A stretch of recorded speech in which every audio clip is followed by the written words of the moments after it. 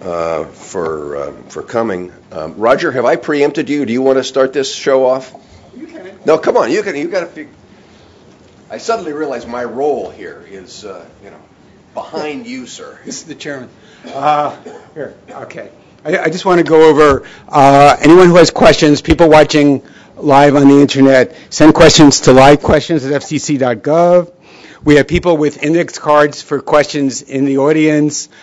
Just raise your hand and some of our staff will come around and get it. We have cards with the new wireless code. We have information on lunch. Lunch will be 1 o'clock to 2 o'clock. We're tight schedule. The only other thing is just this is the 1 year almost anniversary of the first workshop that we had on this subject, so it's kind of exciting. So now, the entire workshop will be video recorded, will be showing up. We're waiting for a transcriber, so we'll have a transcription soon. And with great pleasure, I now introduce Tom Wheeler, our chairman. You might have met him before. Thank you. So, thank you, Roger. I didn't know anything about lunch, so I couldn't have been at all helpful about lunch. But thank you, Roger. We're here for one really simple reason today, and that's because of Commissioner Clyburn and her leadership on this important issue. Although I guess I should say it is because of Chairwoman Clyburn and her leadership on this issue. While she was chairman of this agency, she pulled this issue out of purgatory, out of the bowels of this agency, and gave it the priority that it deserves. We should all thank her for her leadership in this. We should thank Commissioner Rosenworcel for her role in bringing this along. But let's make sure that we fully recognize that we are where we are today because of one person's leadership. Insofar as the Commission's current plans, I have only three things to say.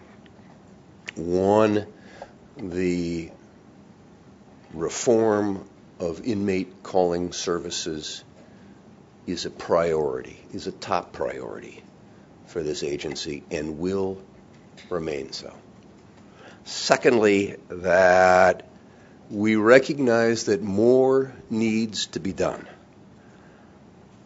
The interim interstate rate cap needs to be made permanent. And intrastate calling, which as you know is the majority of calls, remains unreasonably high. And along with the burgeoning ancillary fees that get put on, has to be addressed, if not attacked. And thirdly, that Commissioner Clyburn continues to be the person on point, and all of us look to her for her leadership. And I can assure you that I intend to follow her lead as she is our North Star on this issue. So today, it's my privilege to welcome you to this workshop and to introduce the person who is the reason why we are all here, Commissioner Clyburn.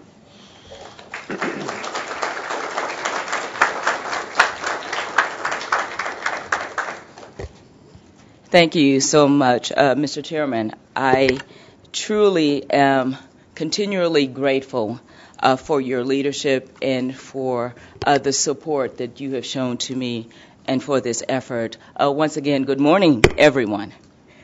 Good morning, everyone. Good morning. It's a good morning. Remember that.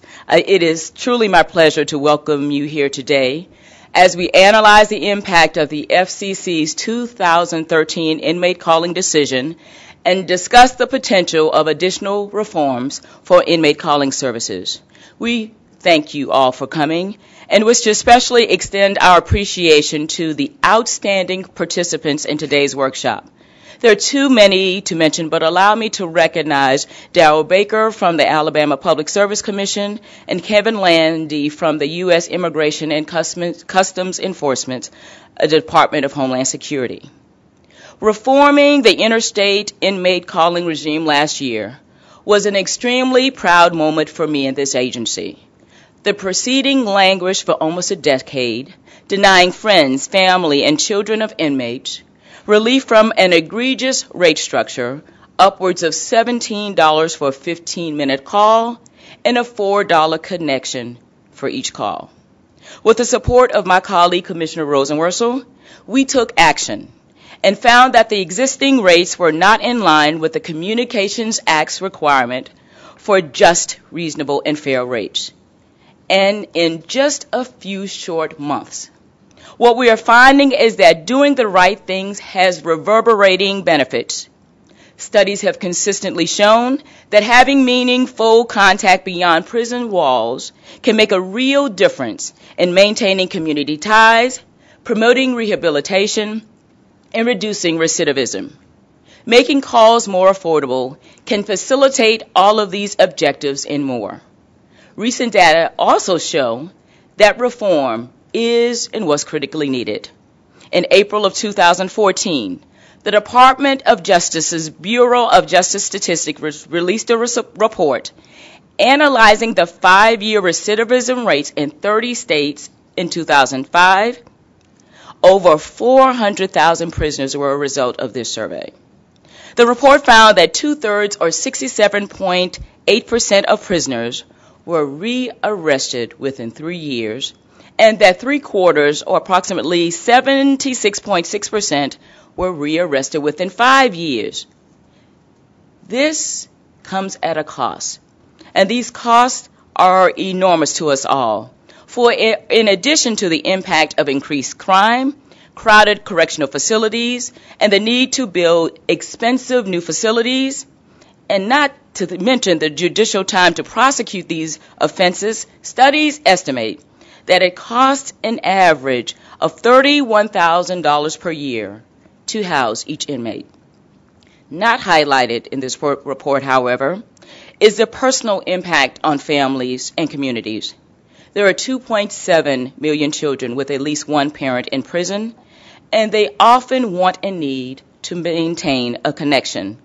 In addition to coping with the anxiety associated with a parent who is not there on a regular basis, these young children are often suffering severe economic and personal hardships and are often doing poorly in school, all of which are exacerbated by unaffordable inmate calling rates. So as a society, we have an obligation to do everything in our power to counter this. I take this obligation seriously and remain committed to making sure that the FCC does its part to make basic phone calls for all affordable, a requirement in the statute that for too long had been ignored. Last year's order adopted rate caps for interstate calls of 21 cents per minute for debit calls and 25 cents per minute for collect calls. While still higher than I would have liked, the relief for family and friends has been tremendous. Since February, when the rates went into effect, I've heard from providers that call volumes have increased as much as 30%. In addition to rate caps, the Commission also made clear that regardless of the value of benefits that site commissions may provide to inmates through welfare programs or other services, such payments should not be a part of the inmate calling rates because they have no direct bearing on the cost of providing communication services. And although the D.C. Circuit did stay part of the reforms, the court left in place the Commission's rate caps and critical findings on the nature of site commissions.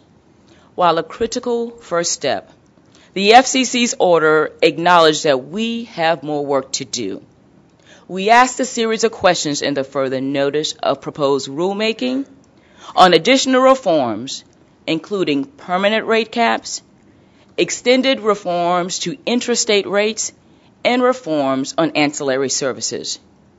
To ensure that results are firmly grounded on the best data, we also required that all providers of inmate calling services file with their costs, or file data with their costs, and that is due no later than July 17th. But today's workshop provides a unique opportunity to evaluate the impact that these reforms have had to date on inmates, consumers, providers, and correctional facilities, and it allows this agency to continue to ask how best to structure additional reforms to ensure just, reasonable, and fair rates for both the consumer as well as the provider. So as we evaluate our next steps, it remains my hope that the states will follow the FCC's lead, grab the baton, and enact their own reforms.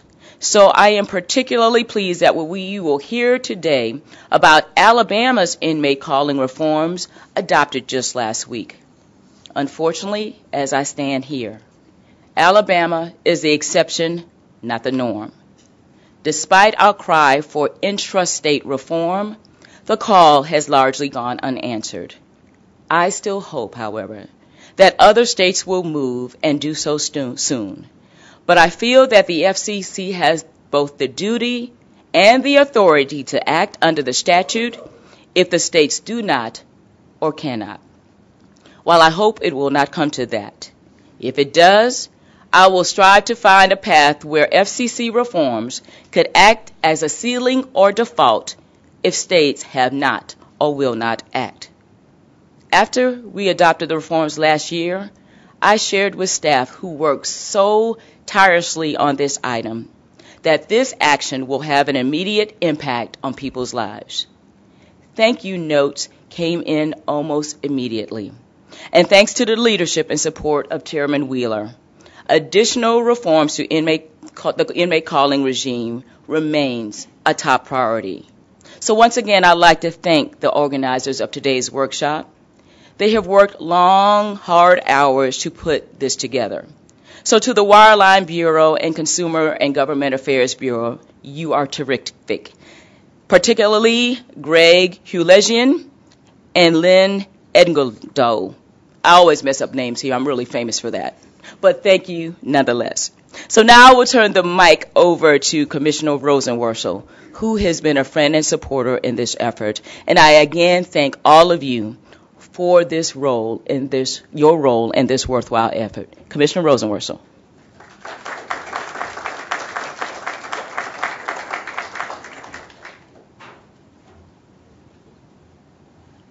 Good morning. First of all, let me thank Chairman Wheeler and the staff of the agency for holding this session today. But most of all, let me thank all of you for being here and being a part of it. Now, I think when it comes to forces for good in this world, you can usually find that there are some strong women standing behind them. And in this case, there are two women you need to know. The first is Martha Wright, who more than 10 years ago found that it was unreasonably expensive for her family to communicate with her grandson while he was incarcerated. And she thought that wasn't right. So she did something that was extraordinary. Just for a regular citizen, she decided to petition the Federal Communications Commission and pressure us to do something about it. So the second woman you need to know is my colleague, Commissioner Clyburn, who 10 years after that petition was filed, dusted it off and said it was more than time for action.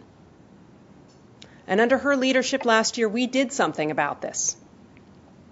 We made sure that families that are often separated by hundreds of miles from their incarcerated brethren have an opportunity to stay in touch.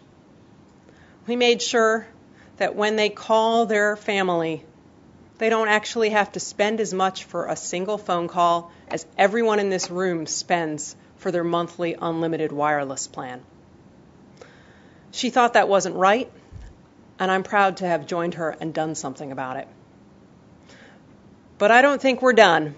We've got a road ahead. We've got to figure out how to respond to the musings of a certain court. We've got to make sure those interim rate caps we put in place become permanent. We need to do something about ancillary charges, and then we need to work with our state counterparts, and not just Alabama, but in every state in this country, to figure out how we can address the problem of intrastate rates. I think getting here today, gathering like we are, is the start of it, and I think if we all work together, we can make sure that though justice has been delayed, it won't be denied. Thank you.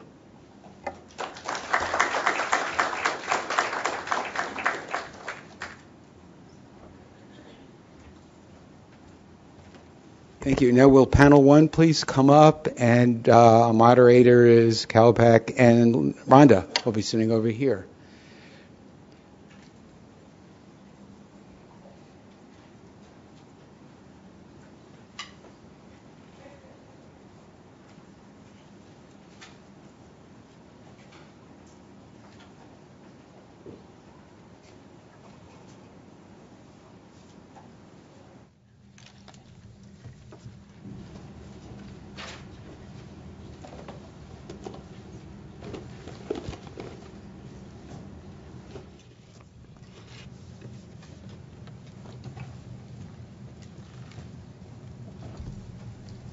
Not often we are able to start not only on time, but a little early. So hopefully this is the start of a good trend for today.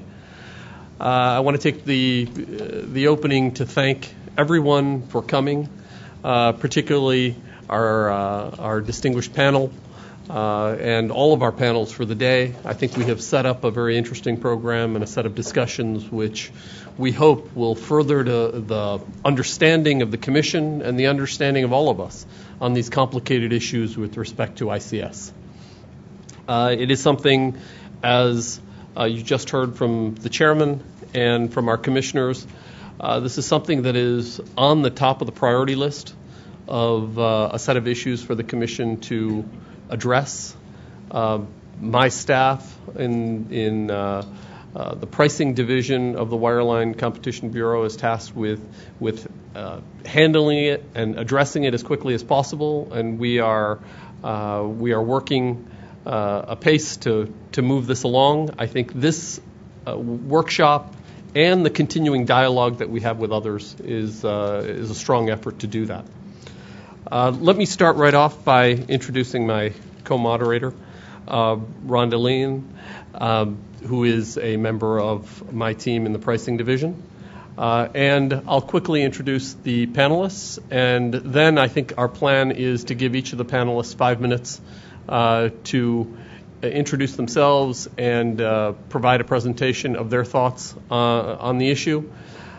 And then we will have some questions that first the staff of the FCC have put together, and then we'll open it up to questions from the audience, from the internet, from far and wide. This panel our panel one is to discuss the impact of reform and the potential need for additional reform. Obviously, that's the central issue of the day. We have some other panels that will follow that get into more details. Our panelists include Daryl Baker, who is from the Alabama Public Service Commission, Cheryl Lianza, policy advisor from the United Church of Christ, Talila Lewis, from helping educate to advance the rights of the deaf or heard, Jesse Weiss, policy analyst at the Justice Fellowship, Karina Wilkinson from the New Jersey Advocates for Immigrant Detainees, and Paul Wright from Human Rights Defense Center. So, with that, I would like to turn it over first to Mr. Baker to start us off. Thank you very much. I thank the FCC for the opportunity to participate in this workshop and for consideration of my comments. Alabama has an ongoing inmate calling service reform proceeding. Our second order within the past 12 months was released Monday. In 2009, Alabama capped inmate calling service operator surcharges and user rates. I'm of the opinion that the reforms thus far, though significant, have had very minimal impact because the preponderance of inmate calling is intrastate. The ICS industry can be compared to a multi-chamber balloon. If you squeeze one chamber, the contents will simply displace to another. Until both jurisdictions are addressed, there will be no substantive relief for the majority of inmates and their families. Moreover, until all sources of ICS revenue in each jurisdiction are addressed, the industry will simply adjust for lost revenue in one area by charging for more in another. The sources of revenue are calling rates, ancillary charges, charges for single payment services, and charges for other services such as video visitation, voicemail, etc. Further reforms are necessary. I recommend a tiered rate structure.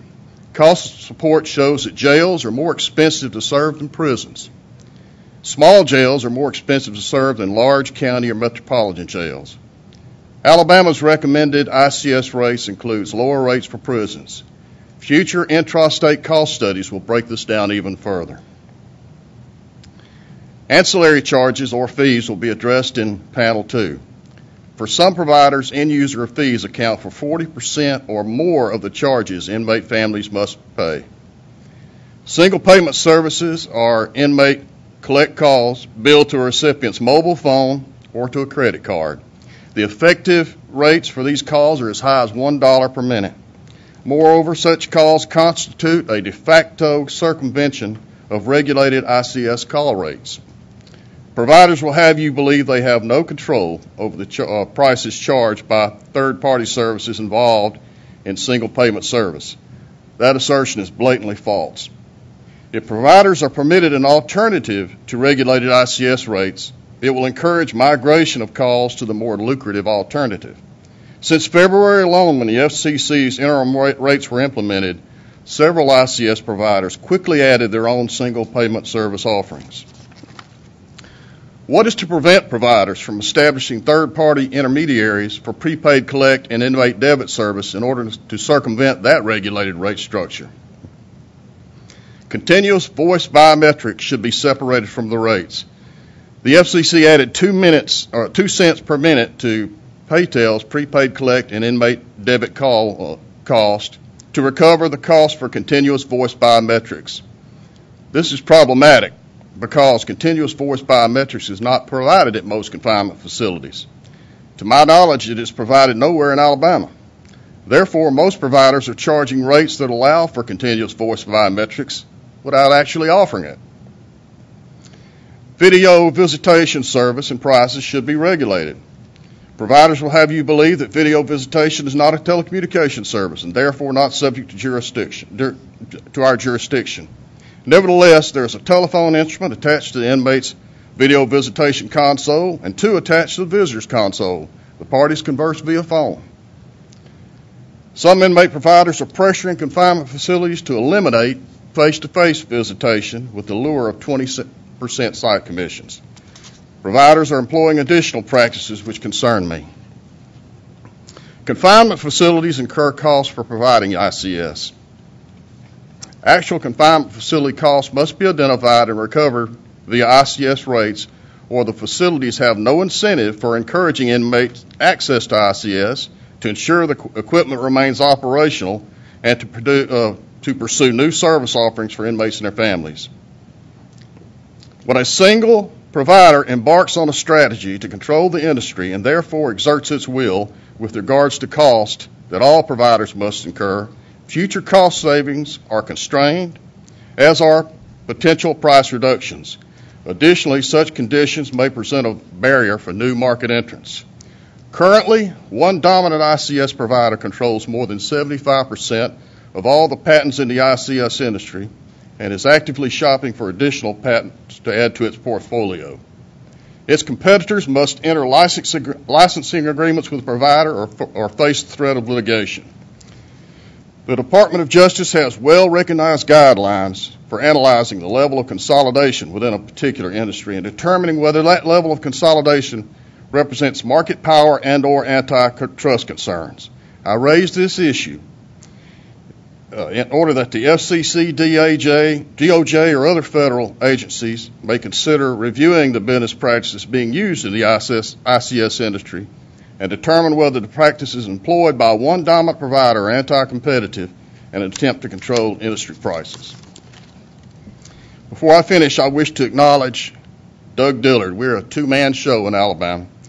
Doug Dillard's on my staff and has spent the past 16 years researching this industry, inspecting jails, talking to inmates, and corresponding with sheriffs in Alabama. I thank you. Thank you.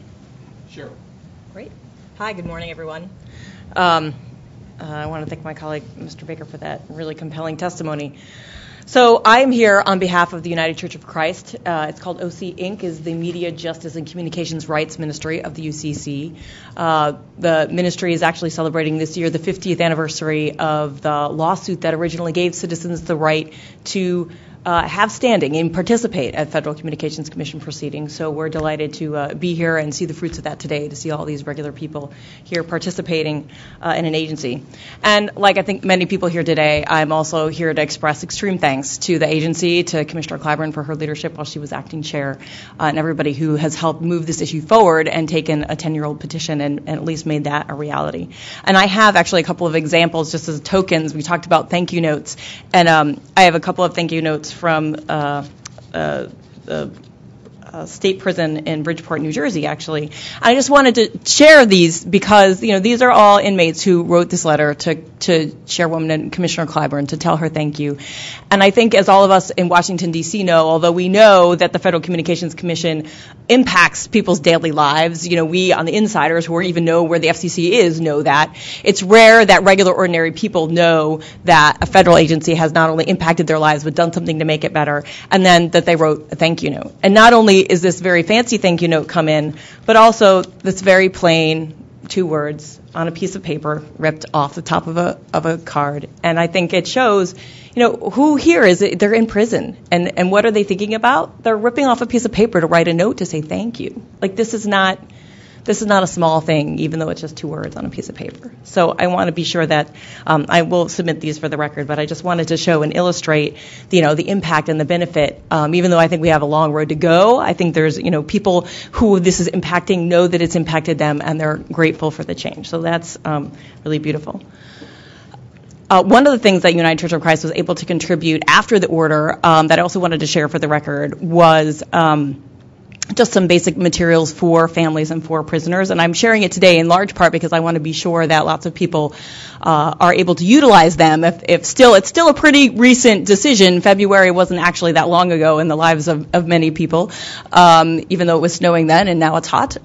So we have a few things. The website is uccmediajustice.org, but they're very simple FAQs, what do I do, links to state commissions if you're having trouble with your local calls. So I want that to be available to people, and sort of an illustration. I want to thank the FCC, which has been a pretty good partner. We had a lot of meetings as we led up to the implementation of the decision to make sure that people will be able to use the decision that would really benefit them. And so they can always call the FCC's national call number, 888-CALL-FCC, if they have trouble. But one of the things that I would encourage the FCC to do, as we're all trying to grapple with this new decision and evaluate its impact, is to go and look into its own data, into its own call center, into the bureaus that collect the information from the general public, tote that up, share that. Let's pinpoint, are there places where we're seeing more calls or not? Let's try to figure out if there's places that need more outreach so people don't even know about it yet. We should be seeing some activity there now that the rules are in place, and it would be useful to do that. So of the recommendations I have, both now for the current decision, but then for other future decisions, to be sure that the FCC is really in a very affirmative posture. And they have been great, but I think at this point, now that if we're having a workshop, then let's see what the FCC has in its data sites. So those are two things that I was here. The third thing I'm here to talk about today is just to really ask the FCC to move ahead on the local rates. As my colleague said, the majority of calls, especially when you talk about a jail, are for our local calls, and many of the calls, even in prison, are local calls. There are, unfortunately, I think there are a number of sheriffs around the country that have been very vocal at the FCC docket asking to the FCC to provide them special accommodation. And I think, we certainly should have a conversation about what's going on there. But I wanted to highlight, in fact, the example of the sheriff in San Francisco, Rosmir Karami, and I'm going to be one to probably slaughter his name, but who's actually working to bring down the rates in his jail because he thinks they're too high. And he called the high rates that were being charged in the San Francisco jail immoral. He said that 39% of the men and women in his jail in San Francisco are parents. And he released some data, which I'll also submit to the record, was actually documented in the San Francisco Chronicle. But 82% of the 300,000 calls in about a year from his jail are local calls. So the FCC's decision did a lot, but it certainly didn't help for large numbers of the people who are in the jail in San Francisco.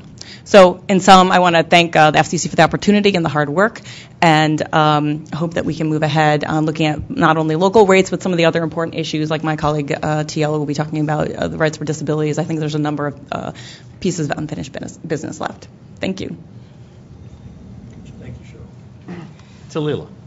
Good morning, everyone.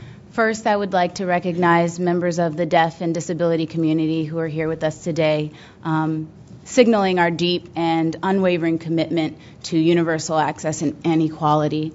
And then secondly, of course, I would like to thank the FCC for hosting this panel and for seeing fit to put me on it. 1 year ago, I sat here at this table, and I was very hopeful that our leadership would take positive steps toward ensuring that inmate calling services were affordable and accessible for all prisoners and their families.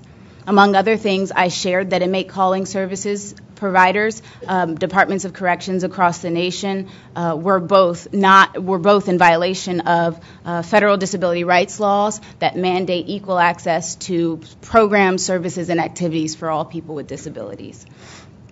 I explained that accessible telecommunications is paramount for deaf prisoners, particularly because their incarceration is filled with language deprivation that is not compared to a hearing prisoner's. Also, their incarceration is filled with physical and sexual assault, not compared to prisoners who are fully able-bodied and who are hearing. And also because their incarceration experience is filled with depressing isolation that leads to mental health conditions that actually require that they actually have more contact with people who can communicate in a way that is effective for them.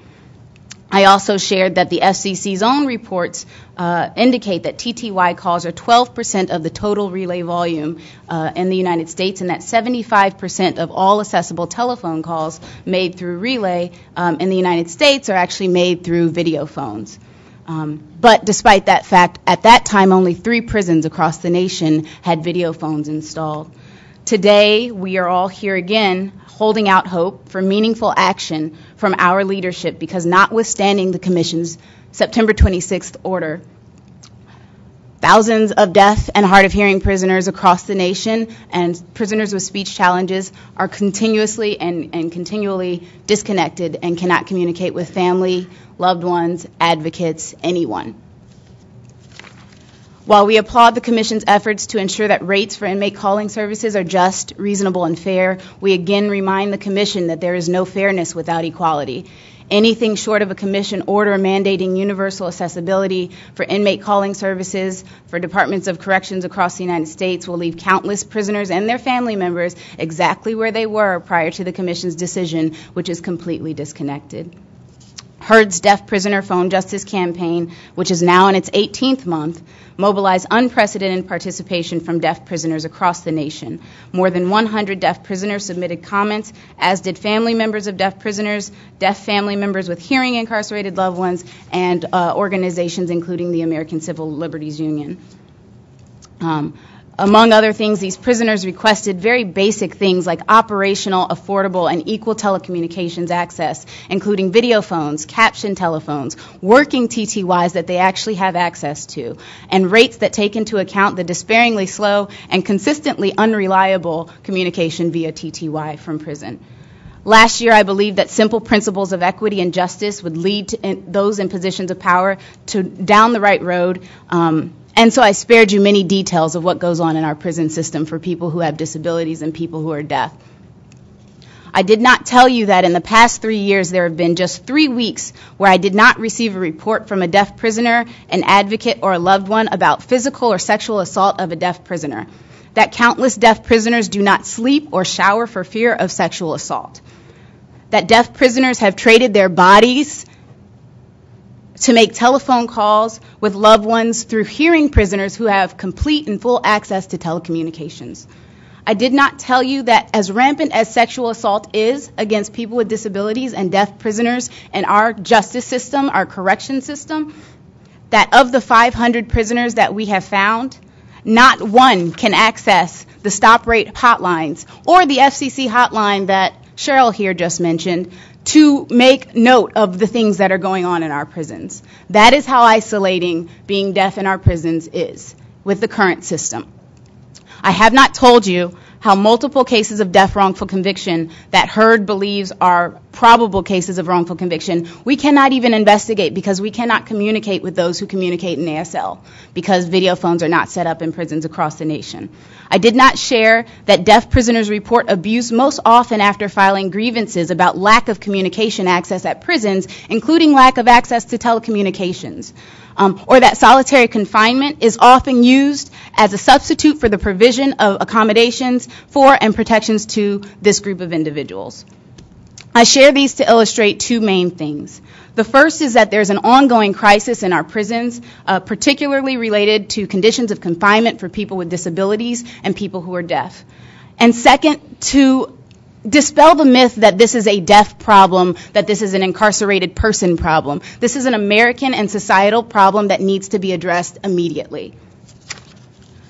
Since all departments of corrections and ICSs have the same requirements under federal law that all people with disabilities should be included, not retaliated against, and have equal access to programs, services, and activities at any prison receiving federal funding, and in any public accommodation, which the Supreme Court has determined that prisons are public accommodation, and that the Supreme Court has established that everything that we determine about conditions of confinement should be based on this concept of evolving standards of decency, then we should make sure that ICS companies, providers, and departments of corrections are fully aware of disability rights and what disability access looks like. And the only way to do that is from our people in positions of power, people in the Federal Communications Commission, people at the Department of Justice. Please take action on this issue. I have other information about state campaigns, but I will hold those for questions. Thank you. Thank you. Jesse. Thank you. Thank you to our moderators, Chairman Wheeler, Commissioner Clyburn, and Commissioner Rosenworcel. Justice Fellowship is the advocacy division of Prison Fellowship Ministries and works to reform the criminal justice system by advancing the principles of restorative justice. Prison Fellowship is currently active in over 380 prisons in the United States and remains the largest prison ministry in the world. Through Justice Fellowship, Prison Fellowship Ministries has advocated for inmate calling service reform for several decades, and is grateful to the Federal Communications Commission for recognizing this as an important issue and for adopting reasonable rate caps for interstate phone calls. Though the impact of interstate-only reforms may not appear to be substantial in light of the larger problem of intrastate calls, it is important, I think, to emphasize that these reforms do provide a positive impact on thousands of families' budgets. As someone who was incarcerated for over 7 years, with the majority of my family being out of state, I can personally attest that this simple reform would have saved my family thousands of dollars. In addition to these long-awaited fiscal savings, these reforms have an impact on public safety. Research has shown that maintaining family relationships is a significant factor in the reduction of recidivism. For example, the Jane Addams Center for Social Policy and Research determined that family roles and relationships are important in reentry planning. Family connections and other social networks impact not only families and children's well-being, but also the achievement of social goals such as the reduction of crime and the building of vibrant communities. Additional research shows that released prisoners who had closer family relationships and stronger family support were more likely to have worked after release and were less likely to have used drugs. These findings have long been recognized by corrections officials, and even the Federal Bureau of Prisons states that telephone privileges are a supplemental means of maintaining community and family ties that will contribute to an inmate's personal development. When released prisoners have a supportive family, they are more likely to find a job, less likely to use drugs, and less likely to be involved in criminal activities. Creating easily accessible and affordable communication mediums helps maintain and, in many instances, rebuild these important family ties. In light of this public safety impact, I would strongly encourage the FCC to extend the price caps to other communications within its jurisdictional authority, such as international calls. I would also suggest that the Commission begin to closely monitor the costs of other interstate communication mediums, such as email, video conferencing, and voicemail. Long-distance communication by telephone is quickly becoming a medium of the past. And though the bureaucracy of corrections is typically slow to implement technological changes, state and federal corrections are beginning to shift to more advanced communication methods. And if history is any indicator, it is only a matter of time before these updated forms of communication will be subject to the current immoral policies we find ourselves fighting today. Despite the Commission's recent reforms on interstate calls, there is still much work to be done in bringing relief to the millions of American families with an incarcerated loved one who reside in the same state. Intrastate calls vastly outnumber interstate calls, and much of the heavy lifting is now left to the states. Though we don't believe the Commission should regulate intrastate calls, it can still be a vital part of the reform process by becoming a substantial resource for state public utility commissions that desire to implement similar reforms. Assisting state public utility commissions and organizations such as the National Association of Regulatory Utility Commissioners to provide educational forums such as the one we are sitting at today, or workshops on how to successfully implement similar inmate calling service reforms at the state level, as well as encouraging other forms of communication, can be very helpful in advancing meaningful reform. Justice Fellowship strongly believes that these unjust prison telephone policies must be eradicated. Adopting such policy reforms will facilitate more communication between incarcerated men and women and their families, enabling them to draw from the encouragement and accountability that those relationships provide. Keeping these relationships a priority enhances the well-being of men and women who are incarcerated and protects the well-being of our communities.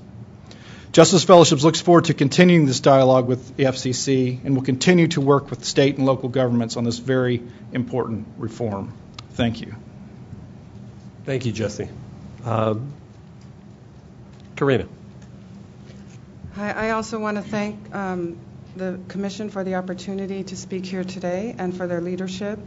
New Jersey has high rates and commissions, excuse me, and just 2 inmate phone service providers operating in the state, Global Tel-Link and Securus. So I wanted to describe the changes that have happened since the FCC order was implemented. For state prisons, the Department of Corrections in New Jersey eliminated their commission that netted the state $4 million last year, and dropped a flat rate of 33 cents eventually to 17 cents for both inter and intrastate calls. The initial negotiations dropped the rate to 19 cents on February 11th, and then separate negotiations on the March contract renewal dropped it to 17 cents. Neither the state nor the counties negotiated any change for the intrastate rates for the county jails. They only changed the interstate rates to meet the caps, and the phone companies eliminated the commission on the interstate calls only. So intrastate rates remain high, in some cases more than twice as much as the interstate cap. So the calls are $7.75 or $8.50 for a 15-minute call in most of the counties in New Jersey. Prior to the orders, some of the interstate rates had been as high as $15 for 15 minutes.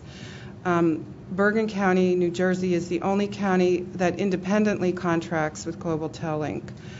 Through public records requests, we received a letter from Global Tel-Link to Bergen County Sheriff's Department offering to raise other rates and fees, presumably the intrastate rates, to offset the losses from GTL's eliminating the commission on interstate calls following the FCC order. Bergen County is scheduled to put out a request for proposals for a new contract sometime this summer. The board had approved the request going out last December. Through either of the two ways that the counties can contract independently or through the state contract, no county takes less than 50% commission. The highest in New Jersey is 70%. And in terms of our New Jersey Phone Justice campaign, we had already been gathering the data from the state DOC and all the counties, and last year we had updated all that data. And once the order went into effect, we redid our public records request to see what changes had happened. Over the past several years, attempts have been made to get similar legislation to what the legislation that exists in New York, where they eliminated commissions and made the winning bids have lowest rates rather than highest commissions. The governor in New Jersey and the legislature overall were unwilling to make the sacrifice, though we have support from individual legislators. In response to the FCC order, the state eliminated the commissions, but the contract is up for renewal in September. And the county intrastate rates, except for the most local calls, as I said, remain higher than the new interstate rates. We have consistently heard from immigrant detainees about the burdens of high rates. And because most of the rates weren't coming down to even the safe harbor rate, and because we saw little chance of getting legislation, in late April, our coalition filed a petition with the New Jersey Board of Public Utilities asking them to regulate rates and cap them at 5 cents per minute, comparable to what New York State has, and we also asked for the elimination of commissions. You can find our petition at njphonejustice.org. The petition was filed in collaboration with the New York University School of Law Immigrants' Rights Clinic, Latino Justice Praldev, the New Jersey Institute for Social Justice, and the firm of DLA Piper. They all worked on the petition, and we have many more supporting organizations, including the ACLU of New Jersey. And we came to the issue because New Jersey has some 2,000 jail beds that are contracted for use by Immigration and Customs Enforcement. Immigrant detainees, since they are in administrative proceedings, have no right to an attorney if they cannot afford one for their immigration cases. They need to gather documents to present to the court, so having fair phone rates is critical for them. And the other thing that I'll mention is that we started in Newark because we discovered that as the expansion of detention beds in Newark was taking place, a new contract was signed between Homeland Security and Essex County in 2012, and in that contract, the county was prohibited from taking any commissions on immigrant detainees' calls. We wrote to the county executive and informed ICE's Newark field office director. The written response from the county was that they would not eliminate the commissions and would only lower phone costs if they would keep the revenue the same. So we calculated that the county makes approximately $900,000 per year on calls by inmates and detainees.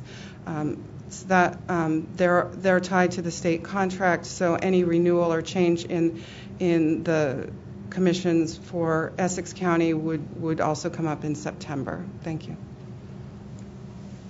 Thank you, Karina. And finally, Paul.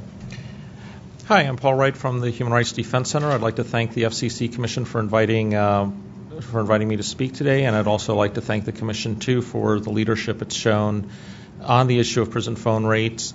The Human Rights Defense Center is also one of the organizations that founded the Prison Phone Justice Campaign to bring public awareness and attention to the issue of prison phone rates, and we encourage the FCC to act starting back in 2011. And while the interim rate caps have been great, as we've heard from the previous speakers, there's a lot to be done. And one of the things that is still an issue, of course, is the issue of jails and calls from local detention facilities and the in-state calling rates. And some of the things as far as numbers go is we look at the Los Angeles jail. It's the largest jail in the country, and their phone rates are also among the highest. The jail receives a 67% commission on the phone calls made, and that's totaling over $40 million a year. And when we think about the numbers, on any given day, the Los Angeles jail is averaging around 21,000 prisoners a day, which is larger than the populations of the 5 smallest prison systems combined. For example, it's more than the prison system of the state of Vermont, which is around 1,500 to 1,800 prisoners. So the numbers are fairly large, and there's a lot that remains to be done. So far, we have 8 states that do not receive commissions on their phone calls, and I think it's telling that in all 8 of those examples, their decision to not accept commissions from the telecom industry was a result of outside action from the Utilities Commission, the legislature, or the governor's office through executive action. And I think it's also critical that we note that in no case is it a requirement or a demand that prison and jails accept commissions or kickbacks from the telecom industry and that they gouge consumers. In fact, it's a perverse world indeed where we have a situation where contracts are bid out based on how much money is going to go to the agency rather than who can provide the lowest cost to the consumer. In at least 4 states, this includes Virginia, Colorado, Florida, and Tennessee, the Utilities Commission either does not have authority or the courts have held they do not have authority to regulate the cost of prison telephone calls, which leaves the FCC as the only regulatory body that would have that authority to do so. The previous speakers have noted the high impact that ancillary fees have also caused on consumers who receive calls from people in detention facilities. This continues to be an ongoing issue and, in fact, is one that's largely been unaddressed by most of the regulatory reforms we've seen in different parts of the country. Some of the utility commissions that have tried to address this have been the Louisiana Utilities Commission, and despite an order that they cease collecting the ancillary fees, the telecoms in that state have continued to do so in defiance of the State Utilities Commission.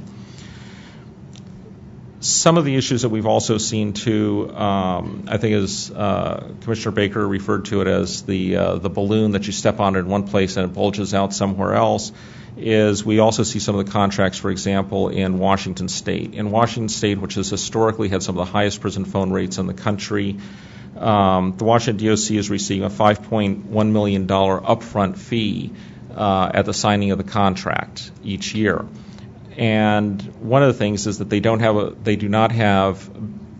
calls are not being billed per minute. Rather, the calls are being billed on the flat fee for a 15 to 20 minute call, which results in a very high individual per minute fee if that's calculated out. And we also have situations there where many times the calls are not able to be for the entire 20-minute duration. Rather, they're cut off before then.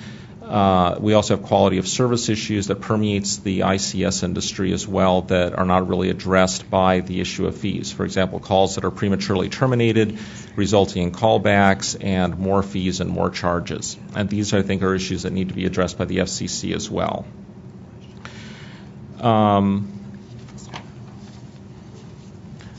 So we'd like to applaud the fact that the FCC has shown leadership on this issue and needs to continue to show the leadership and enforce its statutory duty and responsibility to ensure that all consumers have access to fair and reasonable phone rates, even if those consumers have loved ones who are in detention facilities. And nothing will show prisoners that the law applies to everyone more than enforcing the rule of law for everyone, even prisoners and their families, and protecting them from rapacious gouging by ICS providers and the government agencies, and ending the process of monetizing human contact.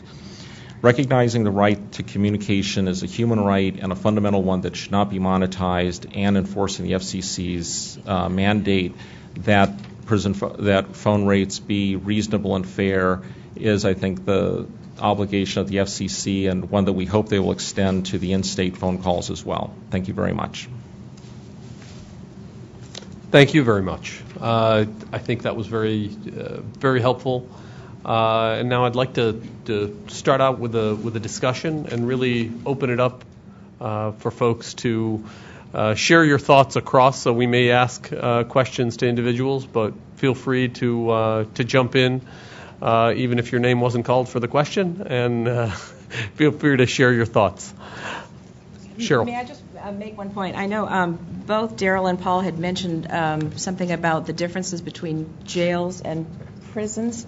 And that's a very important point, and I do want to mention that we will be discussing it later this afternoon in panel 3, so we will circle back and talk about that later. Sorry, Rhonda. My first question I wanted to ask is, as we have investigated the issue, clearly site commissions is a running theme, and we've heard it in many of your opening comments as well. We've heard it from all sides in this debate that site commissions are a significant, if not the significant, driver of costs in very high phone rates in the ICS industry. On the other hand, we've heard from facilities saying the charges or the payments, the site commission payments that are made are used for many times critical services that benefit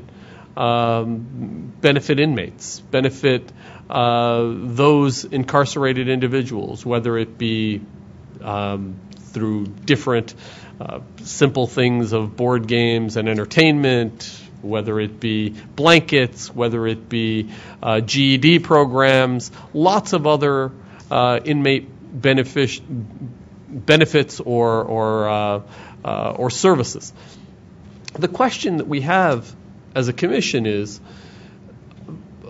one, is it appropriate and consistent with the Act for the commission to even look at that? The Act itself says just, reasonable, and fair. So is that even appropriate for the commission to look at? But from a consumer end, from a advocate for inmates, what are your thoughts on the potential loss of such services and how that would play out? Please. I'd like to address that. I think as far as this is one of the excuses that I think has been used as a reason or a rationale to try to maintain these high kickbacks. In some states, for example, the Georgia Department of Corrections states that it uses the bulk of the phone commissions that it receives to provide mental health treatment for mentally ill prisoners. And I think it's one of those things that once a state chooses to incarcerate people, they have certain constitutional obligations to meet, and providing mental health care is one of those obligations. And does anyone really think that the state of Georgia is going to stop providing mental health care treatment for its mentally ill prisoners if, say, for example, prisoners stop making phone calls? And these are, I think, some of the fallacies with this. I think it's also critical to note that there's no obligation or statutory duty that as to what states do with the money they receive from the phone commissions that they receive. In some states, it reverts to the general fund. In other states, it may go to the Department of Corrections, and there's no obligation or duty that the money actually go to benefit prisoners. And even if it does, I think we're forgetting that we're not writing on a blank slate here. Prisons have had telephone services since the early 1970s. The commissions and the kickback model did not come into vogue until the late 1980s. So we have a 20-year period where services were provided to prisoners, and they were paid for from other sources, such as commissary sales, donations, and other means. And so it's not like if the money goes away, these services are not going to be provided. And we have the example of 8 states that have eliminated commissions. New York State was receiving over $20 million a year from phone commissions before they eliminated commissions. Last I heard, the New York Department of Correctional Services is still functioning and services are still being provided to prisoners. So I'd respectfully submit to the FCC that this whole argument is, for lack of a better term, a red herring. Make 2 points. I just want to make 2 points on top of Paul's excellent advocacy, as always. First of all, what's really inappropriate about these fees is that they fall disproportionately and only on the families of the incarcerated. When we have taxes to take care of our public parks and our national defense, we don't tax one particular part. If you're a family of a soldier, then you have to pay more to call them. So because it's really expensive to run the Army. I mean, that's not fair. These people already are undergoing a lot of difficulty in their lives. There's no reason why friends and family have to be the one to support the services that are required required to be given, as Paul said.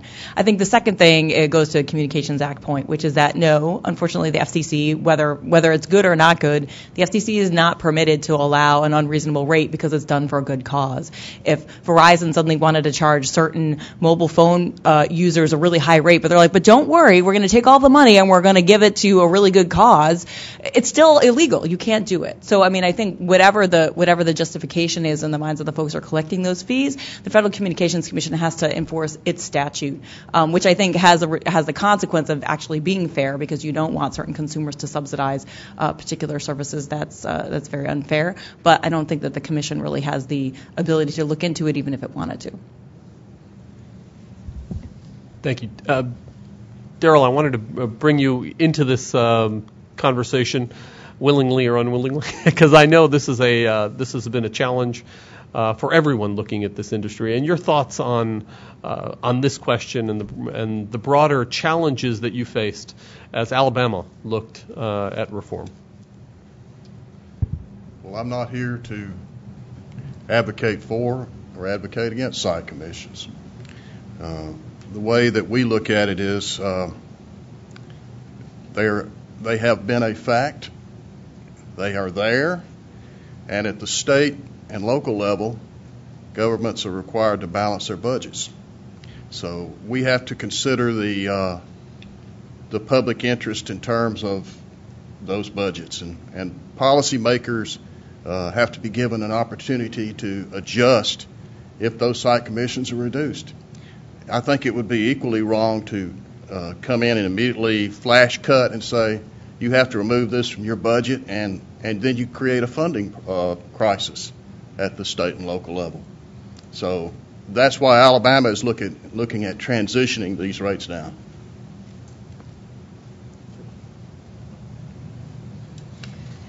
Jesse, I have a question for you. You mentioned that you don't believe that the FCC should regulate local calls. You want to expand on that for us, please?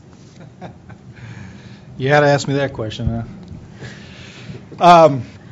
Yeah, I will just enter a caveat. I'm not an expert here, but just jurisdictionally from what I've looked at. But listening to Peter here on states that may have determined that they cannot regulate the calls within that state, their utility commissions, perhaps the FCC may have jurisdiction. So I'd have to look into that a little bit more. But just from our perspective organizationally, we are strong believers in federalism, and so trying to keep the reach of the FCC within its proper boundaries, as well as trying to utilize the great reform that's happened here in other states as well. So just trying to marry the two there. I'd like to follow up a little bit with Daryl. You've mentioned a few points. You've talked a lot about what's happened in Alabama. Can you just back up a little bit and perhaps give us a little bit higher level view of what has led to the very hard work and the granted interim, but the reforms that led to the order that came out on Monday afternoon? We actually began our look at reforming inmate calling service approximately 10 months before the FCC order came out. And our order came out in October of 2013. There was a comment cycle, and since that comment cycle, we have developed this order and put a lot more research into the industry and what's going on. And there is a comment cycle for this order that will last till August 11th, and then the proposed implementation date is October 1. But once it's not over. I mean, in our order, we establish that we're going to continue with cost studies, and we are looking at doing cost studies every 3 years. So this is just the beginning; it's not the end. And these are minimum rates. Can I follow up on something more specific too? You had mentioned that, and I did read your order. You had mentioned that you found that FCC, the Federal Communications Commission's dealings with voice biometrics to be problematic. Can you expand on that a little bit, please? Yes. In the FCC's proceeding, they looked at Paytel's cost for inmate debit, and for prepaid collect cost, and they added 2 cents per minute to it. And that is for recovering continuous voice biometrics. The only problem is, in most cases, there are no continuous voice biometrics at confinement facilities. There is voice authentication, where you do a voice match of the inmate as they get on the phone to verify that it's them. But continuous voice biometrics goes from that point through the rest of the call. And in most cases, that's not employed in most confinement facilities. So if you have allowed for continuous voice biometrics and it's not being provided, then I would conclude that some are being overcharged. Talila, I'd like your thoughts, a little bit further thoughts, on what changes you've noticed since the Commission's rules have gone into effect, and what more needs to be done with, as you've mentioned in your opening, within the Commission's jurisdiction. What can the Commission do, and what could the Commission do that what worked and what didn't work in terms of on the interstate side, and as the Commission looks at what further to do, what gaps have come out, at least at this point? So to be clear, right now, deaf prisoners across the nation don't have access to telecommunications. I mean, there are a few prisons where video phones have been installed. I think the big change hasn't actually come from the order necessarily, but from the increased dialogue surrounding disability justice. So many people, including some of the folks in this room who are presidents of telephone companies, came to me saying, hey, I thought what we had in our prison was sufficient. Tell me more.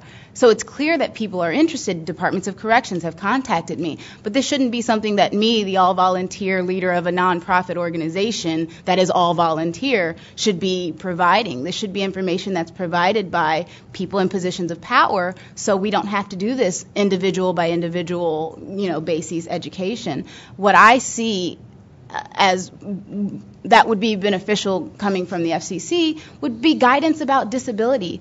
The FCC just established a all ASL consumer complaint hotline. Clearly, the FCC understands deafness, they understand disability, and it's easy enough for the FCC to then provide the information that it has in-house in the next order to people who are interested in making sure that their services are accessible. That's something that doesn't require any authority per se, but just requires someone taking the time to move it from one order to the next. That's what I want to see, at least at base, and there needs to be a strong emphasis from the FCC on providing updated telecommunications, which, since we know that more than 75% of relay calls come from video phones, why are there only video phones in 6 prisons across the nation?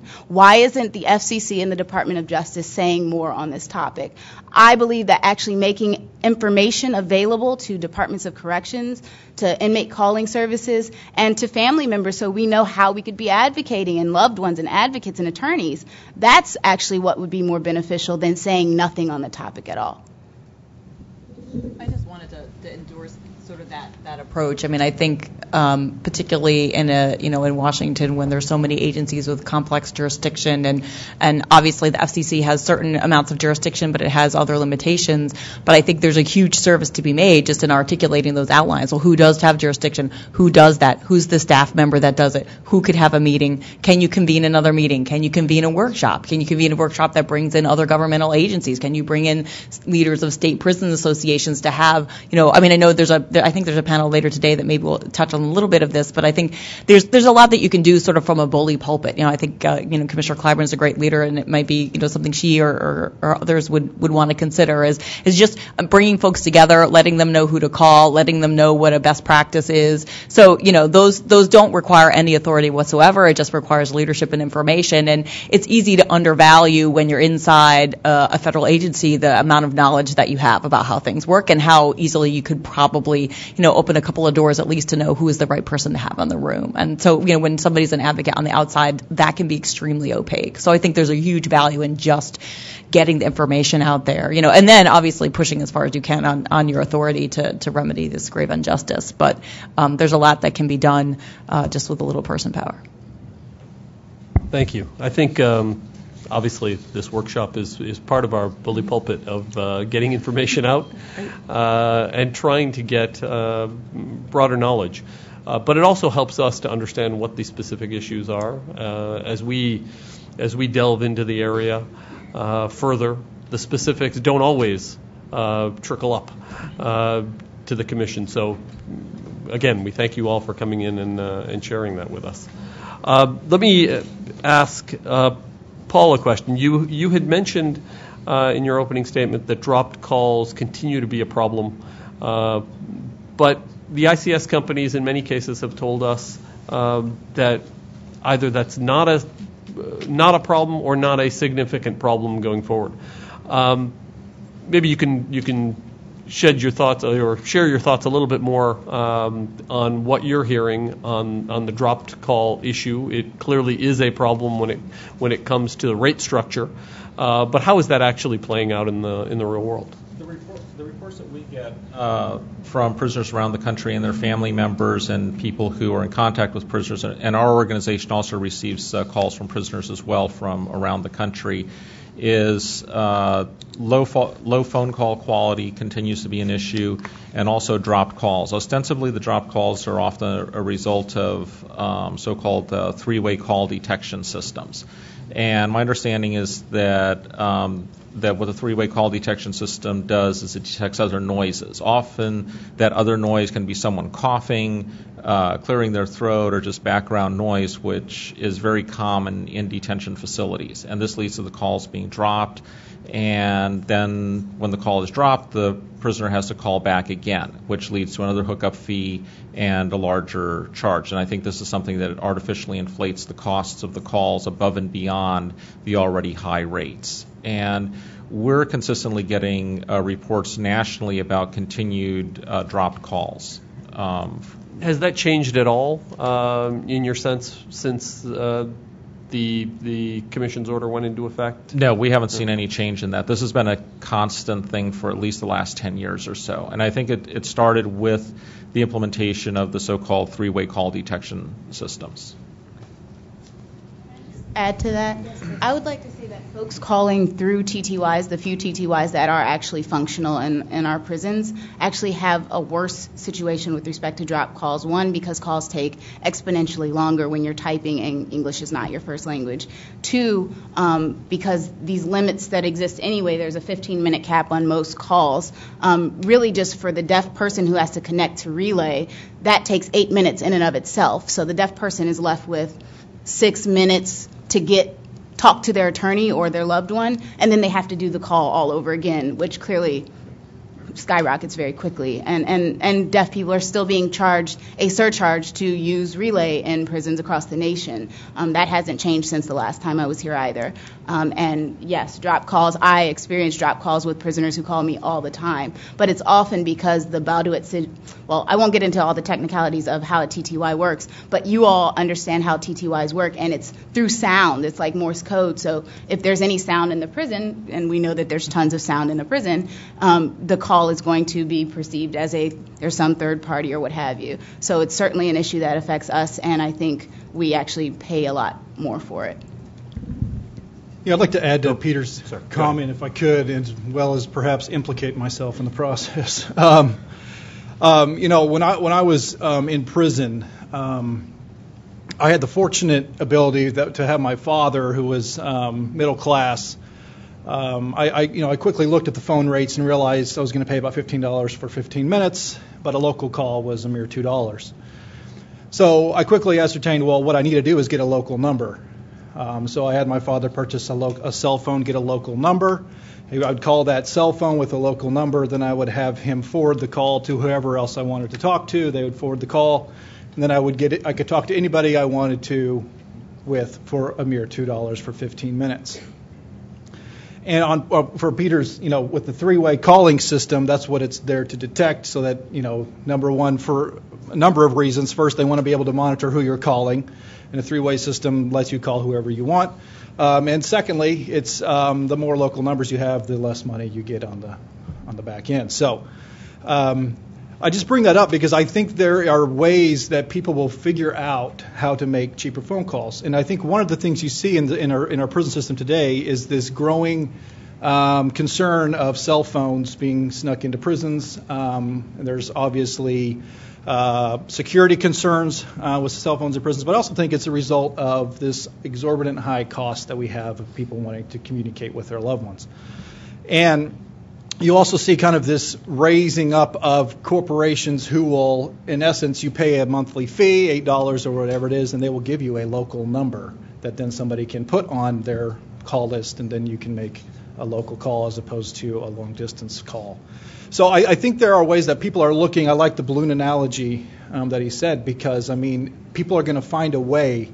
There's a little bit of a free market in there somewhere, and people are going to try to find how to make the cheapest phone call. And I think that there are what I've really learned through this whole process in advocating for this is there are many ways to attack the dragon. And I think perhaps, coming at even departments of corrections and say perhaps you offer the ability for families to secure a local number. Perhaps that's one way that you can do that. So I just really, the hang-ups and all of that is a continual problem in our prisons. So. Thank you, Jesse. Daryl, how have you dealt with this in Alabama? Well, just last week, I was in the Elmore County, Alabama detention facility. And we spoke with inmates in every cell block. And to a man, they said their number one problem is dropped calls. And it's dropped calls due to suspected three-way call violations. And this is why that's happening. The software that screens for suspected three-way calls is searching for DTMF signals, which is dual-tone multi-frequency. And when you key in a number on your touchpad on your telephone, you'll hear the various tones that are sending that call to a third party or forwarding that call. So you can adjust the sensitivity of the software to obviously block more call or knock off more calls, and that's what's happening. You're getting a lot of background noise, and those calls are being bumped off. And if you have rates that have the setup and the per minute charges on top of it, what happens is those inmates have to go through that calling process again, and they get charged again. Now, with the postalized rates that the FCC has recommended, and Alabama's recommended, that's going to be less of a problem. There won't be a need to refund, and inmates, if they are knocked off, can recall again, and the charge will not be a problem. Except single payment services. You've got to continue to monitor single payment services because they're going through that screening process too for three-way calling, and if they're bumped off at some of those rates, $14.99 and $9.99 for those calls, they'll have to go back through and be charged those rates all over again if they're bumped for three-way calling. So we got to look at that process. In considering that issue, I wonder if the commission couldn't. I don't know, for example, when the commission did its last order there, and obviously that's stated at the moment, there's sort of a presumption of when a rate is appropriate or not appropriate, and then a process to prove whether it is appropriate or not.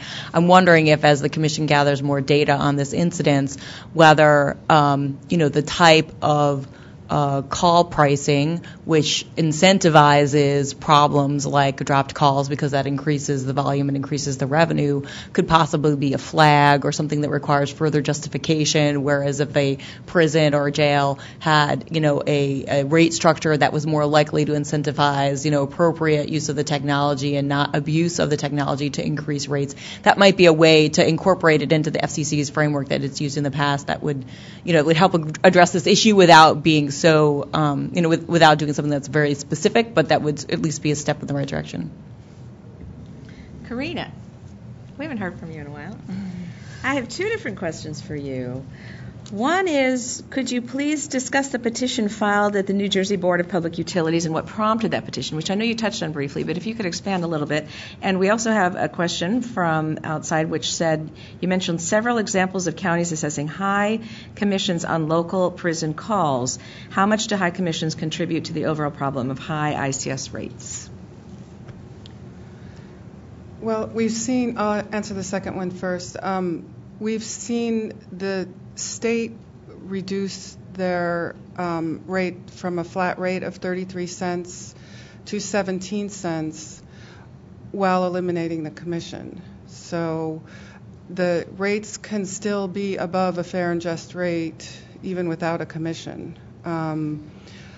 I'm not sure what the state's motivation is for that, so I think we still have advocacy that we can do around bringing those rates down further. If our petition were the regulation that we're asking for from the Board of Public Utilities were to bring the rates down, we see just across the river in New York 4.8 cents per minute. So what is New Jersey's interest in keeping the rates so high?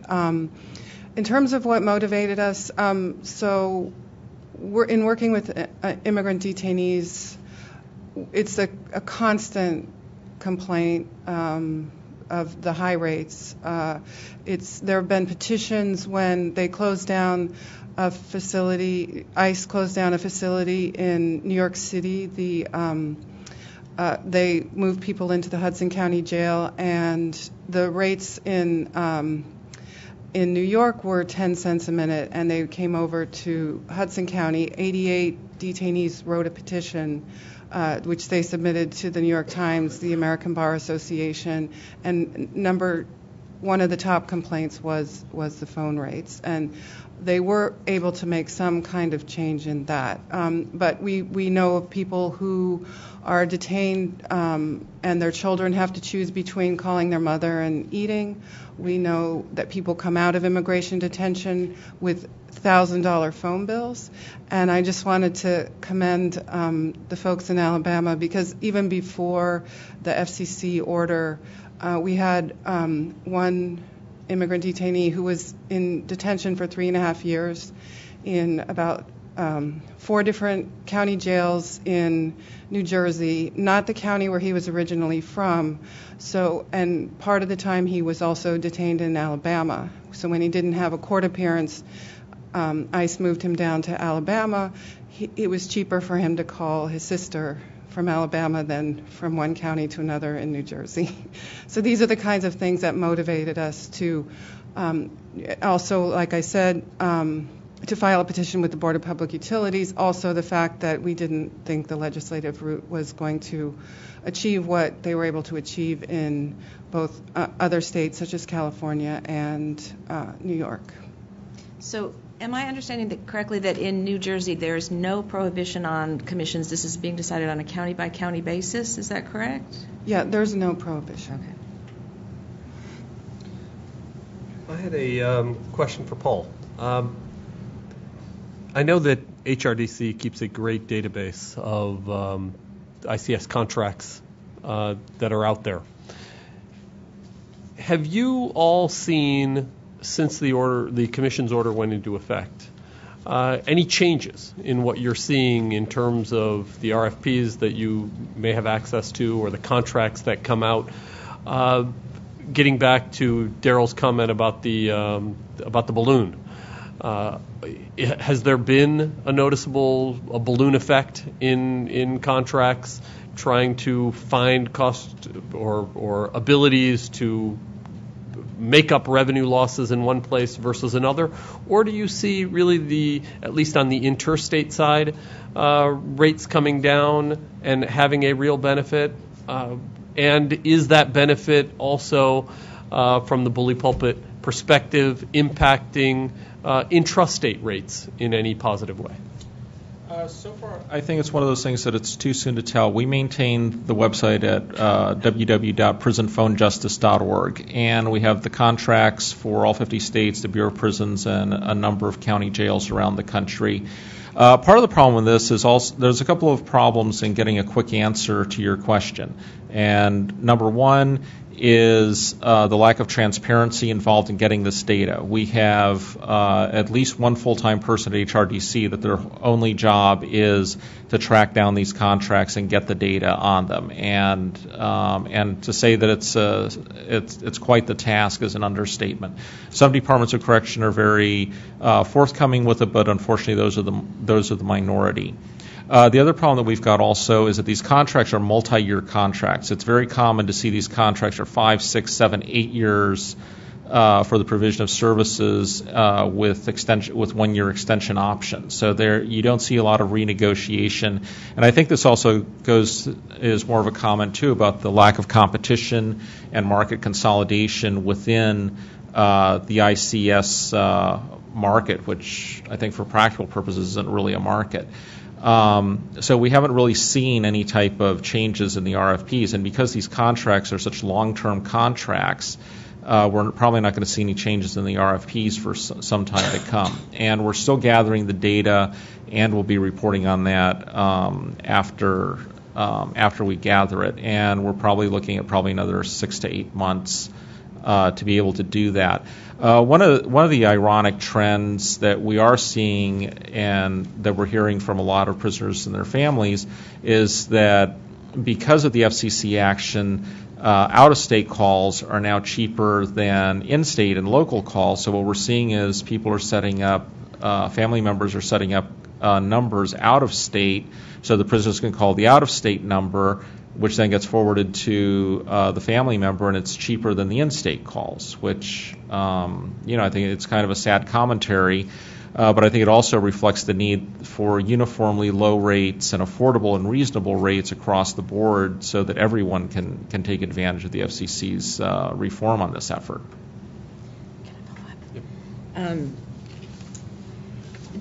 Daryl, you mentioned in your opening comments the potential need or the need for a transition period in Alabama. Can you expand on that a little bit, please, as far as contract changes? Yeah, whether you agree or disagree with site commissions, they are in fact there.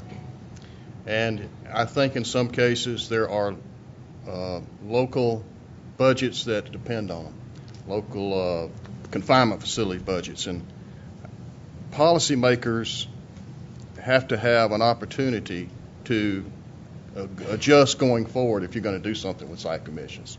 So it's nice to say we need to eliminate site commissions, but you've got to consider those policymakers because, like I say, you can create a funding crisis at local jails and county jails, city jails, if you don't accommodate for the transition to change.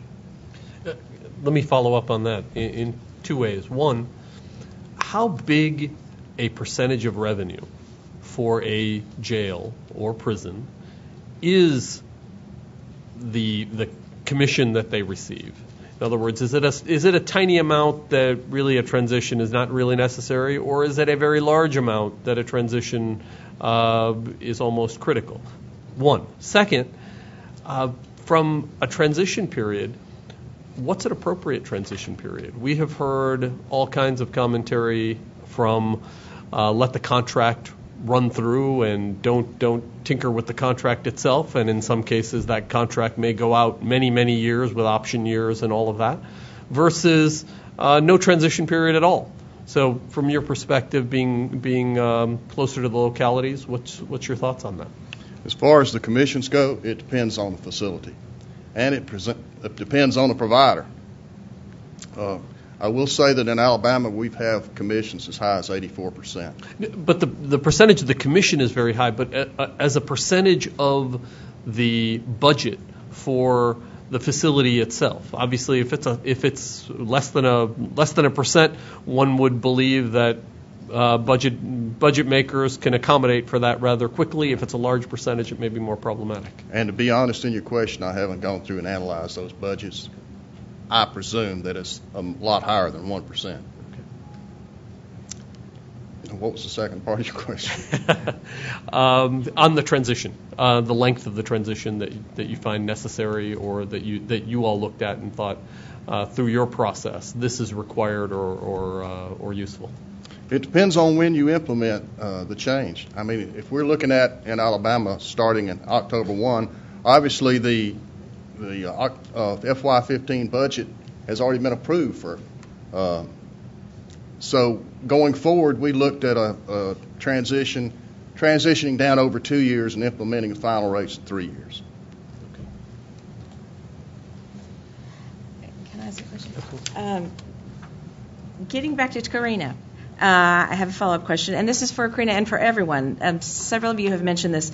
Your advocacy principally focused on immigrant detainees, which means that some portion of your calls must be international. How much of an issue are international ICS rates?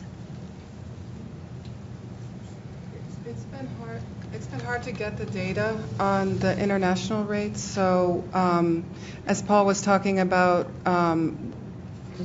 what's easily available is the domestic rates. For some of the facilities, we know that, for example, Bergen County, I believe, is around $20 for 15 minutes international. It's really an issue. The immigrant detainees, if you're facing deportation, sometimes you need to prepare your court case, you need to get documents from another country. If you have a final order against you, you may need to prepare to go back to a country where you haven't been in a while. So these calls are critical, and I don't have good data on all 21 counties, or even the state doesn't make available on their website what their international rates are. Is access to international calls an issue, or is it more of an issue of high rates? I'm not aware of those issues, so I'm sorry. Can I just say something? I would just like to add, you asked what would be helpful in terms of what the commission could do. I would like to see in the next order also a mandate that all ICS providers have a disability access plan in place within their whatever it is that they submit to you all. I don't think that's asking too much, particularly because they are making so much money, and it's really easy to do.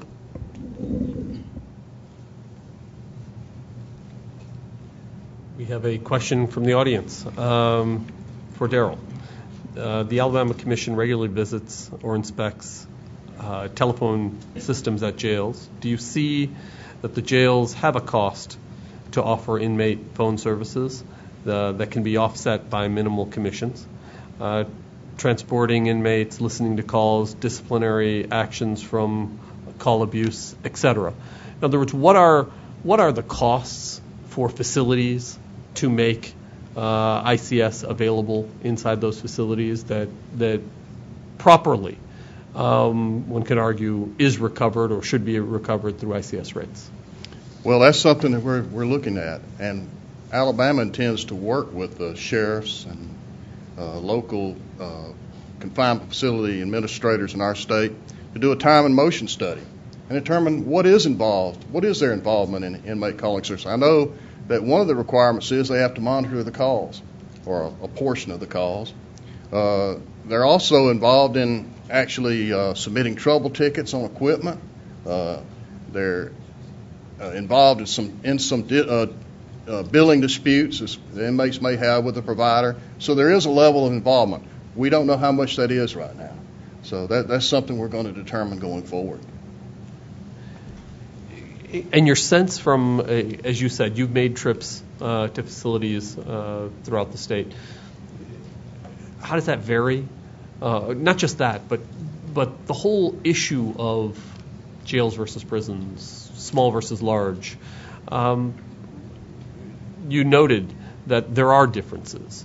Can you talk a little bit more about the cost differences from that perspective? That how tiering from a cost recovery perspective or a rate perspective may or may not be useful or necessary. We have heard arguments on all sides of that. The tiering is useful.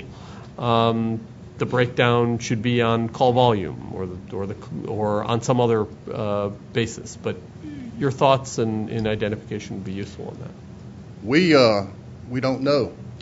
that's why we're looking at it going forward. We're going to look at cost studies on a tiered basis for jails, but you got to know that there's going to be smaller volumes and smaller jails, and so you have a lot of the same fixed cost for those jails as you would for the medium-sized jails with a lower volume. So you know there's going to be higher costs. So we're going to try to look at that going forward. I will mention something that Bill Pope included in comments to the FCC about Universal Service Fund. He said that the Commission ought to consider eliminating Universal Service Fund charges to inmates. What the Commission could also consider is taking that Universal Service Fund that comes from inmate calling, putting in a special pot, and compensating the higher cost jails to keep the rates low in those jails. I just wanted to mention really quickly, the United Church of Christ is the long-standing, along with our civil rights allies, on, the Universal Service Fund and particularly the Lifeline Fund. Clearly when people are low income and they get a benefit for that fund, I think that's important. I just would, be a little cautious about what is this revenue going to be used for? Is it used to, compensate the jail, or is it used to benefit? I wouldn't want the subsidy from an inappropriately high rate to then, drain money out of the Universal Service Fund, which is used to help low-income consumers have a basic Lifeline connection, so that a jail could maintain, its commission level and support its facility on non-telecom related issues. I think that would be, really cautious. I just did also want to highlight in regard to this conversation that, I wonder, and I don't have the data, but I think it would be a useful enterprise to incorporate, is, what's the role of new technologies to do some of this monitoring? My understanding from being in this proceeding is that new technologies are actually driving down costs for monitoring and all those things, because they're often done on an automated basis. They're often done in a centralized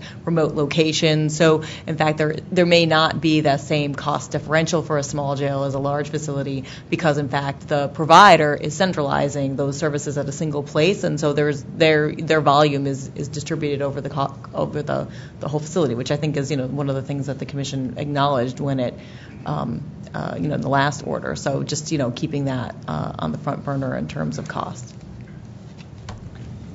One last question. I think we're running out of time. For Paul, you mentioned that some states do not accept commissions in place. Through your databases and analysis, have you seen a direct correlation between that and lower ICS rates? Yes, there's a very direct correlation. The December issue of 2013 of Prison Legal News, we did every 2 years we're doing a comprehensive survey of the states. And for example, New York State, which did away with its commissions a few years ago, the cost of a call in-state and out-of-state is 4.8 cents a minute. And that the service there is provided by Global Tel-Link, and there's a direct correlation between the cost of the calls and the amount of the commission. And I think that one of the things that we're seeing in this proceeding is we're seeing two things. We're seeing a lack of data and transparency from the telecom industry and from the government agencies that contract with them. The fact that Prison Legal News is a nonprofit is the organization having to gather these contracts and make them available in one place, which no one had done before we did, I think is one of the things that it makes it difficult to have informed policy decisions if you don't even have the data. The telecom industry is not coming forward with any information about their actual costs in providing these services, including the security measures. We know that the security measures have been touted as one of the reasons for the high cost of calls, yet again, I think that is also a red herring, because the technology exists for call monitoring, call recording, all that other stuff. Whenever we do phone calls to corporate calling centers and we get the message your call is being recorded and may be monitored, it's the same technology that's being used there. So the costs there are being inflated. But I think that the bigger flaw that we're seeing is the whole structure of the ICS system, where the contracts are being bid on who's going to get the biggest kickback or commission. They're not being bid on who's going to provide the lower service to the best service at the lowest cost to the consumer, which is ideally how these contracts should be bid. And when we look at the states like New York, New Mexico, California, where the calls where the contracts are being bid without the commissions, we see the costs are significantly lower. The commissions are what's driving the cost of the calls.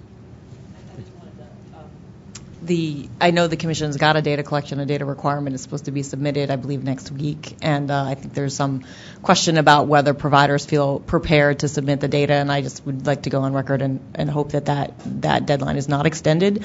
The data is a critical component. It's been the excuse for all this time. It's been a reason why supposedly the Commission couldn't act for a long time. It's supposedly the basis for why we're having a lawsuit over the basic the rates that were adopted last year.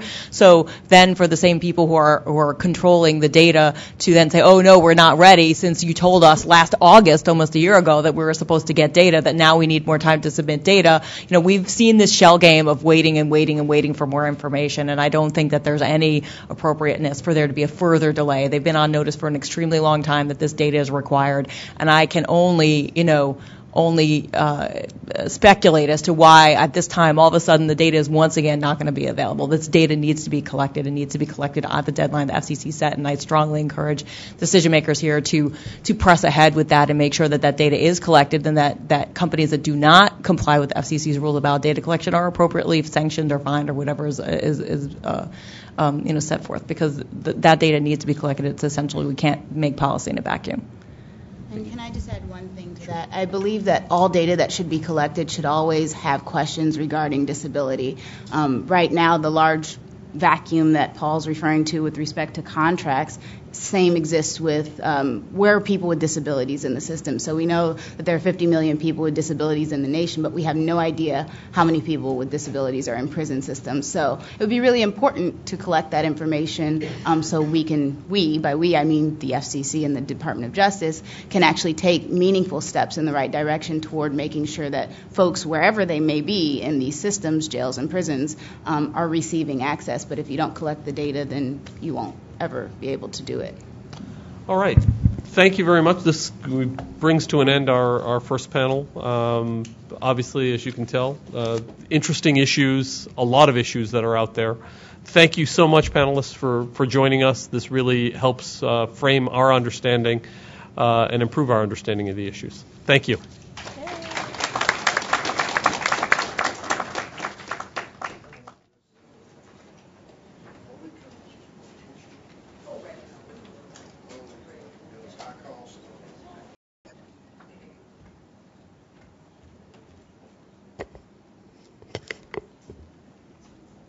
Today I have a pleasure of both thanking all of you, particularly Mr. Goudet and Ms. Leon, for a very dynamic last panel, but also to introduce one of our nation's best treasures, Congresswoman Eleanor Holmes Norton. Now in her 12th term as a representative for the District of Columbia, the Congresswoman is a ranking member of the House Transportation and Infrastructure Subcommittee on Highways and Transit. In addition to her service on the Transportation Committee, she is a member of the Committee on Oversight and Government Reform. Before her congressional service, she was appointed by President Jimmy Carter to chair the U.S. Equal Employment Opportunity Commission, making her the first woman to do so.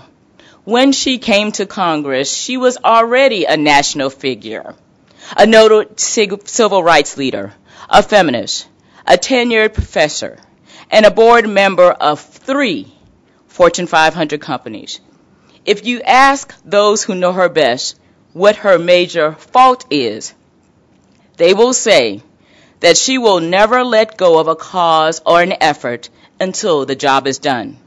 The Congresswoman's work for full congressional voting representation and democracy for the people of the District of Columbia continues.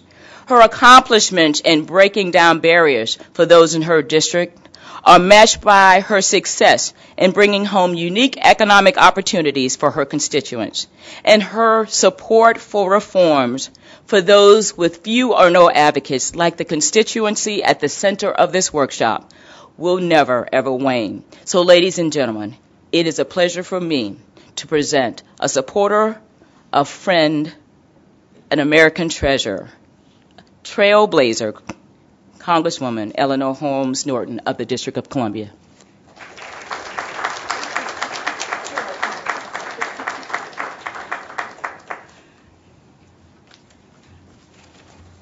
First, let me thank Commissioner Clyburn for those really quite wonderfully gracious remarks.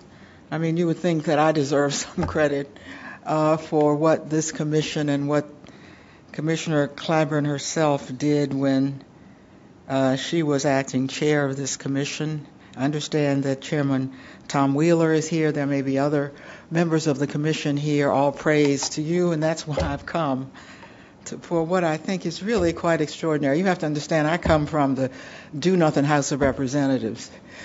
So when I'm invited to a session like this, where essentially what we've seen is a commission that not only got it done under Commissioner Clyburn, but then some, and the then some, of course, has to do with the follow-up right afterwards and with this series of workshops today. I want to thank the moderators. I want to thank the commissioners. We were so glad to have it done candidly that we dared not think of the afterwards.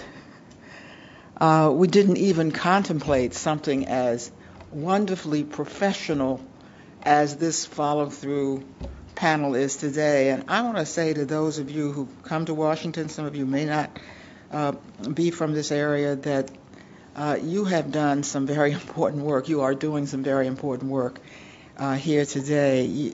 It's one thing it's a very difficult thing for the commission to proffer regulations. For the most part, you don't hear from such a commission again. It usually takes far longer to do the actual regulations than it took Commissioner Clyburn and the commission to do these regulations. It had taken some time, and I want to say just how appreciative we are of what the commission did and what you're doing here today. And to make you understand that, you should think of the FCC and the issues that are on its plate all the time. You know, they are trendy, technical issues. I'm not always sure they have a face. This one had a real face. And when Commissioner Clyburn became the acting chair, it had a real leader. A real leader who has made a difference to hundreds of thousands of people who are incarcerated and millions of their relatives. I exaggerate none at all when I say how important the regulation of these prison phone rates means, both to those directly involved and to the country because of what it means when they get back home. And according to all of the data we have, indicate that the kinds of communication and contact you are enabling them to have has everything to do with their reintegration into the society. I happen to chair the working group of the Congressional Black Caucus, who took special interest in the Commission's work, because 60% of those who are incarcerated in our country today are people of color. That's the way it's always been. Whether they are immigrants or poor people, the people who are in the jails and the prisons of any society, the people at the bottom of the society. Well, this is America. Those people come out, and we try to not keep them at the bottom of the society, and we try to see what we should do to make sure when they do come out, they are really part of us. It's very hard to figure out. And to tell you the truth, we have not figured it out except for one approach. We do not have the key to reducing recidivism. But we do know this. We have documented that of all the approaches, the many approaches that are used to reduce recidivism, the one that we can document has the greatest effect is stimulating communication from behind those bars with people in the greater society who will support them and who love them. It is the one vehicle we know of that makes a difference to the successful reintegration into society and makes a difference into a safe, into public safety itself. So we were particularly moved by this issue because the absence of reasonable phone rates fell most heavily on those who could least afford it, those, of course, who were in prison, but their families as well. We in the Congressional Black Caucus want to once again thank the Commission. We were not sure that the Commission would regulate both intrastate and interstate inmate calls, and when it decided to do so, we were overjoyed because most prisoners would have been left out if both kinds of calls were not regulated. And it was clear to us, and we cited what we believed was definitive statutory authorization for the Commission doing what it did. I can tell you this, that the families are, to this very day, very grateful. The face that this issue had on it happened to be a face from the District of Columbia, because the lead plaintiff was a grandmother and her grandson. And when the petition was filed before the Commission, members of Congress had a press conference, and we brought that grandmother and her grandson. Her grandson is now employed here in construction, one of our biggest construction companies. And we let them speak for themselves. This grandmother had led the fight both in the courts and in the Commission for 10 years. She had no criticism to make. She had only gratitude to offer and a plea to make that somehow the others like her, because after all her grandson was there to speak for himself, could have the opportunity to speak to their loved ones and to have what the rest of us take for granted. So I've just come this afternoon to say we don't take for granted what you're doing here at all.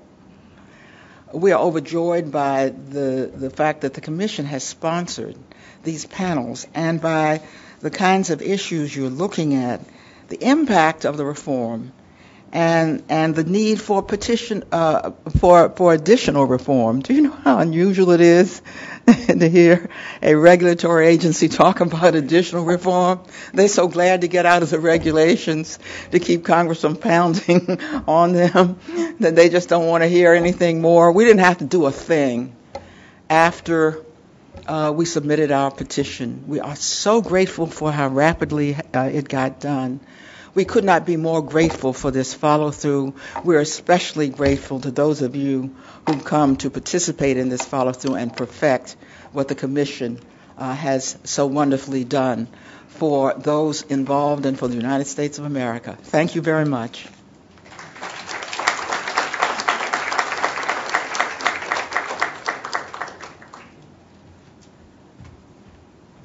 Congresswoman, thank you so very much. You mentioned during the introduction that you were not sure why we were so, I can't even say generous, but appropriate with our comments.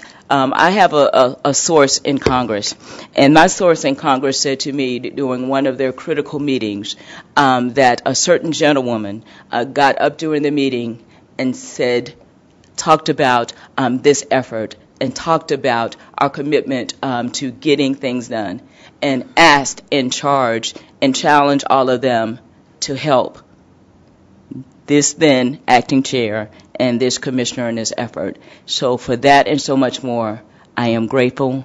We thank you. The American people thank you. And that is why I was so appropriate in my compliments and comments about you. So Roger, I know it's time for the next panel, and we are maybe 1.5 minutes late, and that's great in terms of FCC time. So thank you so very much. I appreciate it.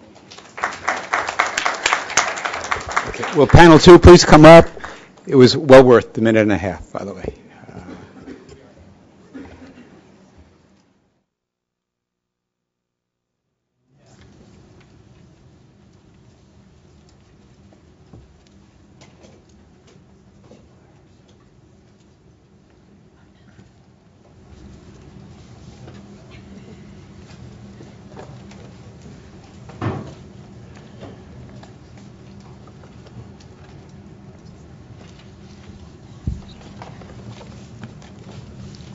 Good morning.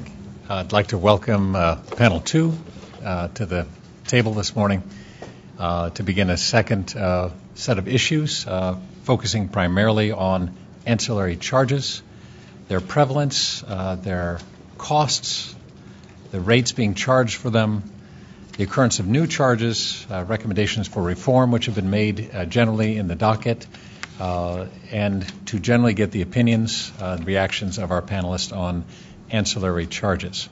As we heard earlier, they have become a more significant part of the charges that ICS consumers pay for their service overall, hence the focus of this panel. I'd like to begin by introducing our panelists. Mr. Baker, Mr. Dale Baker, already introduced from the Alabama PSC. Ms. Alex Kaistura, from the legal director from the Prison Policy Initiative, a group that's been very active on this issue in particular. Lee Petro, counsel from Drinker, Biddle, and Reith, and lead counsel for the right petitioners, been involved in this issue for a long period of time, as many of you have, most of you have.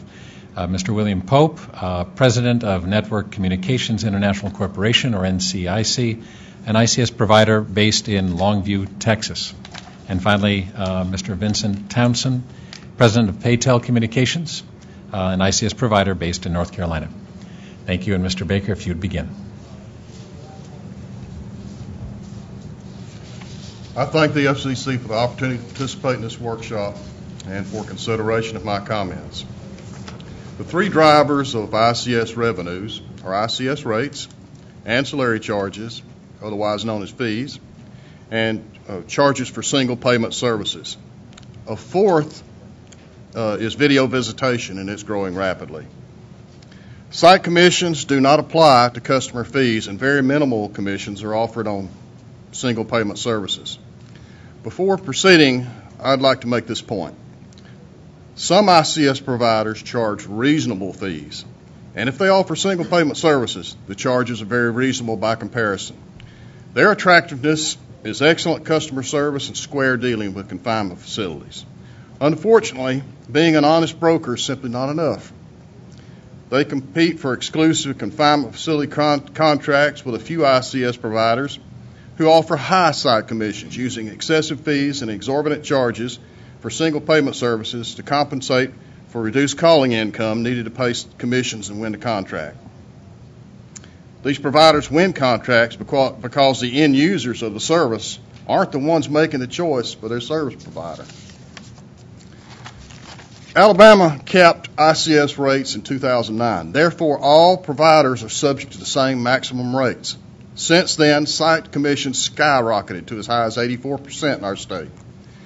Common sense alone will tell you that providers cannot survive on 16% of the ICS revenue. Those that awarded the contract should have figured that out as well. So how do these providers do it? The answer is excessive end-user fees supported by exorbitant charges for single payment services. So how do you reform end-user fees? Alabama's approach is first, establish a basic level of ICS service and what is included with that basic service at no additional charge to the customer. If service is not defined, then anything may be considered ancillary by the provider. We define basic service as prepaid collect and inmate debit service, wherein the customer is entitled to establish an account with the provider and have it maintained at no charge and to have a means of funding that account at no charge. Other telecommunication carriers in Alabama are required to provide their customers a monthly statement at no charge. ICS providers, therefore, have the same requirement for all but inmate debit service. Additionally, those customers are entitled to a refund of their prepaid charges at no cost to them. Beyond that basic level, the Commission will consider fees.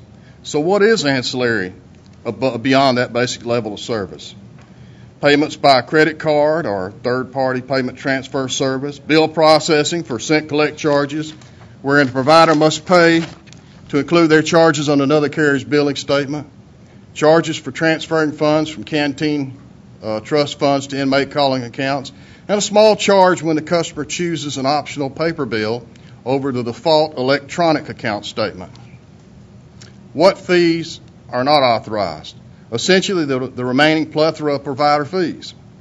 Alabama has never authorized an intrastate regulatory recovery fee. When providers seek their certificate of convenience and necessity, authorizing them to provide service in Alabama, they are aware that the service is regulated, requiring oversight and reporting. They know about the requirement for paying the Commission inspection and supervision fees, as well as the requirement for collecting and remitting applicable taxes and government fees. Why then do some regulators feel obligated to compensate providers for things they've already agreed to do? With all due respect to our host, Alabama objects to the application of a federal regulatory recovery fee and any U.S. self-collection admin fee. Can anyone point me to an FCC order that specifies what those fees are? Providers are charging whatever they want.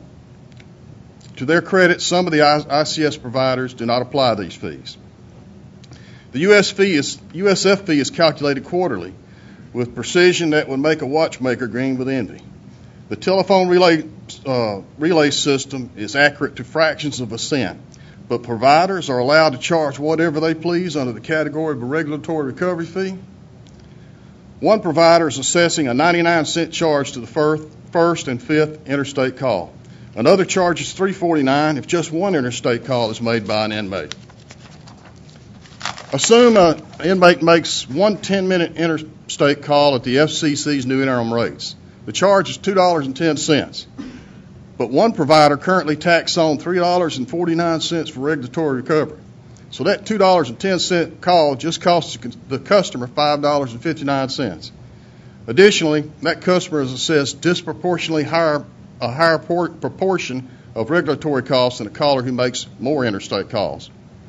Alabama's position is that we will allow this fee if the provider can point to an FCC rule or order that specifically authorizes it and the amount thereof. Third-party payment transfer fee. Some providers will attempt to persuade you that they have no control over what their customers are charged by third-party payment transfer services. That claim is blatantly false. They exercise tremendous control over the charge. Why does one provider's customers pay $5 and another provider's customers pay $11.95 to the same third-party transfer service? We suspect revenue sharing arrangements exist between some providers and third-party payment transfer services. Essentially, the customer is being charged twice for the privilege of sending their money to the provider. ICS providers have no incentive to seek lower payment transfer fees for their customers. In fact, they are free to sock it to them if they choose, and some do. I'll close with this recommendation to the FCC. The myriad of end-user fees are confusing to customers. It does little good to boast about setting low rates. What comes out of the customer's pocket is what matters, and fees are empty in those pockets. You're in the process of studying costs for semi-permanent interstate ICS rates. We're following the same path in Alabama. As much as possible, incorporate all known, measurable, and justifiable provider costs in the ICS rates, excluding the truly elective ones for the customer that I've mentioned previously. Include reasonable costs for provider compliance with federal regulations. Together, let's eliminate all ancillary charges except those that make sense. Make the rates a true reflection of cost for providing the service rather than an illusion. When you have done so, and address single payment services as well, all ICS providers will be on a more level playing field in terms of competing with one another. They will no longer be able to underwrite promises of higher site commission payments with the old standbys. Thank you. Thank you again for having us here on this panel and what's become now an annual tradition. I'm Alex Keister, the legal director at the Prison Policy Initiative, where we've released 2 reports on the cost of the calls to and from prison. And one of the reports that deals specifically on fees was over 1,200 pages long. So I'm going to attempt to kind of consolidate it now here for you. As most of you know, the high cost of phone calls can be traced back to the practice of paying commissions to the jails and prison phone systems. And ancillary fees are no exception. Today's high ancillary fees are a direct outgrowth of the commission system because correctional facilities are taking so much of the revenue generated through phone rates. Companies have developed fees as a way to shield that profit from the commission system, and they've become a robust and hidden revenue stream. As a result, we've found that ancillary charges now make up about 38% of the money spent on phone calls. So regulating ancillary fees is a significant and important part of regulating the cost of the phone services in correctional facilities. To the point where there can really be no meaningful regulation of phone costs without controlling for fees, because the ICS companies have proven to be adept at charging fees in order to bypass any burdens placed on the rates part of the equation. We've already seen one example of this within a month of the FCC's last order. Securus, their rates were now capped. They changed their fees instead. And it's important to note, like Daryl said, that these fees are charged at every step of the process. They're charged for taking the customer's money, for then holding the customer's money, and then if the customer wants their money back because their loved one is out of the facility, they charge money there too. So to kind of give you an idea of the scope of the problem, Securus, for example, has account funding fees that amount to 32 to 40% of the money deposited to the account. So that's 40% of the money gone before you ever make a phone call. And that's for website or automated phone deposits. That's nothing fancy. And if somebody wants to deposit money through a third party, such as MoneyGram or Western Union, the companies charge fees there as well. Like Daryl said, there's a wide variety that has pretty strong implications of kickbacks going forth when, in the cases that the companies are not directly charging an additional fee on top of the deposit. And these fees I mentioned are on the higher end, but they're not unusual.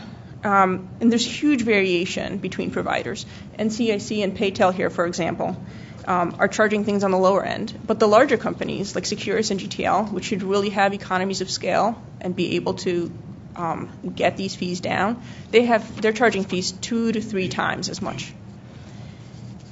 And that's just to get your money into the account. Then while the companies are holding your money, they're going to charge monthly billing fees, other charges on a monthly basis, and then if the account doesn't get used enough, it goes into inactive status. At that point, the company is going to start charging fees as well. But then if you want to avoid that and get your money back, there are fees for taking your money out.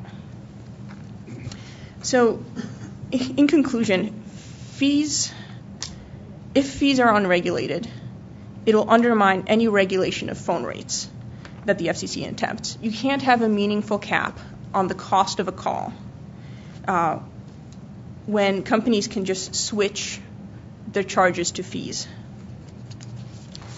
So, because what can seem like reasonable phone rates, when you look at the cost per minute, it doesn't necessarily take into account the fees that are charged to get you to that first minute, and then what happens after you hang up. And the FCC kind of attempted to close off some of the pricing structure loopholes that we've already seen in the past for the increased cost for the first minute and so on. And so it calculates the fees based on a 15-minute phone call. But what happens before that first minute and after the 15th matters just as much. Thank you. Well, I'm fortunate to follow Alex and Mr. Baker because then I don't have to get into all the details. My name is Lee Petro. I'm the pro bono counsel for Martha Wright. I'm of counsel at Trinker, Biddle, and Reith. And when I took over the case about 5 years ago, the attorney that had been working on it said, you just have to punch it across the goal line. What he didn't say was that I had to go 99 yards to get to the goal line. And so I'm fortunate and very thankful for the FCC and for all of their staff and all the hard work that they've done. And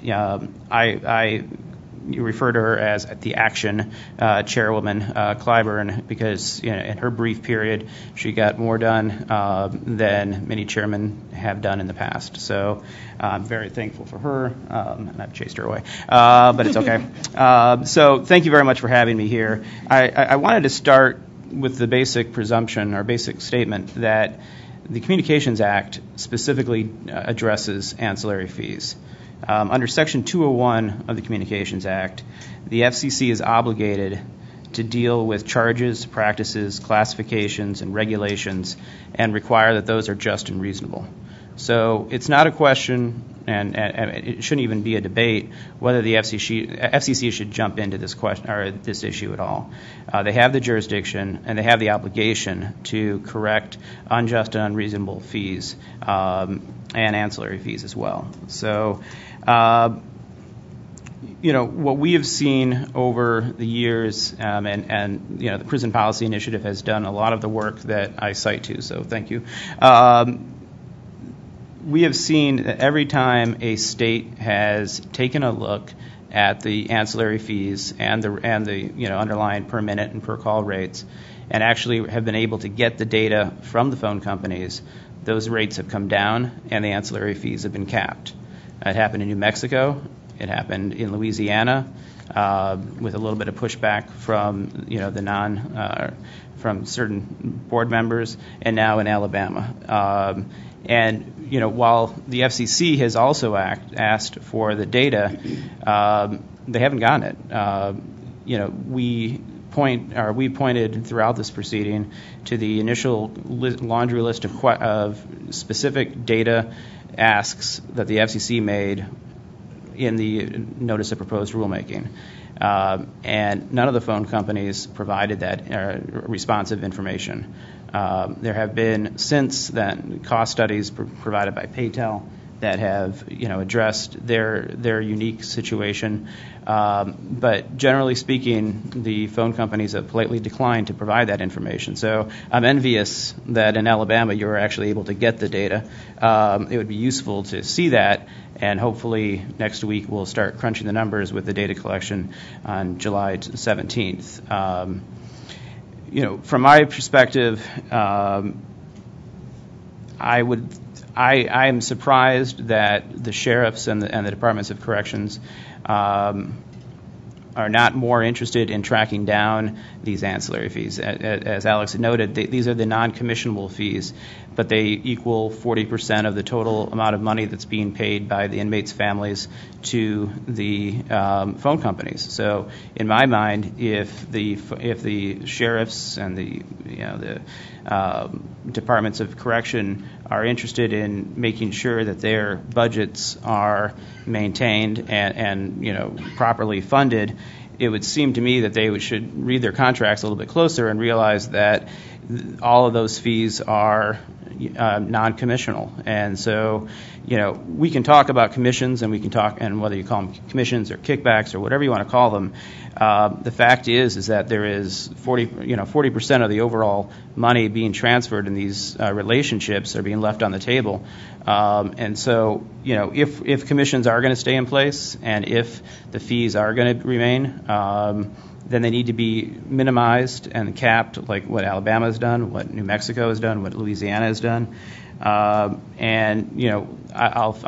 finish up just by pointing out that since February, we've seen efforts to raise the fees, and where the companies have, announced that they're not going to be paying commissions on the interstate communications, they've also sent letters to their clients indicating that they're willing to sit down and figure out other ways to make the prison or the jail whole. And one can only imagine the process of making them whole is by increasing other fees that are not in the contract. So thank you very much. First, I'd like to thank the FCC for the invitation to serve on this panel and thank Commissioner Clyburn and her staff for pushing the right petition and the inmate phone issue to a higher priority. My name is Bill Pope. I'm president of NCIC Inmate Phone Services. We've been in business for about 19 years. We're the fourth largest inmate telephone company servicing about 500 jails across the country. NCIC is an industry leader in the movement to lowering fees charged to inmate families, which is demonstrated by our A+ rating with the Better Business Bureau. We've also obtained accreditation with the Better Business Bureau in 2012, showing that we can exceed expectations of inmates and inmates' families with responsible billing. Furthermore, NCIC has worked diligently on these FCC proceedings as well as on ICS proceedings in the states of Louisiana and Alabama. NCIC believes that the industry and end users benefit from a consistent rate and fee schedule across the nation, including all types of facilities such as holding facilities, immigration detention facilities, jails, and prisons. Oftentimes an inmate can be booked in a local facility, then he's transferred to a county facility, and then ultimately end up in a contract or state facility, and each one may be have a different phone provider in each facility. So that calls for the consistency and transparency in the rates and the fees. This consistency also helps eliminate the stress the family members experience during the incarceration of their loved one. A consistent rate and fee structure will also allow family the comfort of understanding and trusting the rates of each provider, that each provider will be charging them because they'll be the same. Although telecom companies don't normally welcome more regulation, we do see the need for the FCC and state regulators to set a standard rate and fee structure similar to what Darrell at the Alabama Public Service Commission finalized earlier this week. How many fees are used in inmate calling services? There's approximately 15 fees that the different companies charge. Some of these fees are very similar to what you might see on your home phone bill or your cell phone bill. Maybe government-imposed fees, some are cost recovery fees, some are licensing fees. Just to name a few, pretty much every company charges an account establishment fee, either using a live operator or IVR or website to establish the account. They may have recharge or funding fees, refund fees, bill statement fees, processing fees, and then you see your universal service fund fees and taxes.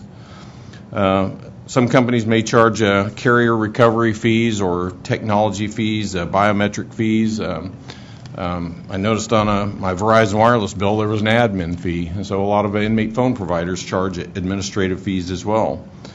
Ideally, based off of the research that the Alabama Public Service Commission did, there's generally about 6 fees that all providers charge. The account establishment fee or the initial funding fee, either using a live account representative or funding fees using a web page or an IVR system. Bill statement processing fees for direct billing or billing on a telephone company bill. And then finally, there's the fees that Western Union or MoneyGram will charge to fund an account. A lot of these fees evolved out of new billing methods that came to replace traditional collect calling. Early on, all jail phones were just traditional collect calls only. A collect call could be validated, placed, then the carrier would send it out to the local phone company for billing and then hope to expect maybe 80 or 85% of the revenue back on that phone charge. As people transitioned to competitive phone providers and cell phone services, collect billing began a quick decline and had to be replaced with new billing methods. Traditional collect calling billing has also continued to increase in cost as local phone companies increase the cost of billing collect call charges on their phone bills and have discontinued actively attempting to collect those charges. Prepaid collect calling from a jail was used to replace traditional collect calling. Fees were instituted to cover the labor costs and credit card fees used in setting up prepaid collect calling accounts. This billing option can either require a live person to establish the account or to utilize a completely automated IVR system to save on labor costs. Many inmate phone providers use a live account representative to establish an account on a real-time basis in order to better handle a confused and upset family member who is just finding out that their loved one has been incarcerated. In conclusion, our goal should be to simplify these fees so they're easy to understand for the family, simplify the rates for the inmates, and just to compliment the Alabama Public Service Commission on their work, they did a thorough investigation of the rates and fees and required providers to submit the cost data to justify their fees. I know Darrell Baker and Doug Dillard undertook most of this project, and the result was a simplification of the fees that inmate phone providers can charge to family members in the state of Alabama. We hope that the FCC and other states investigating inmate phone rates will closely review the recent Alabama ruling and consider it as a model for both the maximum rates and fees that can be charged for inmate telephone services. Great. Hi, my name is Vincent Townsend. I'm with Paytel Communications. I want to thank the FCC for the opportunity to be with you today, and also compliment all the panelists that have preceded me. I think they've done a really good job of hitting this issue. I think it's clear, I hope it's clear, that unless the FCC addresses the issue of fees, we're wasting a lot of everybody's time. Because without addressing the fees, you're never going to be able to bring real relief to the families that are paying these bills. One of the things that they ask us to prepare on is what the fees have done. And the handouts, I think most of you all have seen these, but two handouts that I had prepared. One is the first is a list of the fees, the highest fees that are out there, of a variety of the different. This is not an all-inclusive list, but it's a fairly representative list. And I want to emphasize right off the start that a great number of companies don't charge all of these fees, and there are a good number of companies, such as Bill's company and my company, that don't charge these high fees. But this is the highest of the fees that are out there. I put an asterisk by the ones that have increased since the order. And I think that's important to understand because that was the reaction of what's happened. There's been an increase in the fees.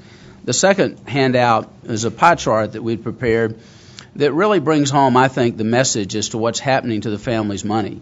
As several folks pointed out, even before they make a phone call, they've got to make a payment fee. And how much is that?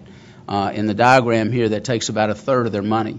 And then there are recurring fees that happen on a monthly basis, and they can come under a whole guise of different names, and that takes about 10% of their money. And then if they have taken and placed just one single call at $14.99, that takes about 15.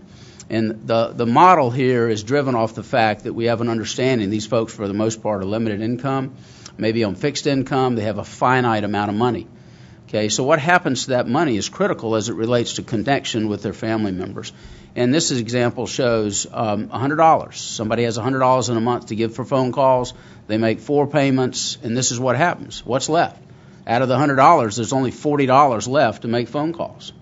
So when you do the math on that, it takes the $3.15 new rate, great rate, on the interstate call, and what does it turn it into?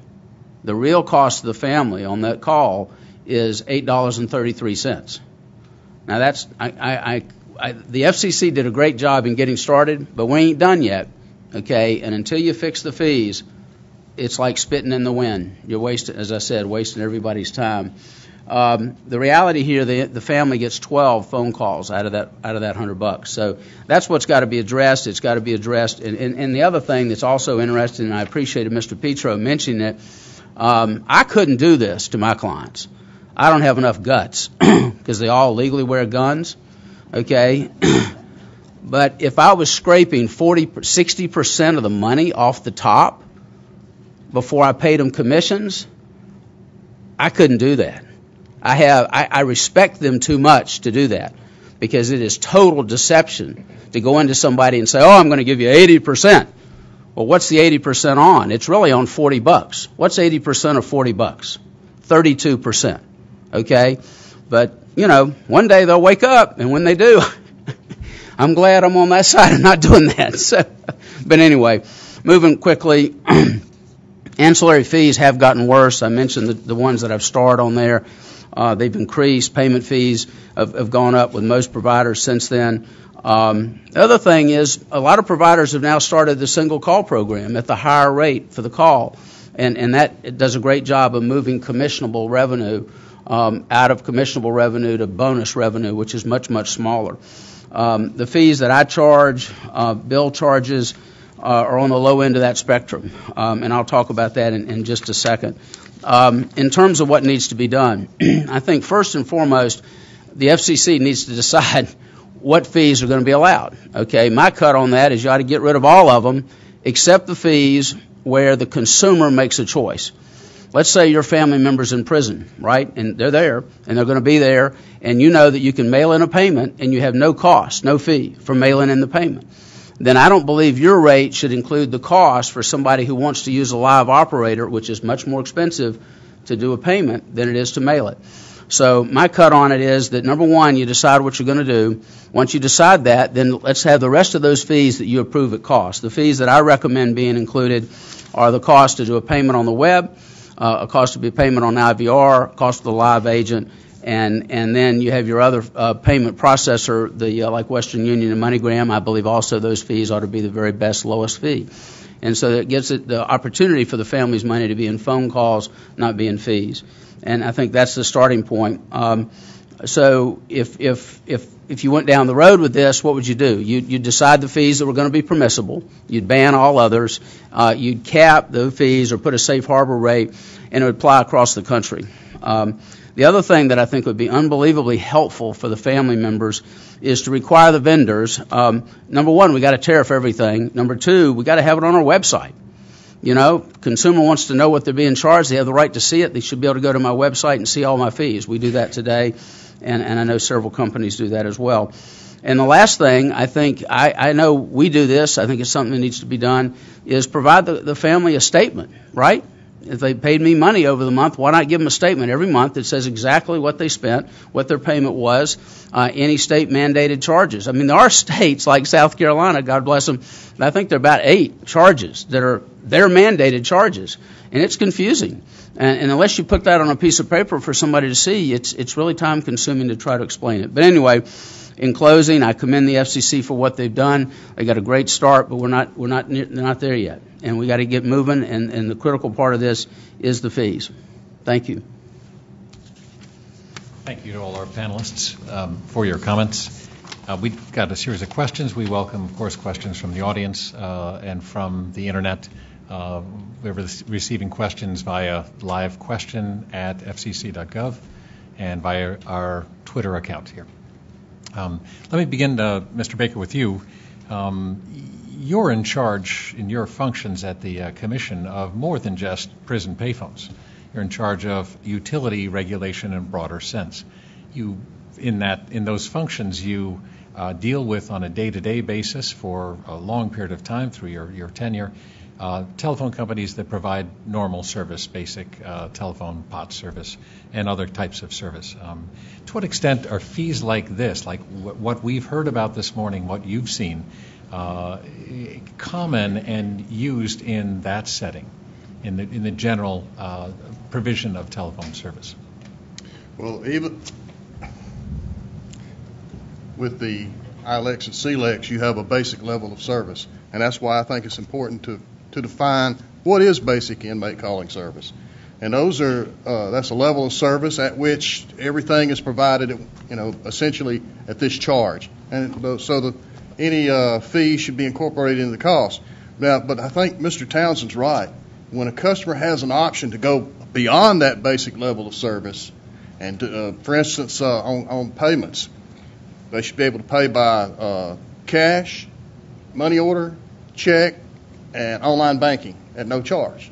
But now if they want to get that payment there quicker through the use of a credit card or through a payment transfer service, then they should pay extra for that. So I think it's really important to define basic level of service and then go from there. Thank you. Yes, sir. I have a question. I'm sorry, I'm going to start with first names. I hope that's all right. Alex, you had said that ancillary fees are a robust and hidden revenue stream. And I wanted to follow up with that, and also something that Bill said, that consistency, transparency, and simplicity should be the goal in rates, including ancillary rates. how do we, as the FCC, achieve this? How can we turn ancillary fees into something that are consistent, transparent, and simple instead of a robust and hidden revenue stream? Alex, anyone, please. I think the simplest thing would be to start with the tools that you already have, such as the tariffs. If all the rates need to be tariffed, the fees should be too. And I know some companies do, but it's definitely not standard practice. And that's just a really simple step that could be taken at least to get a sense of the scope of the problem, what's charged, how much for what, in terms of your data collection. Well, we have argued that all of the fees should be eliminated in our proposal, and it's based primarily on the idea that the fees or the phone rate itself is so much higher than the cost of providing the service that the ancillary fees that we're talking about can be included in the 25 cents or 21 cents and still provide an equitable result for the phone company as well. We put information into the record in our initial study showing that the costs of providing the service is less than 5 cents. So to the extent that the other 14 or 9 cents, 9 to 14 cents are going to be chewed up in ancillary fees or the cost of providing those types of services, the fees can be eliminated. The other way of dealing with it, if you're not going to eliminate the ancillary fees, is to follow the path of what Alabama's done or New Mexico, where you say these are the fees that you can do and you can charge no other fee than these. And if the FCC is going to go down the path of capping fees and getting and not eliminating all of them, then I think that's the only way you keep it simple and you keep it and it's transparent. It's on your website. It's on it's on the tariffs. It's across the board. And then any time a violation can be identified, it's a simple complaint process.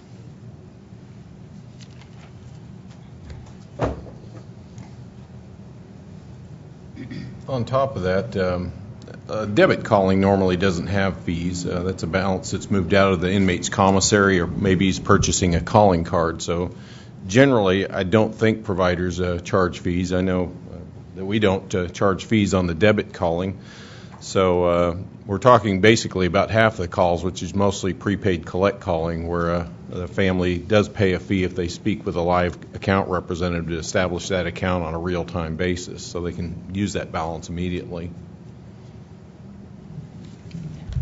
I think one of the challenges, though, just to point to the debit, is Bill's correct, that there is in many cases a fee that's charged to the family to put the money into the debit account, and that's got to be monitored so that there's not any abuse there. But further to that, a lot of times it's the commissary provider charging that, and they don't even fall under the guise of the FCC. So yeah, that's good point. I want to just draw your attention again to this pie chart, Vince, that you put together. Thank you. That's a service to the whole workshop here. Understanding, of course, these are estimates. And just starting with you, Bill, if you could take a look at that, does that make sense to you, too, as another provider? Is that the kind of breakdown that you see in your business? I hadn't. This is the first time I've seen this chart. So let me let you have a moment to take a look at it. Sorry, to be fair, and this takes a sum of $100, Vince, if I understand your pie chart here. Alex, looking back at the work that you all did in your report last year, you attempted at least to estimate the total dollar value of all these fees. I thought that was a significant effort, and I wonder if you'd comment on that and in relation to this. Sure. I think this would be a subsection of our pie chart that we did. We did as a cost of all the money spent on phone calls in the prison system, what percentage would fees be? And this is a further breakdown of that. So this provides a lot of detail. Now, one thing I think that, and we also had to rely on estimates. We used one company's fees, and that were kind of generally applicable, and then extrapolated it from there. So I think this kind of work that Vince has put together is really great, because these are figures that nobody's been able to really find. So these kind of guesses and estimates are the best we have. And one thing to keep in mind here is there's great variability. Like, this is based on $100, but oftentimes there are maximums just on the payment processing fees here. There'd be great variability there based on what is the maximum you're allowed to put in at one time. Oftentimes, they're pretty low maximum set that trigger that fee over and over again. So if you're only allowed to put in, let's say, $25 at a time, which is not unusual, and they charge you $10, $15 at a time, to get up to $100, that's already going to be $40, $50 right there. Maybe go back to you, Bill, if you have a moment to. I think Vince's chart's kind of a worst-case scenario that, yes, there is situations where people deposit, if they have $100 to spend, they may ultimately only end up with about $40 to spend on phone calls. Going back to Alex and Peter Wagner with the Prison Policy Initiative, they did a large report on the fees, kind of broke out a lot of the fees. We actually had fees that they showed for us that I didn't even know existed in our tariff. So we quickly went in there and updated our tariffs, removed a lot of those fees. But generally, on our service, if somebody has about $100 to deposit, between 90 to 92% of that, $92, they'd be able to use for phone calling. I want to get back to the dollar amounts as well to kind of get a sense of the scope of this issue. We've heard testimony, and the report, Alex, that your group has done, pointed to something approaching 40% of all expenses. And I think you said 40% of something like $1 billion a year of annual revenues for the industry. I don't want to put words in your mouth, but is that roughly the size of these funds or these revenues that are derived from these fees today as well, a year later? We haven't been able to update our numbers a year later. This is a recurring theme here. This data is really hard to get. I know a couple folks have mentioned more numbers, and Vince has more in this chart. The only one I've come across is Securus raising their fees. So I know we don't really have updated numbers, but we expect to see a shift. And to go to the two providers, Bill and Vince, do those estimates sound close to what you experience, the percentage amounts at least? I think it's 38% is what Alex's study estimated that fees would represent for all expenditures, all revenues. Go ahead. It can be that high. Depending on the provider, it can be that high. I would argue that it's actually getting higher with the advent of the single call program. In other words, if you charge somebody $15 for a phone call, and you put that in the mix, that's what's in this pie that moves it past their 38%. And that's really, my observation is, more companies have started engaging in that practice since the order. And it accomplishes two things. One, obviously revenue generator, but two, it shields a tremendous amount of money from commissions, because that revenue is not on the commission bucket at 80% or whatever percent. It's over here at 10% or 3% or whatever. Do we have any way of estimating what percent of all ICS calls are single call program calls? The easiest way to do that would be for the sheriff to take his commission statement this month and look at the number of calls on it, and then multiply it, by $15 and multiply by $10 on the other one. And we've looked at some of that, and I've seen some as high as 40% of the revenue has 40%, not the measly 15% I have on here, but as high as 40% of the revenue has been in the single calls. Yeah. I just wanted to add that our chart was based on GTL, which is the largest ICS provider. And so, if you're asking Bill and Vincent here whether this reflects their reality, I wouldn't expect it to, because they're, again, way more on the reasonable end of things. GTL has some of the highest rates, but they take up such a huge share of the market that this is really representative of what it feels like from the perspective of the family members is the 30%. Yeah, and the pie, and I appreciate Alex saying that. I mean, Bill mentioned 90%, 92%, and in that example for us, the number of calls the family can make is not the 12. It's more like 27 or 30 phone calls out of the same amount of money. Daryl, can I ask, what's your experience been in Alabama with the single call program? What have the challenges been for you? Well, I've been in telecommunications for 34 years and 32 at the Alabama Public Service Commission. And one thing I'll say is I have never seen an industry that is less transparent than this one. It is extremely difficult to get data and get information. So to get back to your question, I will say this. There are calls for Pay Now and Text Connect that are $14.99 and $9.95. There are also providers like NCIC over here who are charging $5.95 for that Text Connect service. But again, if the FCC looks at what's happened since February, when they implemented the interim rates, a lot of these providers have jumped in now and started offering single payment services. And so the question is becoming, why are they doing that? Well, because there's a source of revenue that's not regulated by the FCC's rates. Further to what Daryl's saying, a lot of these the SMS text messages are billed by the mobile carriers like Verizon, Sprint, AT&T Wireless, and so they don't fall under the state regulators. Lee, if I could direct a question to you. In your opening remarks, you mentioned that Section 201 of the Communications Act was the jurisdictional basis for the Commission acting in this area.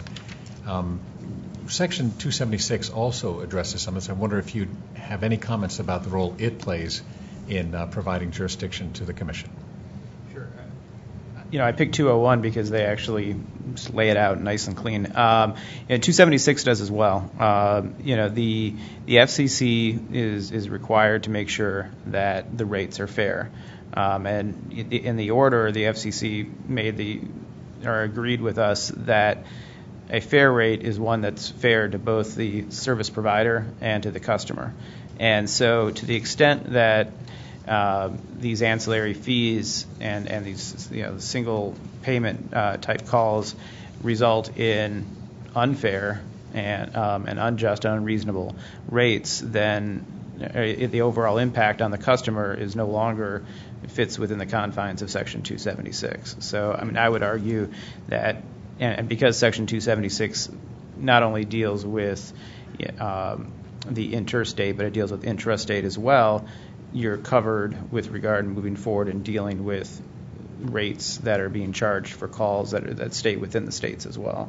So, I started out talking about Section 201 and the jurisdictional question because, quite frankly, we've seen a lot of back and forth in the filings over whether the FCC can even regulate this, and it's mystifying to me because the FCC regulates so many other aspects of telephone calls and basic POTS and the rates that can be charged and the types of bills you can get, that Section 201 and 276 provide blanket coverage for inmate phone call or inmate calling services as well. So I would be interested in seeing an analysis that overturns that because I haven't seen it yet. Thank you. Yep. I want to turn to the question of cost, the cost of these services. We've talked about the rates, of course, and Vince, your company, it kind of stands out in terms of our record, at least in terms of attempting to quantify those costs. Last summer, your company submitted extensive data, cost data with regard to the provision of ancillary services. I wonder. Other providers have talked about the difficulty of analyzing and determining these costs. I wonder if you'd address those questions and how difficult is it to come up with a cost figure for some of these ancillary charges? It's not easy. Okay, but it's data that we keep separated. So by keeping it separated, we are able to track it. And of course, since our work last summer, we retained a consultant, Don Wood, to help us with that study, and he gave us some good guidelines on how to help put all that data together. And then, once you have the format in place, it's something we've been able to track, and that way be prepared for the data request that you folks most recently made. It's important, I think, go back to what's been said, but it's important to emphasize that the starting point with our cost study was we made a decision that all costs other than the payment services were going to be in the rate. Okay, so when we did our cost study, our rate for included, instead of having several other fees, just all that was in the basic service. So we were then able to separate out and have, okay, here's our cost to do an IVR payment, a web payment, and here's our cost to do a live agent payment. And it would be a much more cumbersome project if we had 8 fees and I'm trying to allocate cost amongst all the fees. So to me, the starting point is to decide what fee you're going to allow, what fees, and then tell me, allocate my cost to this fee, and then everything else goes in the rate. And just to get a comparative perspective, Bill, Vince says that he's kept that data, and I guess as a matter of a normal course of business, kept that data segregated or apart from his other financial data. How do you all keep your data? Is there a way for you all to get at that kind of cost data? There's a way to get to it. It'll be difficult, especially if we have to break it down by facility. That's one way we've never looked at it before, but looks like we'll be doing that soon anyways. And with regard to ancillary charges, I think that's not a facility-specific calculation that's requested, so maybe it's just a little bit easier. Yeah, that'll be easier. We've got one flat fee structure nationwide. Good. And just to turn, Daryl, to you on this question of the cost of these services and how closely they compare to the rates.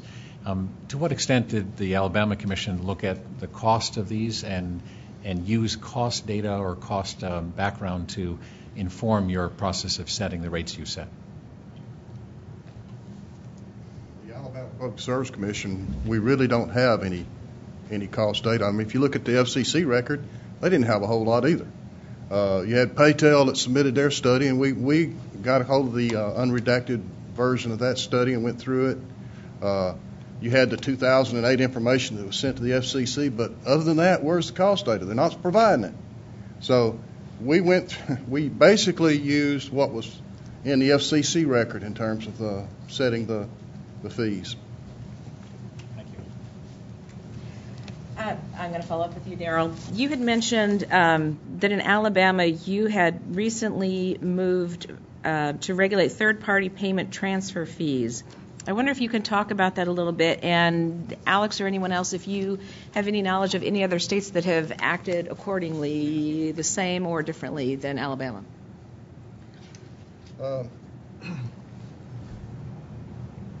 If you look at payment transfer fees, we're essentially talking about Western Union and MoneyGram. Western Union has a service called Quick Collect, and they charge $9.95.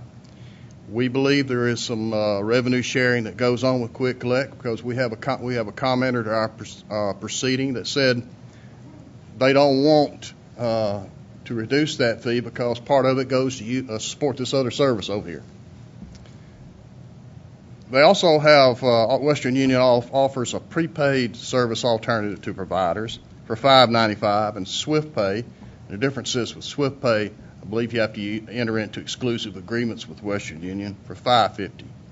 So we have providers in Alabama that are offering to their customers to go through Western Union and pay fees that range from $5 to $11.95. Now, wait a minute. Western Union charges $9.95 for Quick Collect. How can it be $10.95 or $11.95? I think what you're going to find is that there are arrangements that providers can make with Western Union to charge more than what it costs for quick collect in $1 increments. And then that money is then returned back to the provider. So the customer's being charged twice. That answer your question. Does anyone have any information about any other state that has acted similarly to Alabama or differently? No? Louisiana is working on rates. They haven't finalized their fee schedule. I know Nebraska's talking about it. City of San Francisco is working on it. And then I've seen something recently about New Jersey looking at rate regulation.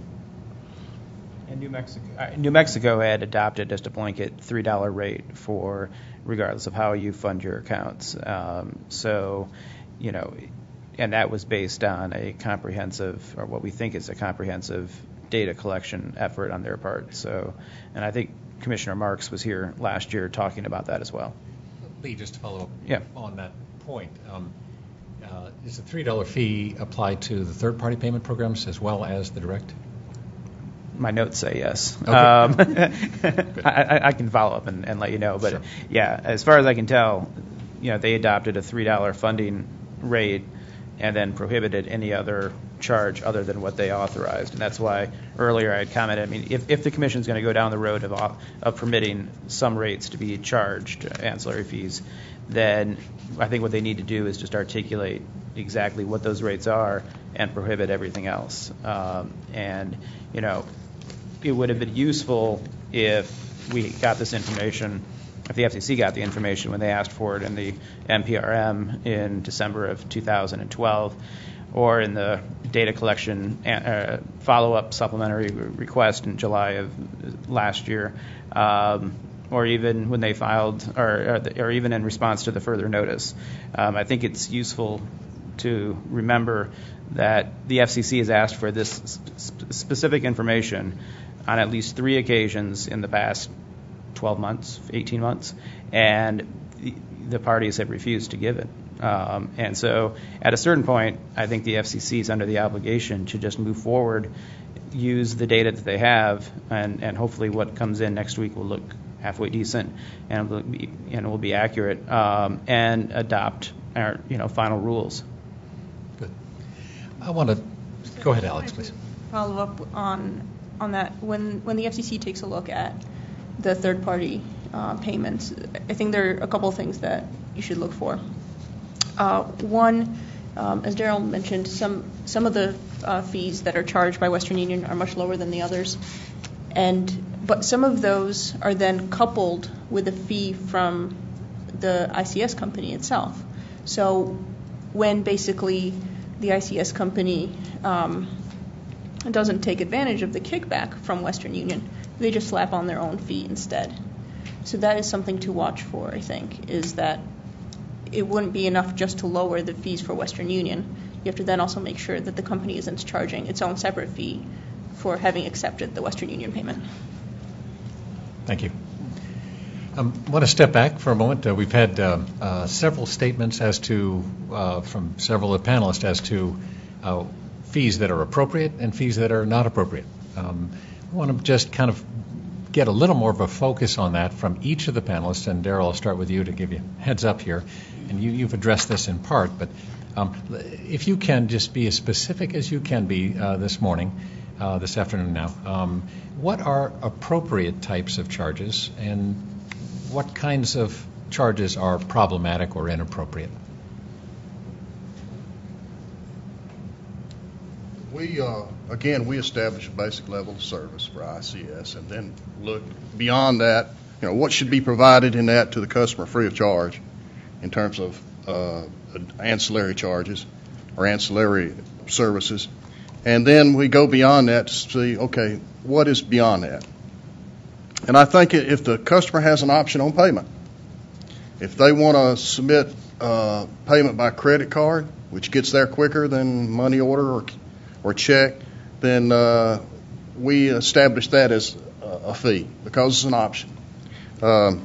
And then there's various ways of making payments. There's IVR, there's live agent, and they all carry with them different costs. And then the other thing is, if in Alabama, we say that everybody is entitled to an account statement electronically except for debit. Inmates, obviously, they don't have access to it. But if that customer wants a paper bill, then we establish a minimal paper bill fee for them to get that service. So anything that's optional. I agree with Daryl on what he mentioned earlier about the regulatory recovery fees. I mean, that's just the cost of doing business. That shouldn't be feed out separately. And beyond that, you really need to take a look at how much the fees are. Apart from the question of which fee should or should not be allowed, you know, in life we all pay convenience fees for all sorts of things we do with our credit cards. But just the size of those fees just doesn't even begin to compare to the fees charged in this setting.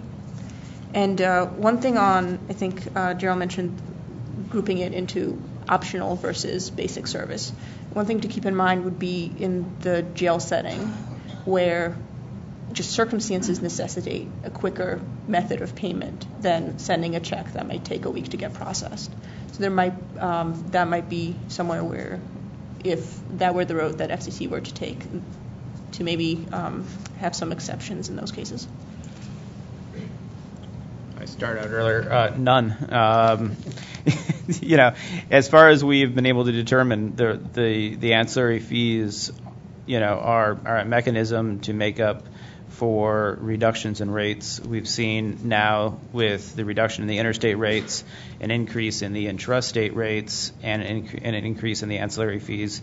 And we have yet to see the data that would support that. And, you know, to the extent that there is data that would support the imposition of ancillary fees, then, and to the extent that the ICS providers refuse to provide it to the FCC, then one approach would be to ban ancillary fees and then have them come in and ask for a waiver, much like Paytel did with their waiver, to substantiate a variation from the rule.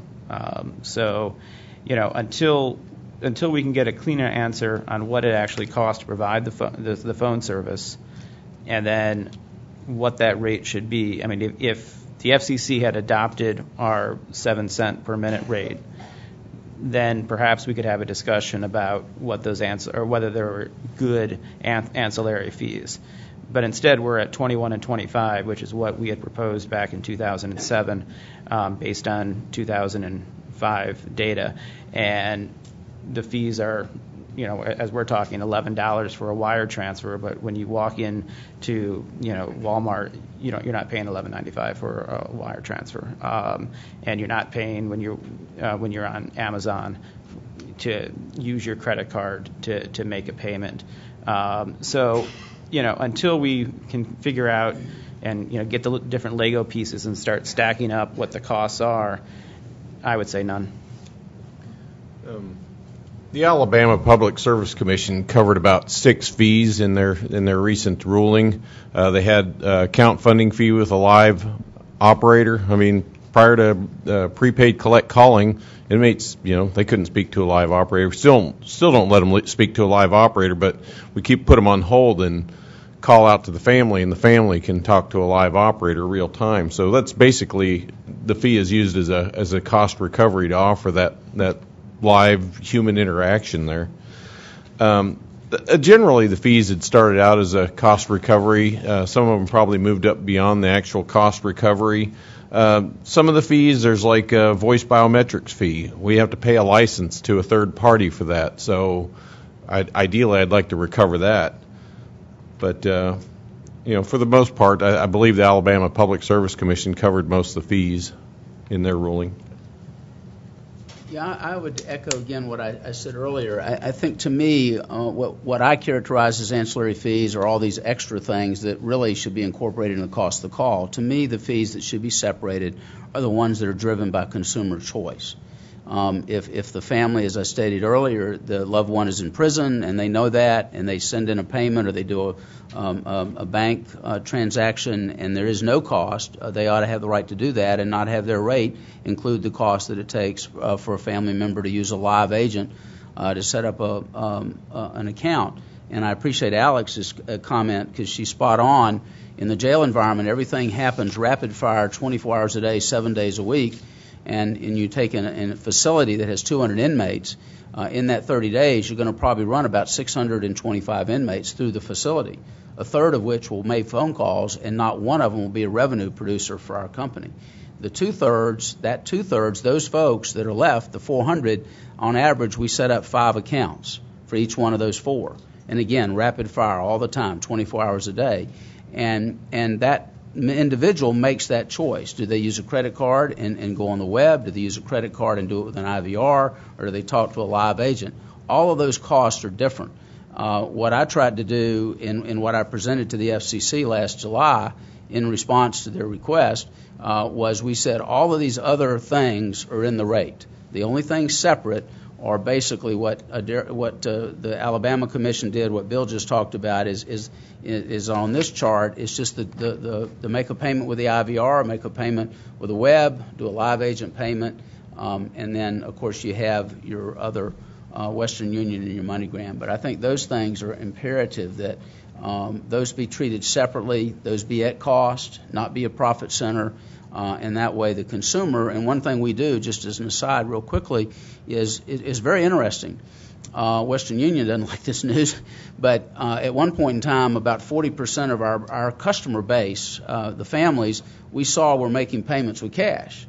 Okay, and so what we started advertising on our website was the most economical way that they could go and get a debit card. Okay, so they could then take the debit card, either guy on at Walmart or Walgreens or somewhere, and then take that card and then make a payment over the web or on the automated phone system. And in our world, that payment fee for us is $3. So that beat the $5.95 we had at Western Union, which is already low, and it beat the $5.65 that was at MoneyGram. So again, educating the consumer, giving them the choice, what's the most economical way. If they want to get money on an account and do it quickly in our environment, because we serve jails, we try to give them those tools so they can then make the intelligent choice. But from our perspective, having those things separated, having a cost for those, having it cost, is paramount for this to be a viable model going forward. Has to have that. Thank you. This brings to a close our question and answer period. Thank you to the panelists for the second panel. You've made a significant and material contribution to our process. We look forward to continuing to stay in touch with you all and working with you all as we go forward. It's time for our lunch break at this point. I think we're due back 2 o'clock. Thank you. Cafeteria downstairs. You got to go through the doors. Thank you. See you all. And if you want to leave anything in this room, it's pretty secure.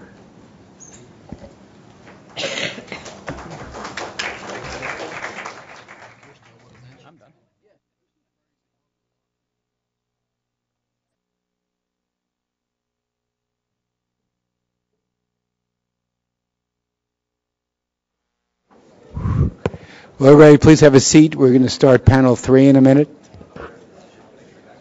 Thank you.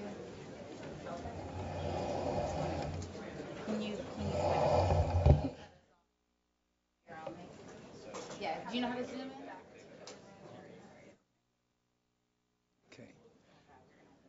Okay. Photo shoot.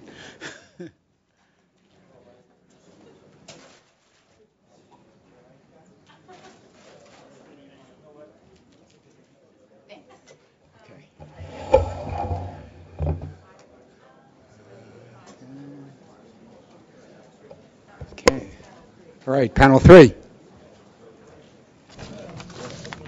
have the luxury of commenting as well as asking questions. So you have freedom in what you can do. I'm going to ask a 3-part question. You?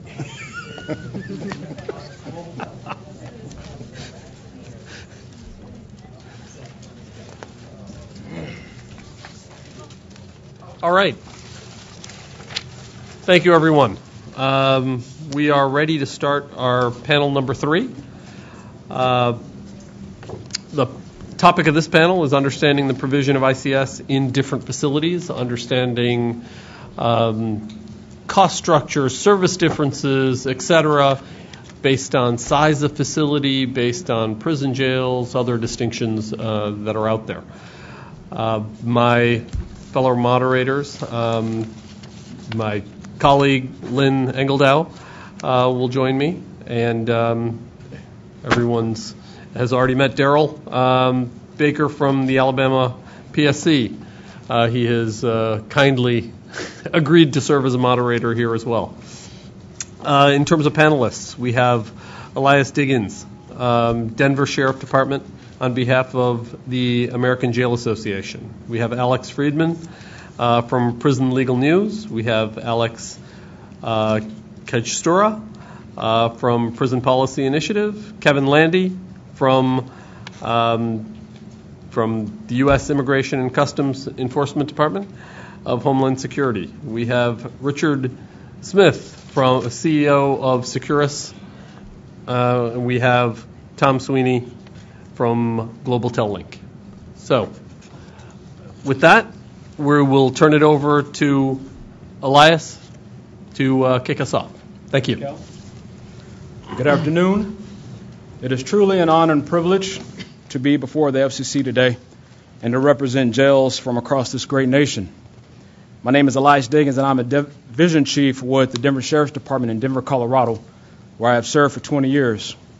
I'm here today as a board member for the American Jail Association, a body of detention and corrections professionals who represent the voice of the United States' 3,000-plus local detention facilities.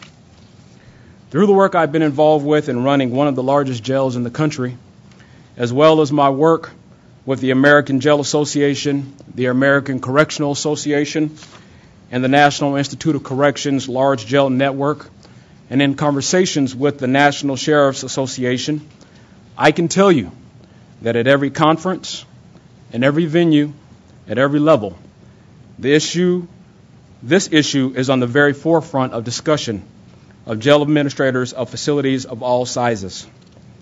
When discussing what is just, reasonable, and fair in this forum, it is our hope that the same values are extended to us when considering the charge which we are called to do, to serve and protect our community by keeping America's jails safe and secure. My first point of discussion is how sophisticated the phone systems have become and how we as law enforcement officials have come to rely on this irreplaceable tool to combat crime at all levels. Included in the comments to the FCC regarding this issue is a correspondence from the District Attorney of Denver, Colorado, Mr. Mitch Morrissey.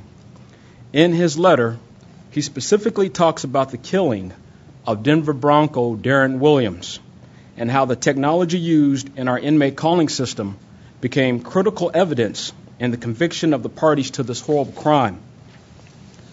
Unfortunately, criminal activity is often generated from behind the walls of jails, and those involved are becoming even more smarter about how to circumvent our discovery of their activities.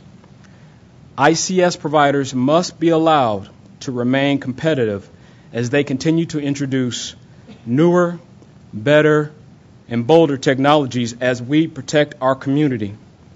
Should the ICS providers or agencies who oversee jails not be able to afford to run them as they do today, we will certainly take a step back in the prevention of crime if these systems are reduced to simple mechanisms or, in the worst case scenario, are removed altogether.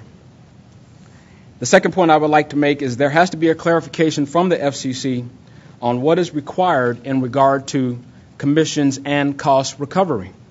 This applies not only to the previous interstate ruling, but should be clearly spelled out in any decision regarding intrastate guidelines. There still exists today confusion not only amongst the many sheriffs and jail administrators across the country, but various inmate calling systems providers also. To that end, cost recovery will vary from jail to jail and state to state, as the salaries and expenses each agency incurs in managing their systems is ever different. The salary of a sheriff's deputy who is responsible for monitoring a system in Washington, D.C. is not the same as his counterpart in New Orleans or Dallas or Polk County, Florida, or Salt Lake City. We're glad to hear that the FCC plans to work with each state or each state's sheriff's association to create a reasonable rate for cost recovery in their jurisdictions.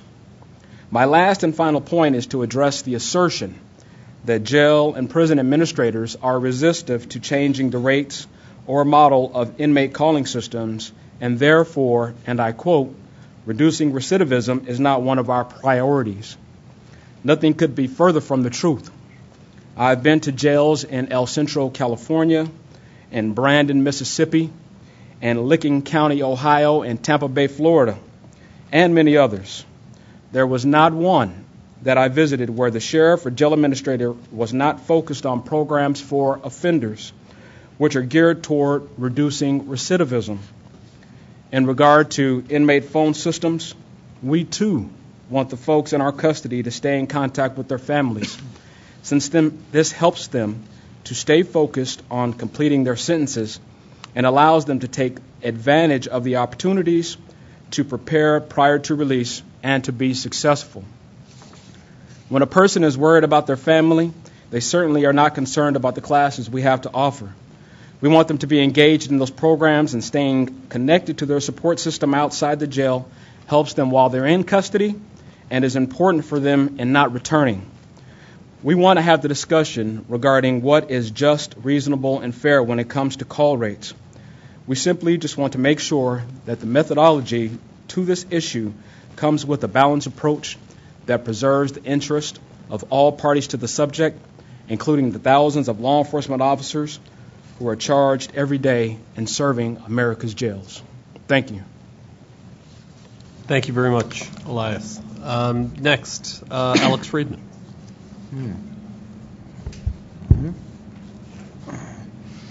I would like to thank Chairman Wheeler and the Commission for this opportunity to address the continuing need for reform of the prison telecommunications industry. There are a number of cost drivers for the provision of inmate calling services, including, notably, the commissions paid to contracting government agencies, such as Departments of Corrections and Sheriff's offices. Plus, there are infrastructure costs of installing the phones themselves and related hardware, security-related costs regarding security features such as call recording, three-way call detection, and biometrics, which are often software-based and automated. And there are costs associated with setting up and monitoring phone accounts for prisoners and those they call, mainly their family members. While inmate calling services in jails the costs of inmate calling services in jails are reportedly higher than in prisons, the actual costs of providing such services are largely unknown because most prison phone providers have not made their actual cost data of service available to the Commission. Costs based on a tiered basis due to facility size may be appropriate, but should be evidence-based, and where the record lacks evidence, it's difficult to do that. My discussion will focus on ICS commissions, which constitute a cost driver that, if eliminated, demonstrably results in lower prison and jail phone rates. I'll first discuss state prison systems. 8 states have eliminated ICS commissions. These 8 prison systems span a tremendous range in size, from a prison population of around 135,000 in California and 54,000 in New York, to around 6,500 in New Mexico and just 2,000 in Rhode Island. Yet when these states banned ICS commissions, the results were remarkably similar. Their phone rates dropped, often dramatically. Using the example of a 15-minute collect interstate call prior to the FCC's rate caps going into effect, after New York dropped its commission, phone rates fell almost 69% to less than a nickel a minute, one of the lowest in the nation. ICS rates in Michigan dropped 87%, from $17.34 to $2.25 for a 15-minute collect interstate call. And South Carolina, prison phone rates fell from $5.19 for interstate calls to the current rate of a flat 99 cents, an 81% decrease. California is an instructive example because that state phased out its ICS commissions from a flat $26 million in commissions prior to 2007 to zero in 2011. As the commissions were phased out, in each successive year, the cost of phone calls dropped accordingly, from $17.30 for a 15-minute collect interstate call before 2007 to around $6.60 in 2011, or an almost 62% total decrease. Note that in these examples, The need for infrastructure costs did not change in the 8 states that eliminated ICS commissions, nor did the need for security features in their phone systems. Yet despite the fixed infrastructure and security costs, their phone rates plummeted, indicating that ICS commissions represent a primary cost driver for prison phone services. However, prisons are different from jails. While typically much smaller than prisons, jails have similar infrastructure and security needs. In addition, far more people cycle in and out of jails, around 11.6 million people per year, and some ICS providers have cited this churn as an additional cost driver for jail phone services. After the Commission's rate cap for interstate phone calls went into effect, the New Jersey Department of Corrections stopped collecting ICS commissions effective February 11, 2014, and reduced its phone rates to a flat 17 cents per minute. As part of its ICS contract extension, the state included a matrix for phone rates and commissions for county correctional facilities in New Jersey. Around 17 counties in New Jersey act under the state's DOC contract. Those counties participating include those with small jails, such as Hunterdon, with 150 inmates, medium jails, such as Somerset County, with 440 inmates, and large jails, including Camden County, with around 1,300 inmates.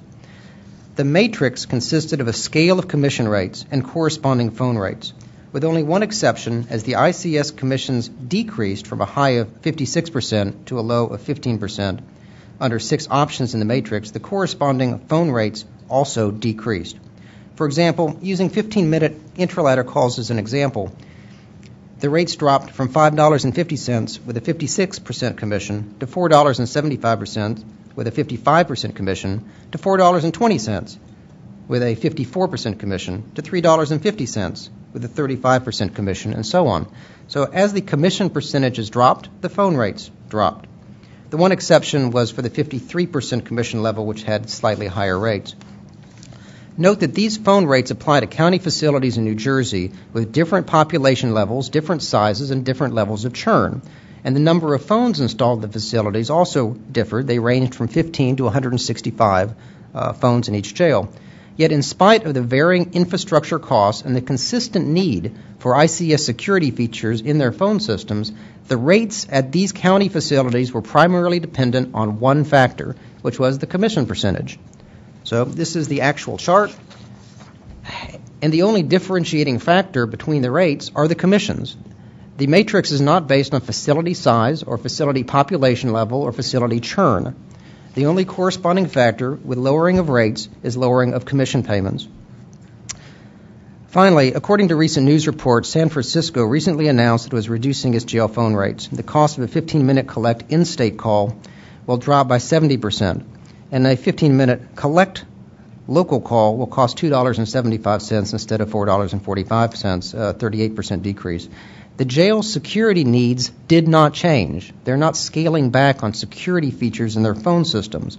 The infrastructure costs for the jail's phone system did not change. They're not pulling phones out of the jail. The churn of inmates processed through the jail has not changed. So what changed?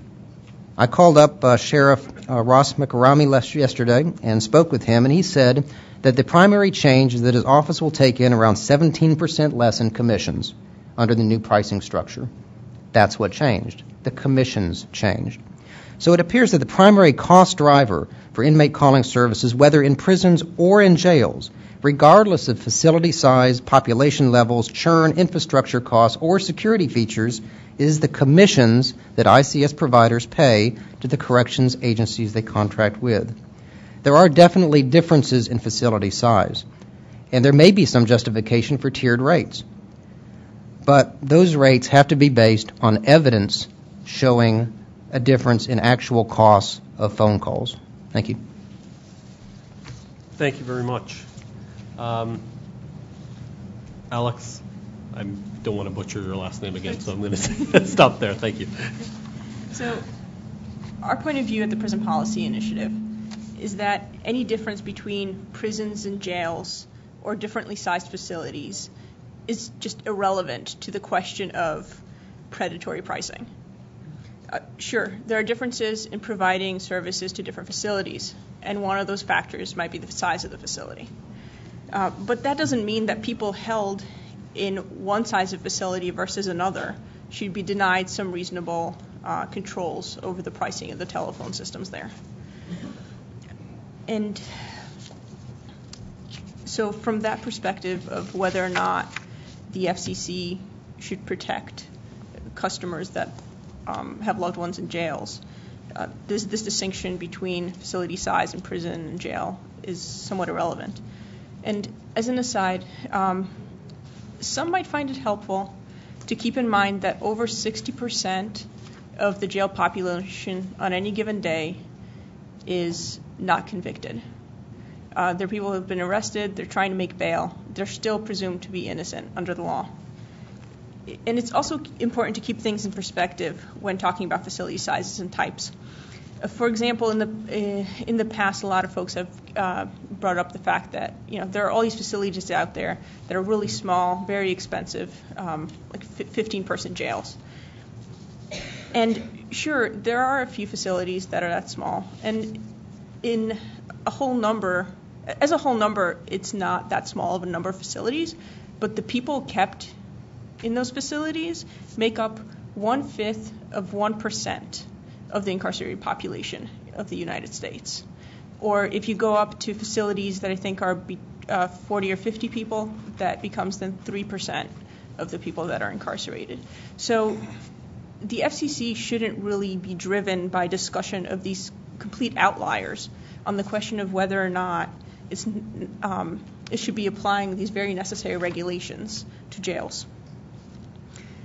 Jails in general, especially since we found that it's the jails that have the highest commission rates, and therefore the highest phone call rates.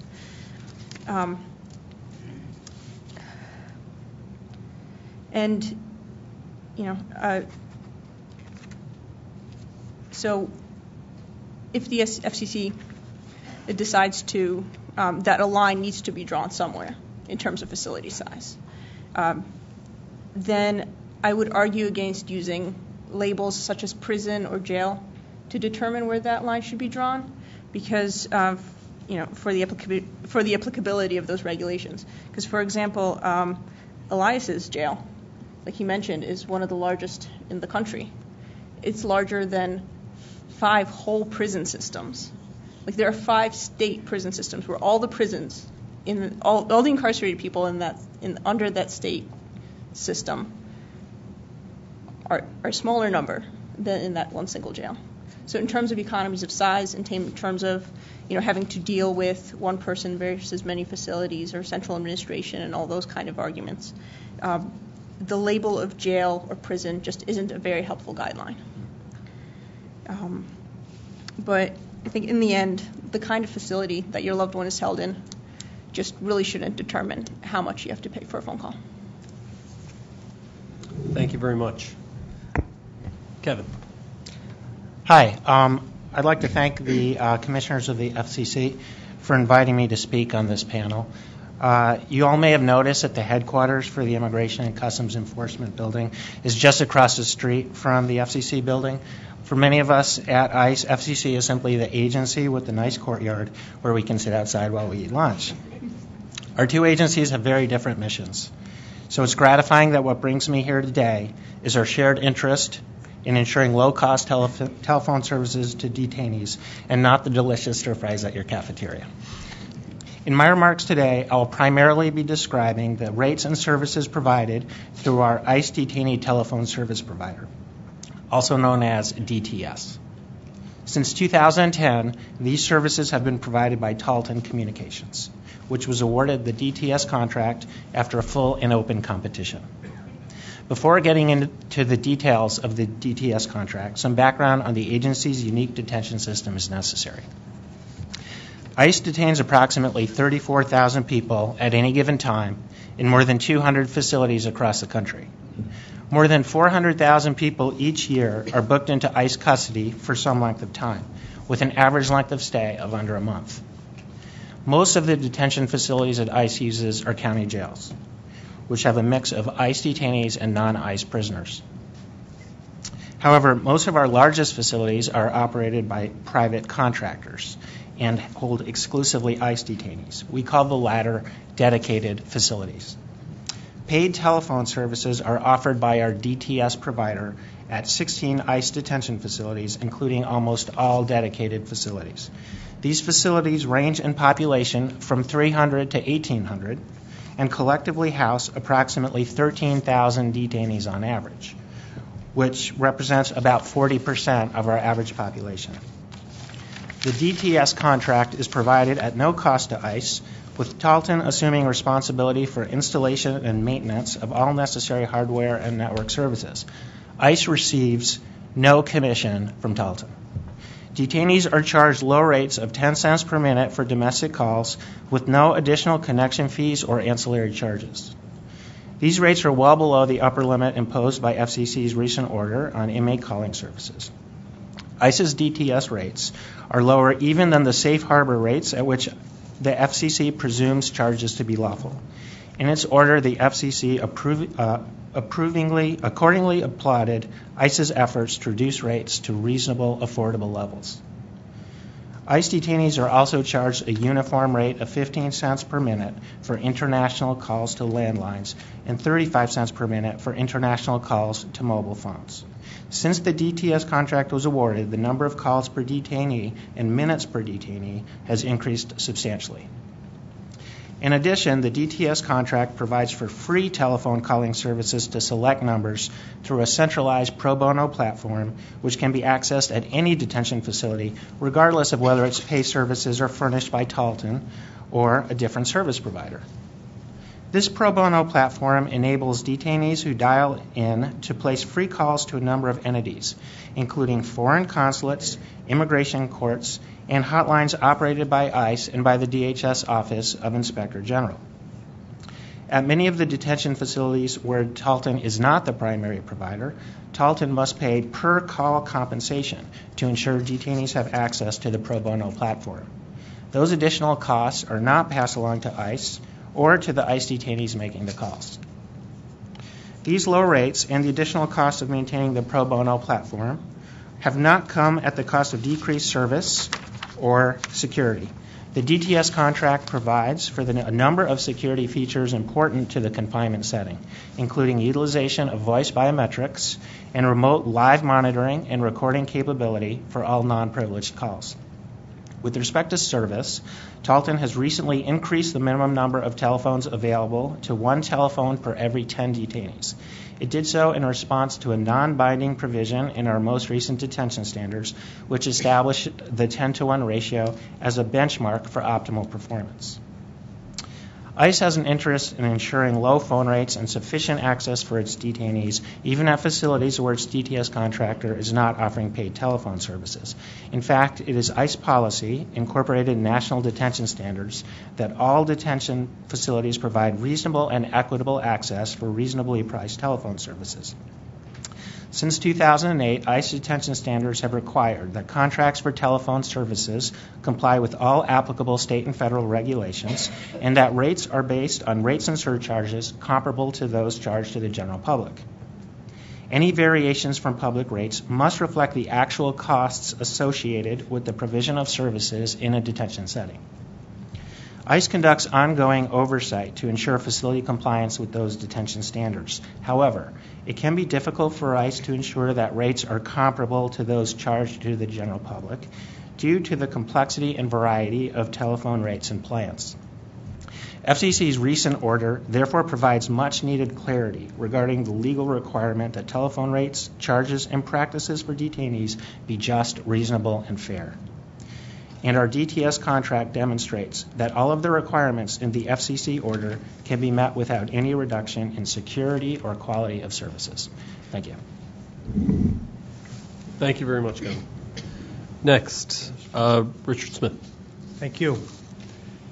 And thank you, Chairman Wheeler, Commissioner Clyburn, and Commissioner Rosenworcels for putting this panel together.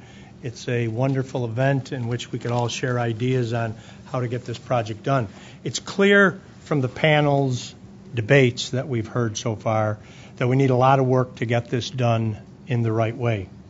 We need to deal with commissions, we need to deal with security issues, and we can't let these slip, and we need to deal with rates and fees.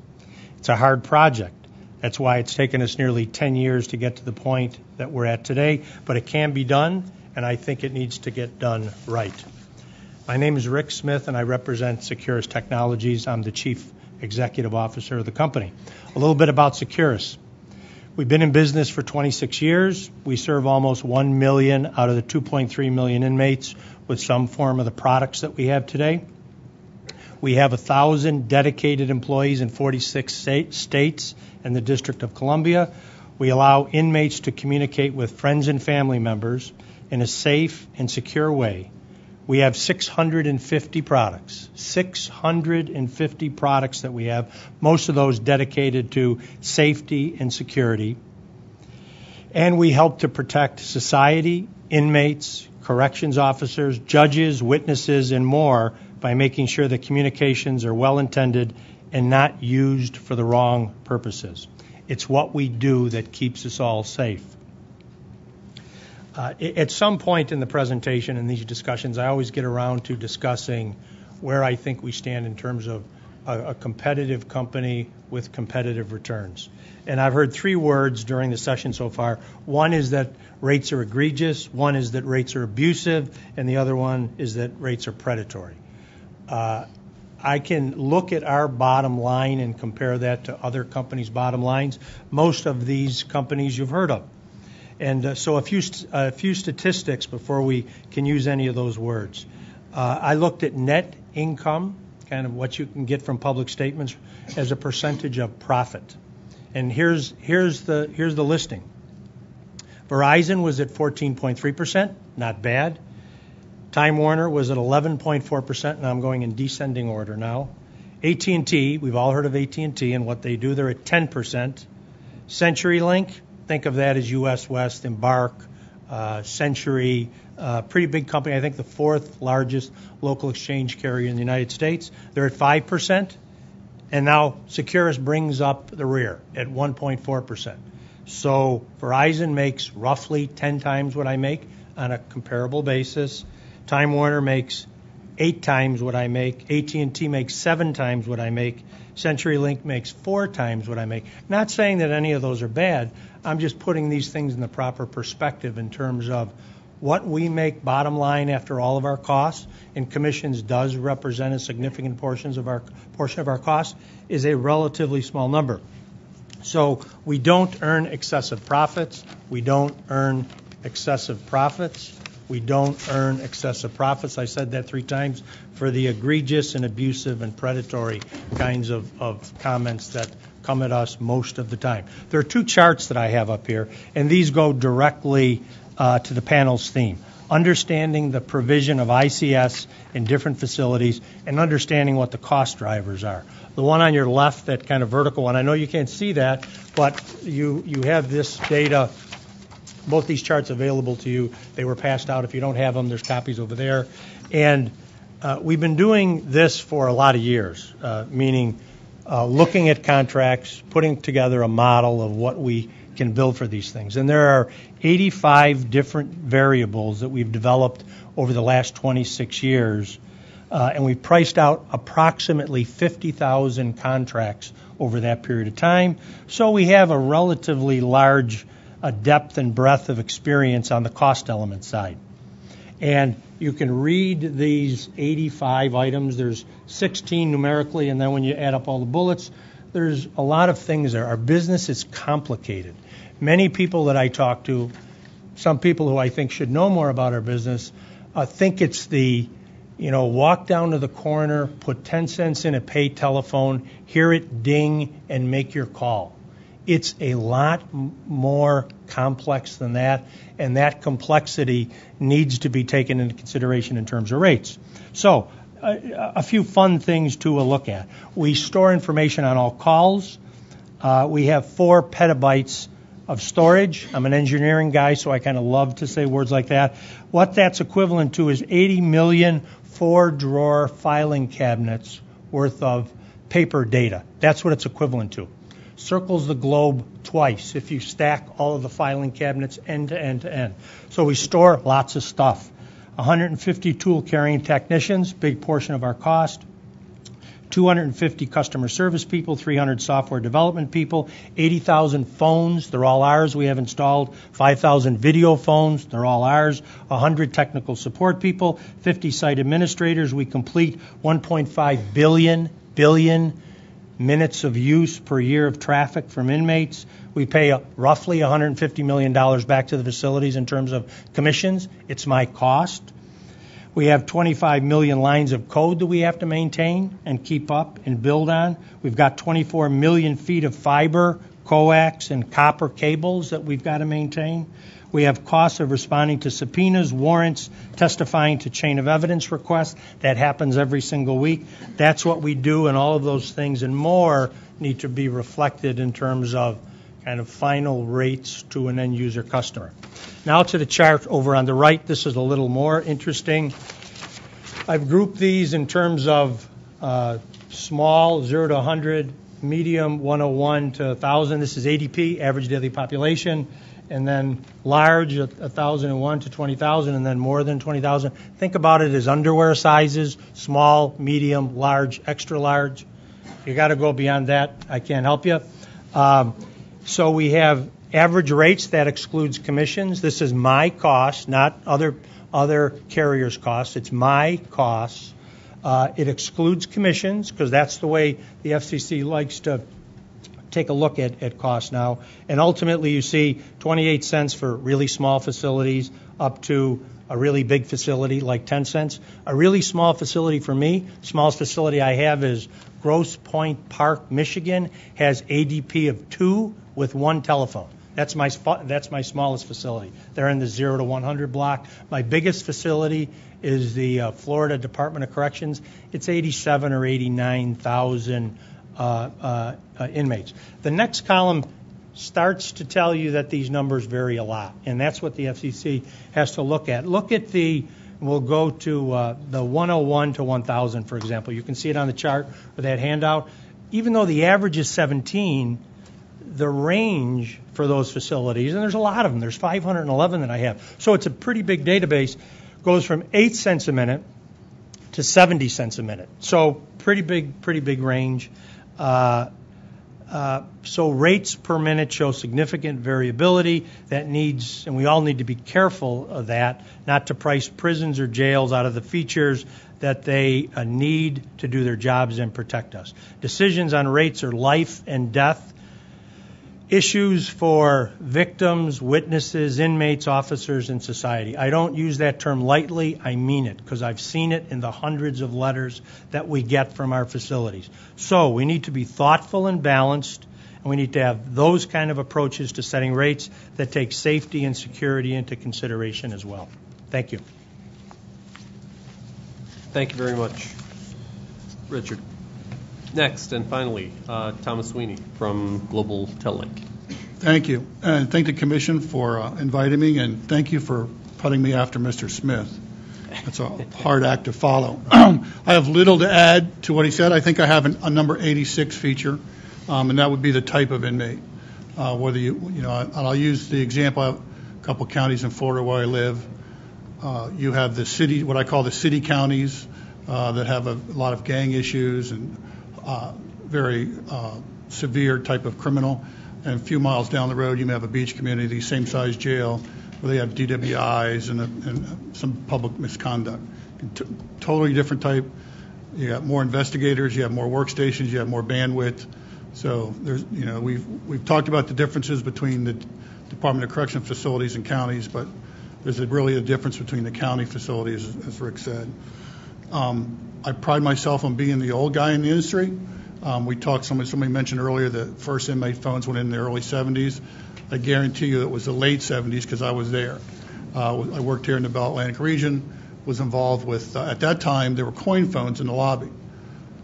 Inmates were signed up for a call, and they were walked from their jail out to the lobby. An officer would sign who they were, how long they talked, and who they talked to. If you fast forward today, that's pretty much what our systems do. But along the way, I've seen unintended consequences. And I'm glad to see that the whole industry here, we're taking a step back and really studying what we need to do. Because the first phones that went in were live operator phones. That lasted about a month before the central offices and the call centers are yelling at me, Tom, you got to change that because the inmates are calling up and asking the operators, what are you wearing, what time to get off, those type of things. We went to an automated operator, and quickly the facilities are saying, now that they have free access and I don't listen to what they say, we're having security issues happening. Victims are being harassed, witnesses are being harassed. So we came up with recording. The first recordings were reel to reel, dictaphone, very expensive. As things have gone on, we've seen the unintended consequences. So my request is just to continue what you're doing with making sure we study and make a good decision before make a final decision. Thank you. Well, thank you very much. Thank you, everyone. Obviously, we're going to start some questions, and I'll kick this off by saying what we have heard and what we've seen through rates in different facilities in different places is rates as low as, I believe we keep getting back to New York being somewhere around 5 cents a minute, and from there going up. We've seen, Rick, on your chart, your cost information by size of facility and other things. What I'm trying to understand and reconcile is at the ICE facilities was it 10 cents a minute? They seem to be able to provide adequate security. They are very pleased with the security. They believe their systems are absolutely what they need to provide security to the public. New York seems very happy at 5 cents a minute, able to do what they are doing.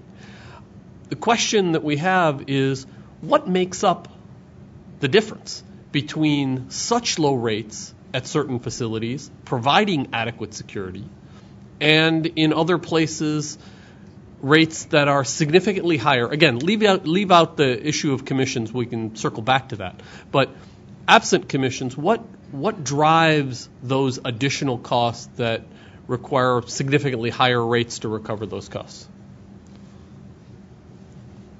To you, Rick, and then to anyone else. I apologize. On the chart on the right-hand side, our biggest facility is 87 to 89,000, and for both of those, I think you're talking about significantly more ADP. If you put all the ICE facilities together, significantly more ADP. But if you look at the range, don't look at the 10 cents, but look at the range. That just happens to be the average. We go down to as low as 7 cents. So in my mind, a 5 cent facility or a 7 cent facility, either one of those is a great rate.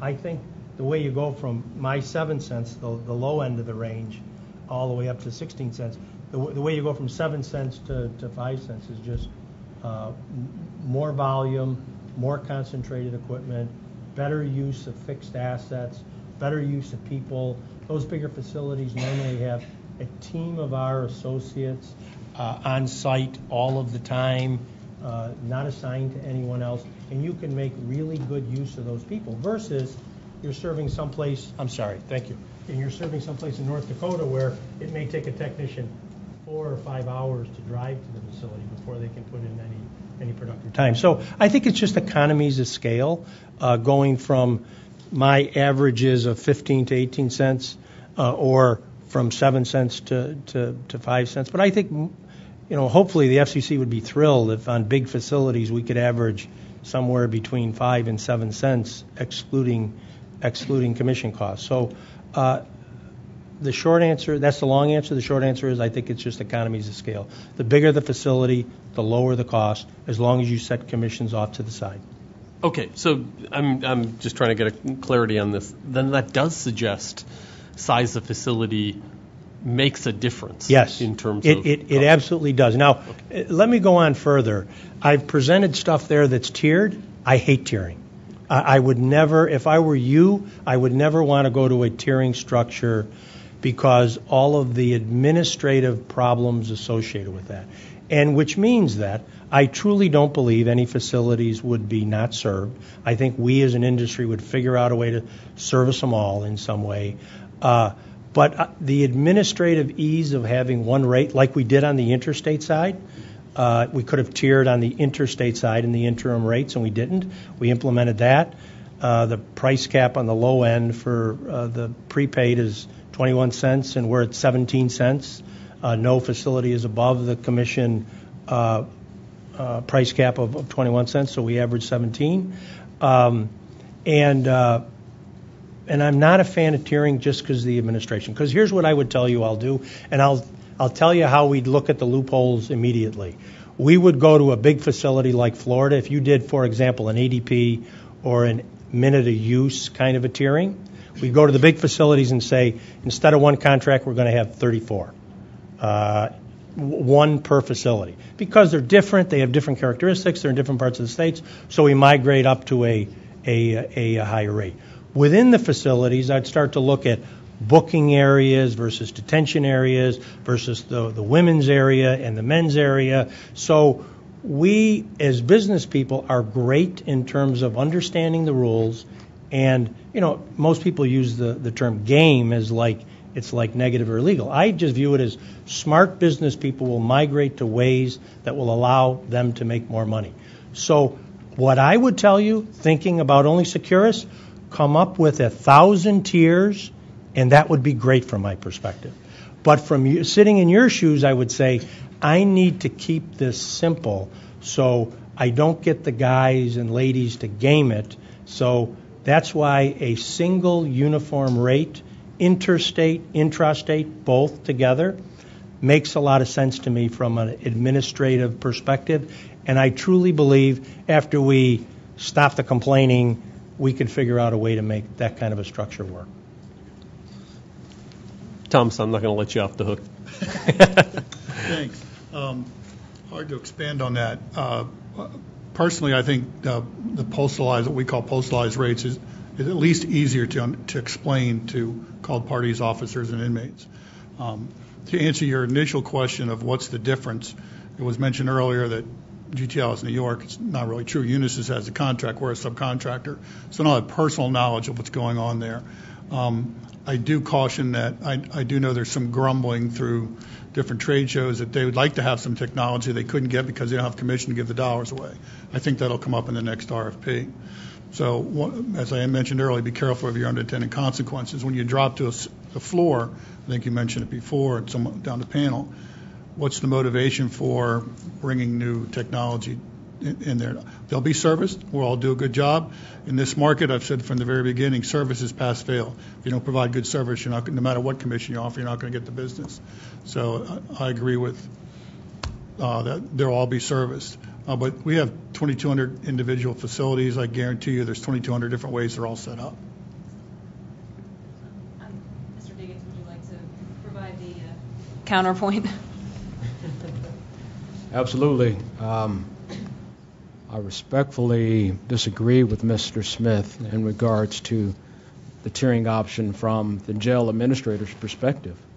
I believe that our costs are not the same from small to medium to large jails, and those costs, including running the inmate calling systems, are vastly different. When you're talking about a 6-bed facility in Kettering, Ohio, it's not the same as a 2,300-bed jail in Denver, Colorado, or a 21,000-bed capacity system as you have in L.A. County. And so the economies of scale on the return on the investment for the inmate calling system obviously can't be paid back the same for the same technology.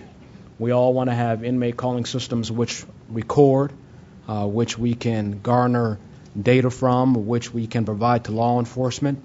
And so for us, there is no way that you can truthfully say from our end that a flat rate across the board is palatable. And although it may be easier for the providers when it comes to the way that they have to run their business, for us it does not make sense. And I can tell you that in speaking to jail administrators in those small, medium, large, and even mega jail systems, all of who I know one or more of each, that they would prefer to have a tiered system when it comes to any rate structure which may be implemented for intrastate calls.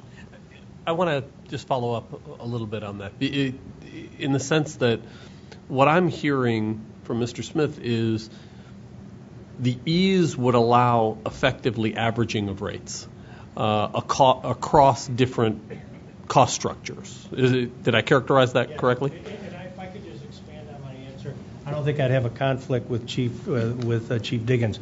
If you set the price cap rate high enough, it would allow, and the market would take care of ultimately lower rates. If Denver was kind of a little higher than average, if you set the rate high enough, we'd be able to float it down so that we'd be able to provide all of the enhancements that Chief Diggins would need. For bigger facilities, it would float down because the market would push it down in terms of lower rates, higher to the highest ADP or the highest MOU facility. So I'm not saying one rate for every facility in the United States. I'm saying set a cap, and as long as it's high enough, trust the market to force it down to suit all the size facility needs. I don't know if that clarified it at all. Okay. I'm going to let you follow up if you had any comments beyond that. I think Mr. Smith cleared it up. Okay. Did you have? Well, yeah, I guess I'd like to follow up on that, Mr. Smith. So you're saying that you set the rate cap high enough, and even though the costs may be lower at prisons, they should pay the higher rates anyway? No. The market would take care of, in the bidding process, the RFP process, the market would take care of bidding that particular contract lower. At least that's the way that we see it working. The reason why my bigger facilities have lower prices, which is what is really reflected here, lower prices, lower costs, is that we bid it down lower. We do not have, for example, when the FCC set the interstate rate for us, because we're mostly prepaid, to 21 cents, we had very few facilities at 21 cents. Most were below that. We actually averaged 17. So even though we could have went to 21 cents for them, and we actually approached some facilities and said, price cap's 21, you're at 18, do you want to go to 21? Their response, which I think is the proper response, is no, we want to have lower rates where we are.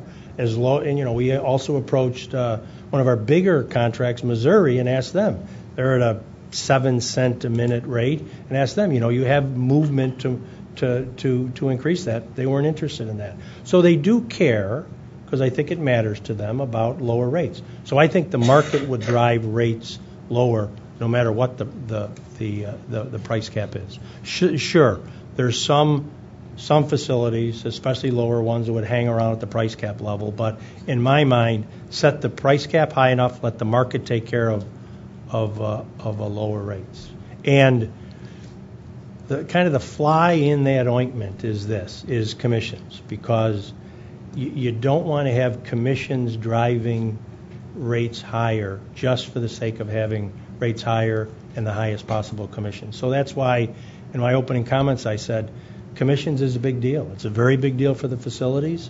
It's a very big deal for us because we're kind of like the tax collector in terms of commissions. It's a very big deal for the FCC in the states, and I think that has to be dealt with, not eliminated, but dealt with in a way so that it doesn't harm the facilities.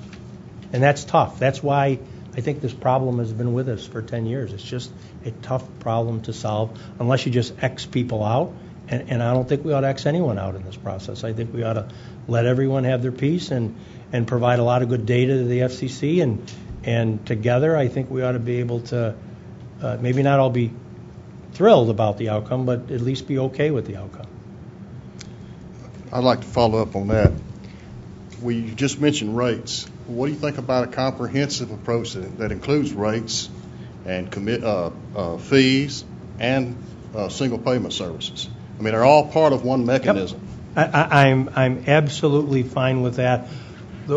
Some companies have migrated to more fees and less in rate, like rate per minute, and some companies have migrated to put everything in rate per minute. I think that needs to be addressed. I think you're right on. I think that's something that needs to be done. Okay. on a little bit. If we do all these wonderful reforms that we're speaking about, do any of our panelists have opinions on appropriate transition periods to enact those reforms, maybe from the facility side, the provider side, the advocate side? Flash cut, phase in over 3 years, 5 years, provide some suggestions. Absolutely. The fact of the matter is, the majority of the sheriffs and jail administrators who are receiving these funds into inmate welfare accounts are using them for the good of those inmates. 20 years ago, when these services, the technology was not the same, and perhaps the rate of return for those funds was not the same, we didn't have programs like mental health transition units inside of a jail where someone with an Axis 1 diagnosis who has a bipolar mental health disorder coupled with a drug addiction is getting help while they're in our custody. We didn't have programs like that, like recovery in a secure environment where someone who has an addiction to drugs can get that recovery while they're in our custody. And so today those programs exist, and if there was a flash cut to say that they no longer could be funded, then I would say that would increase recidivism rather than reduce it, because those folks will come back to our communities possibly even worse than when they came to us, and none of us want that. We want to return them back to the community better than when they came, and so that's why those programs are in place. I would say that an appropriate response to that would be to let the contracts run out in a 3 to 5 year period, and during that time, if those contracts begun to expire, that they be renewed under these new guidelines, but to allow those counties, those departments to let those contracts run their course and to start them anew would allow them to prepare for any eventual change.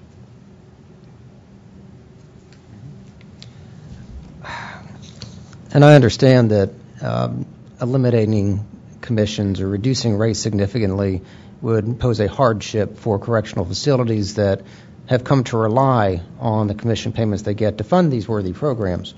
But prisoners' families have been suffering hardships for decades, and correctional facilities and service providers have been on notice that these are issues that need to be addressed for at least the past 10 years that the right petition has been pending, and certainly more recently, at least a year since roughly the Commission introduced its order on rate caps and reforms of the prison phone industry. So this is not something that has been done overnight. This is something that has been done over a decade-long period. And I think any period of transition needs to be as minimal as possible to ensure that reasonable rates, reasonable fair rates, are enacted across the board for all facilities, intrastate and interstate. And that's what justice requires. One other point on the fact that commission payments are funding these programs such as mental health and substance abuse treatment. Those are inherent programs that need to be funded through public funds. Prisoners' families who overwhelmingly pay the commissions should not be the people who pay for these types of programs alone. This is a public service. Jails provide a public service for the public good, and the public needs to fund it. So to the extent that commission payments are used for these worthy programs, that's great. But prisoners' families are not the ones who should be footing the bill as they have done for the past several decades. Elias had a response to that. Yes. Those funds are not the only source for those programs. They assist in us providing those programs, but there are literally tens of hundreds of programs which inmates are involved in. Those programs that are funded by these inmate welfare funds are a portion of that.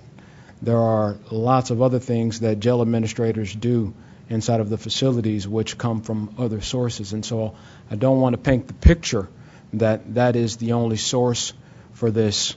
If it was not available with the supplemental for these, then the burden would be on all of the taxpayers in addition to what they already incur for those costs. All of our money comes from tax revenue for each county. The sheriff's departments are not self-sufficient. We are run by county government, which all of you know is based on tax revenue. And so everything that we do, we are very responsible for when it comes to the revenue that we receive from our county governments, and any additional monies that we receive help us to better prepare the inmates as they are released back into society. Sure. I just noticed we're kind of getting caught up in what I think might be a false dichotomy in terms of cutting these prices and therefore losing revenue. And I think this kind of goes to Mr. Smith's comment before that. He says that Securus doesn't make egregious profits, but they might charge egregious prices. And that, I think, shows that there's something seriously broken with this system. And I think it's important to look to places like New York that have really cut their rates. What they've seen, and which has been mentioned repeatedly through filings to the FCC in the earlier panels today, is that as the prices drop, the call volumes increase, making up significant portions of the money and of the profits. If I could just chime in briefly. On the chart that Securus provided, I think it is important to note that these are Securus's cost, average rates excluding commissions. So obviously the cost to the consumer is going to be much higher than the average cost of 15 to 18 cents per minute. So the commissions add a significant amount onto this. I'd also note that this range, if you look at the range of rates excluding commissions, is from 7 cents a minute to $1.22 a minute. That means that some facilities, the cost to Securus of providing that call ranges from about $1.40 for a 20-minute call to over $24 for a 20-minute call, based on its own data, excluding commissions. So that vast range in there is something that needs to be considered. Certainly there might be differences in providing services small versus large facilities, but when the cost of Securus for a 20-minute call is $24, then I think questions need to be asked and answered. I just had a question, Mr. Smith, on this chart. Alex just noted the two middle columns say rates, and the yellow part down at the bottom refers to costs. I use them interchangeably. Okay. As part of my costs, I have a reasonable rate of return, weighted average cost of capital, cost of equity, cost of debt. I go through all of that when I determine those. Okay. Thank you. You're welcome. Daryl, you had it. Mr. Smith and Mr. Sweeney, I think I heard you correctly, and that you both agree that there needs to be a comprehensive approach that looks at rates, fees, and single payment services. Would that be correct? That y'all agree with that? Okay. What then do you see as the ICS provider's obligation with respect to making cost data available to regulators to accomplish that purpose? What level of transparency should there be? Daryl, we provided our first cost study. We call it kind of the Woods cost study, and we spearheaded that as part of the industry, and we provided that to the FCC back in 2008, 2009 timeframe. So we gave cost data then. It was, a relatively high-level study, but it was done by someone on the outside of the company. We provided a more detailed analysis 2012, 2013, and that was a name that begins with S. We use that consultant, and I can't pronounce it, but we provided data then. We're presently doing what I would call maybe good, better, the best cost study that we've ever done. We're using. First of all, it's the most expensive cost study we've ever done. It will cost us about $400,000. We will submit it to the FCC on July 17th. We're working really hard to meet their original date. We're trying to provide everything that the FCC put out in terms of requirements on the cost study.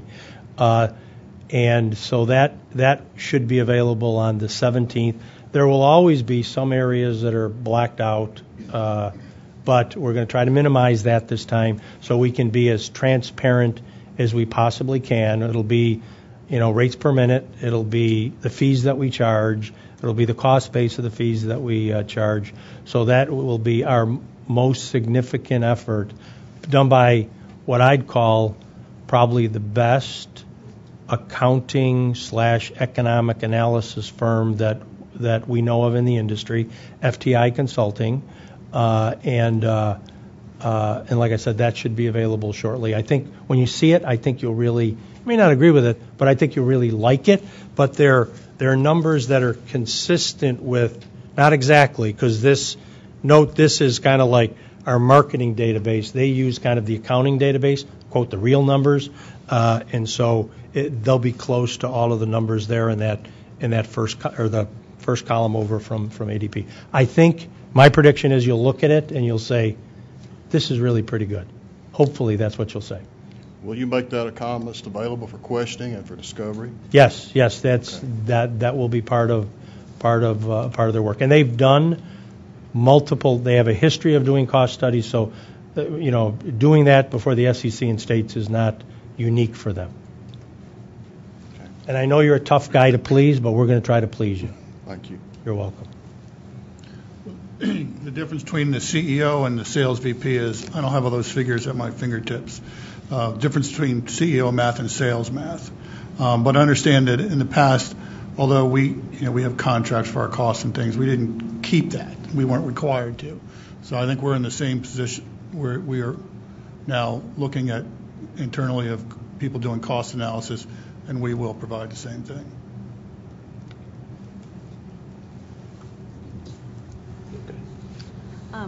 Kevin, just from ICE, we had a question. We haven't heard much about international rates on our panels today, and hopefully just you could shed some light and fill in a little bit of a hole for us. Can you discuss the rates that ICE has for international calling and your opinion, if you can provide it, on whether the Commission should regulate those international rates? Sure. Because of the nature of our population, of course, the rates for international telephone calls is incredibly important, both that the rates be reasonable, but also that we can present the rate structure to detainees in a way that's uniform and simple to understand. Currently, ICE detainees are charged a uniform rate of 15 cents, I mentioned this earlier, per minute for direct connections to landlines to any country, and 35 cents for connections to mobile phones. As a point of comparison, I just last night looked up what I would be paying on my own phone plan and also the competing provider for where I live, having even notwithstanding the monthly rate that I pay for that phone service, looking at the countries where we have the greatest number of detainees, Guatemala, Costa Rica, Honduras, and El Salvador, the international rates that I would be paying were higher for direct calls to landlines. And for many other countries where we have detainees, quite a bit higher, the rates that I'd be calling if I didn't have an international plan for which I'd be paying an extra $20 a month. As so far this fiscal year, we have detained people from 200 different countries, and that number will continue to grow. And in our prior contract, the rate structure was a list of 250 countries and 250 rates. And I think it's hard to guarantee that detainees at every housing unit in all of our facilities are going to understand what the rates are going to be when they place that call. So having that uniformity is really important. I think anyone who's an immigrant in this country, regardless of whether or not they're in ICE custody, if they find themselves in custody, obviously international calls could be very important to them. For us in particular, for many of our detainees, all of their family members and loved ones are in their home countries. Maintaining detainees' morale, allowing them to maintain that relationship is incredibly important. even from a pragmatic perspective. A number of our detainees are aware that they're going to be removed back to their home countries and need to make appropriate arrangements for their departure. So that's also a humanitarian perspective, but from the agency's perspective, it's pragmatic as well. So low rates, uniform rates, and I can't make recommendations to the FCC, but those are factors that are important to us. To follow up on that, just to make sure, those international calls have all of your security bells and whistles associated with those as well, right? Okay. As we're running towards the end, I just wanted to give everyone on the panel an opportunity. Many of you, or I think most of you, have been able to sit through the other two panels, heard comments on what the impacts are, or have been, or have not been, with respect to intrastate services in sort of post the FCC's interstate rules that came out, the interim rules that came out last year. And also the second panel, which was focused on ancillary charges and all. I wanted to give you all an opportunity to have any comments, share your thoughts. If there was anything in there that you felt you disagreed with, agreed with, had other thoughts on, give you all the opportunity. I'll jump in. Please. First of all, I think I didn't. I forgot to thank the FCC for allowing law enforcement to be at the table. Being the only law enforcement officer who has been a part of these panels has been an honor, and we are partners in this conversation and hope to stay at the table to have a fair, just, and reasonable response to this issue, which is very important to us. There was a comment made about prisons and jails being the same based upon the populations. I just want to clarify that that is not true. We are absolutely different. When you talk about a facility, a prison facility that has 2,200 inmates, generally they're there for a very long time. Some of them for a short stint for 5 to 10 years. Some of them may be there for the rest of their lives. And so an inmate calling system in that regard is a little bit different than a facility of our size that may have 2,200 beds but processes 37,000 people per year, for whom each we have to set up a calling profile. And so it's not an apples to apples comparison when it comes to prisons and jails. We hope to continue to make that argument not just here but in other venues, but the conversation regarding jails should come from jail folk, and we're more than happy as an organization to continue to represent that. I can say we very much appreciate your coming here, and we hope that you can continue to be involved. We appreciate that. Our efforts will be benefited by that. Thank you. Just a couple comments. I think it's important to realize that although HRDC advocates for prisoners and their families, nobody wants to see rates so low that companies are not able to generate profit and maintain their services. It doesn't benefit anybody if companies cannot meet the rates and they're doing below cost business and they go out of business, and then inmates can't make phone calls to their families. So when we talk about having just, fair, and reasonable rates, that's exactly what we mean. We don't mean unfair rates that are unfair to the companies. We also don't mean rates that are so high that they're unfair to prisoners' families. There has to be a balance there. In order to have that balance, you do have to have the data.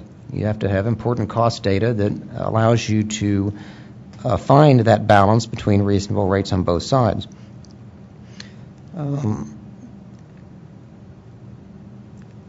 So Mr. Smith, when he discussed some of some of Securus's finances, he pointed out that Other companies have higher profit margins, such as 10% with AT&T or 14% with Verizon. The difference is if I'm doing business with a company and I don't like their profit margin, I'll just find another company. If I don't like AT&T, I'll go to Verizon. If I don't love Verizon, I'll go with somebody else. If I don't like my cell phone plan, I'll change it from T-Mobile to Boost. But people in prison and their families who overwhelmingly pay for their cost of their calls don't have that choice. They can't simply switch from one carrier to another because there's basically monopolies on prison and jail phone services once the company has the contract. And although Securus might have a very low, say 1.4% net profit, we still don't really know what that profit is because that data is not made publicly available in terms of how much they are actually making until that cost data is entered into the record. One comment that was made by Mr. Smith was that we should trust the market to force the prices down. In other words, if we just trust the competitive nature of the market, then things will resolve down to a certain level that's fair and just. But competition only works if the nature of the contracts is to benefit the consumers. So long as we have inmate service contracts for phone services that are based on the highest commission percentage rather than the lowest cost to the consumer, the competitive forces don't work because they're non-existent. Thank you. I actually wanted to reply to the comment about the size of the facility. Yeah, there are some facilities that have tremendous churn, and annually about 12 million people cycle through jails. And, that's a number that's problematic for many reasons. But there are states where, I think Louisiana, over 50% of the population in jails is serving out their sentence. They just happen to be placed inside of a jail instead of a prison. So it just doesn't serve as a clear-cut line, is all I was saying. I'd just like to thank the FCC for all the tremendous work it's been doing in this area. I've spoken about our DTS contract where we have obviously greater control over rates and services, but in my capacity conducting or collaborating on detention reform initiatives, information is also incredibly important. And we have a lot of facilities where we don't have our DTS contract. There are jails and contract-operated facilities, which are very important partners to us. And I don't want to suggest that that I understand at all what the pressures are in their very different systems. But the information that the FCC is currently collecting is going to be very helpful to us because having more information about facilities that we use, it just allows us to better understand basically what we're paying for and what the situation of all of our detainees is. So thank you very much. Thank you. Rick? A couple points. Inter equals intra. I've said that to the commission before. I think that the rates ultimately in what you do, they should be very similar on the interstate side and on the intrastate side. I think commissions is the elephant in the room. That it represents roughly 50% of our cost structure. And we have built a model as an industry where the facilities that we serve rely on those commissions. And I don't think it's fair to pull that away without some kind of support mechanism in its place, whether that's a transition period or it's a cap on commissions, but it isn't fair to the facilities that have participated in this process where we just kind of forget commissions and say it can't be done anymore. That's what we've done on the interstate side so far. And I think it's worked to a great degree for us because it only represented 10% of the total commission. So you can kind of, pull that down a little bit and facilities aren't gutted in terms of the commission number. But I think commissions is an issue that needs to be dealt with in the open, in an economic kind of way. I absolutely agree with Alex Friedman, and I thought I made this part of my comments that that, and I didn't think I'd ever agree with you on anything, but I do agree on the notion of competition works as long as you can kind of deal with commissions in some way, because that's the part of the equation that makes it not work. Although, where there's low commissions or capped commissions, I have seen many facilities, for the good of the inmates and friends and family members, decide contracts based on who can provide, and I'm sure you too have, who can give me the lowest possible rate. I care about commissions, and you can give me 25%, but who, the firm that can give me the lowest possible rate for inmates and friends and family members wins. And that's an okay model. We can participate in that model okay. But it comes back to, it is a very tough issue for you and for the states. I think it should be dealt with on a quote, a fair way. I love that term, because you have to be fair to all the people who built this business model over the last 20 years, and you got one tough job trying to do that. Thank you. Thomas, you have the last word. I want to echo what Mr. Freeman said, fair and reasonable. I like that. And let's make sure we take our time and get to the place where it works for everyone. All right. Thank you, everyone. This was a great panel. I think we got a lot out of this. I hope you all will continue to stay involved. The process continues. Your input is critical. Thank you.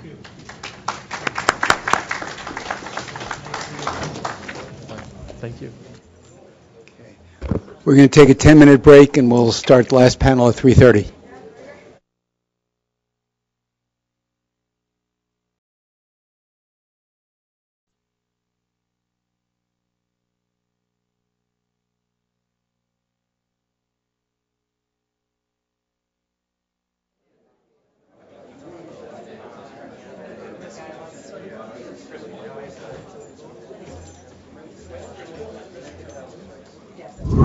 Will everybody please have a seat? We're about to start last panel. Thank you.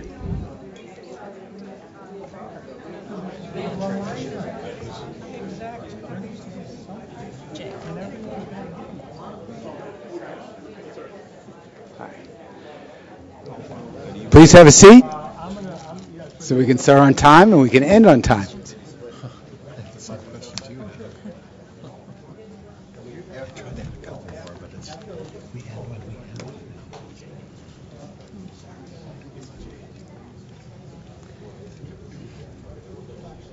All right, welcome to our new technologies panel. We're going to hear about some new and emerging forms of communications in correctional settings beyond the traditional wireline telephone call. And my name's Lynn Engeldow. I'm Assistant Division Chief in the Pricing Policy Division of the Bureau.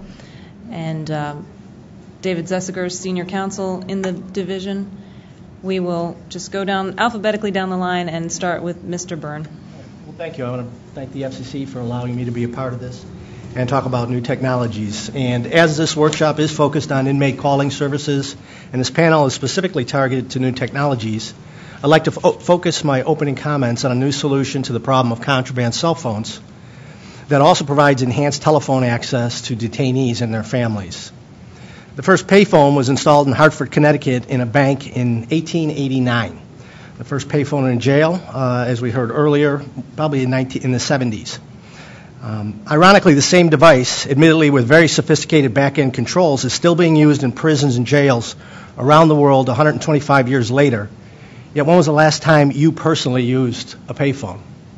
The reason for this? Our cell phones.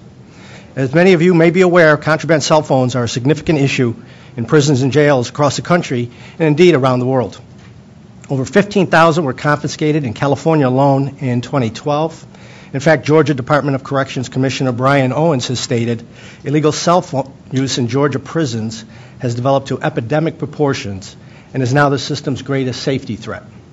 There's no doubt that the use of unrestricted cell phones in prisons is a serious security risk, and that some of it is for criminal use and criminal activity. However, it's been shown that the vast majority of contraband cell phone use is by detainees seeking more frequent and affordable interaction with family and loved ones. Interaction that is now severely restricted by the limited number and shared use of prison payphones. We believe that contraband cell phones are a problem of both supply and demand. Due to the demand for the cell phones in prison, there is an active and highly lucrative pipeline of supply. Most prison administrations have focused on restricting the supply of contraband cell phones through detection, managed access jamming, and search. However, like the problem of drug smuggling, without addressing the demand for contraband, the problem will never be solved. We have developed a solution called Mesh Detect, which helps to reduce the demand for contraband cell phones by siphoning off the legitimate desire for more frequent telephone access between detainees and their loved ones. Mesh Detect is a secure prison cell phone solution that gives detainees highly customized cell phones with all the security and control features of prison payphones. This allows those detainees whose only desire is for legitimate, non-criminal contact with families to use wireless technology safely and securely. By siphoning off and co-opting this non-criminal wireless usage, we significantly reduce the overall demand for contraband cell phones and therefore the profitability for those smuggling these devices. Less financial reward for cell phone smugglers changes the risk-reward equation and makes it much less appealing given the high personal and professional risk for those who are caught smuggling cell phones. In addition to reducing the demand for, and therefore the supply of, contraband cell phones, enhanced access to telecommunication services has proven significant additional benefits of reducing recidivism, improving detainee behavior, and increasing officer safety. Eventually, all technology trends breach the prison walls. In fact, the Department of Justice recently mandated that the Federal Bureau of Prison halfway house detainees be given controlled access to cell phones to facilitate communication with potential employers and family. With Mesh Detect, all deserving detainees can benefit from wireless technology safely and securely. Thank you. Mr. Gainsborough? Thank you. I just want to begin very briefly by saying that I think the FCC has done an excellent job in tackling a really tough problem, and I want to thank the FCC for inviting me to speak today. So thank you, guys. Keep up the good work. The inmate telephone provides an important and critical link to keep inmates in contact with their friends and families. The transition from freedom to confinement is a challenging one. Unfortunately, the same inmate phone is also used to threaten and harm the public. Documented cases of such crimes include threatening, intimidating, blackmailing, and murdering crime victims, as well as jurors, witnesses, informants, public servants, and others. One important and proven technology that has provided significant public safety protection for inmate calling systems is voice biometrics. This technology was first deployed in the corrections industry in the early 1990s and was referred to as pre-call validation. These systems required inmates to speak a specific passphrase during an enrollment process that was then stored in a voice print database. In order for an inmate to place a call, the inmate would have to enter a PIN and then say their specific passphrase for their call to be released to the telephone network.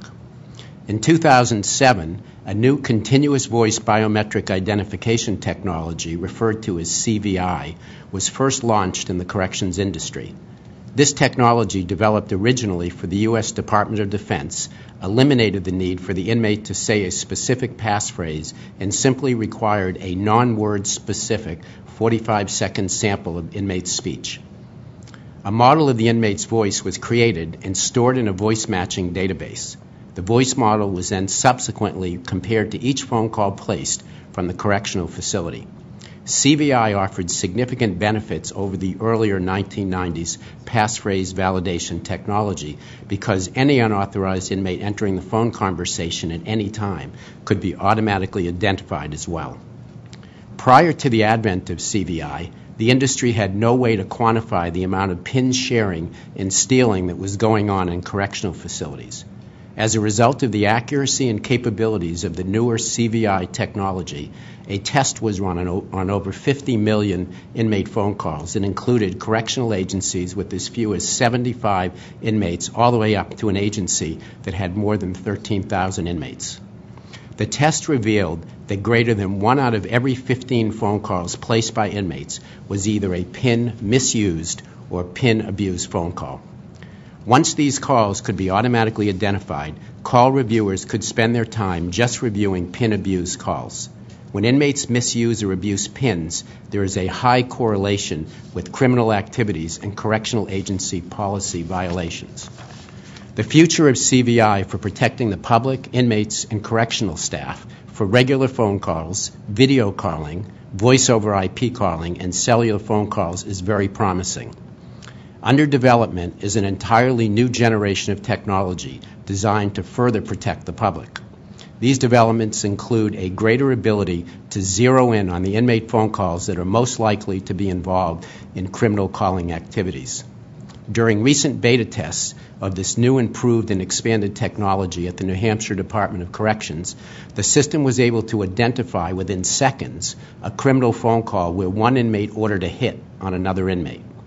As a result, the agency was able to have knowledge of the planned assault significantly before the assault took place.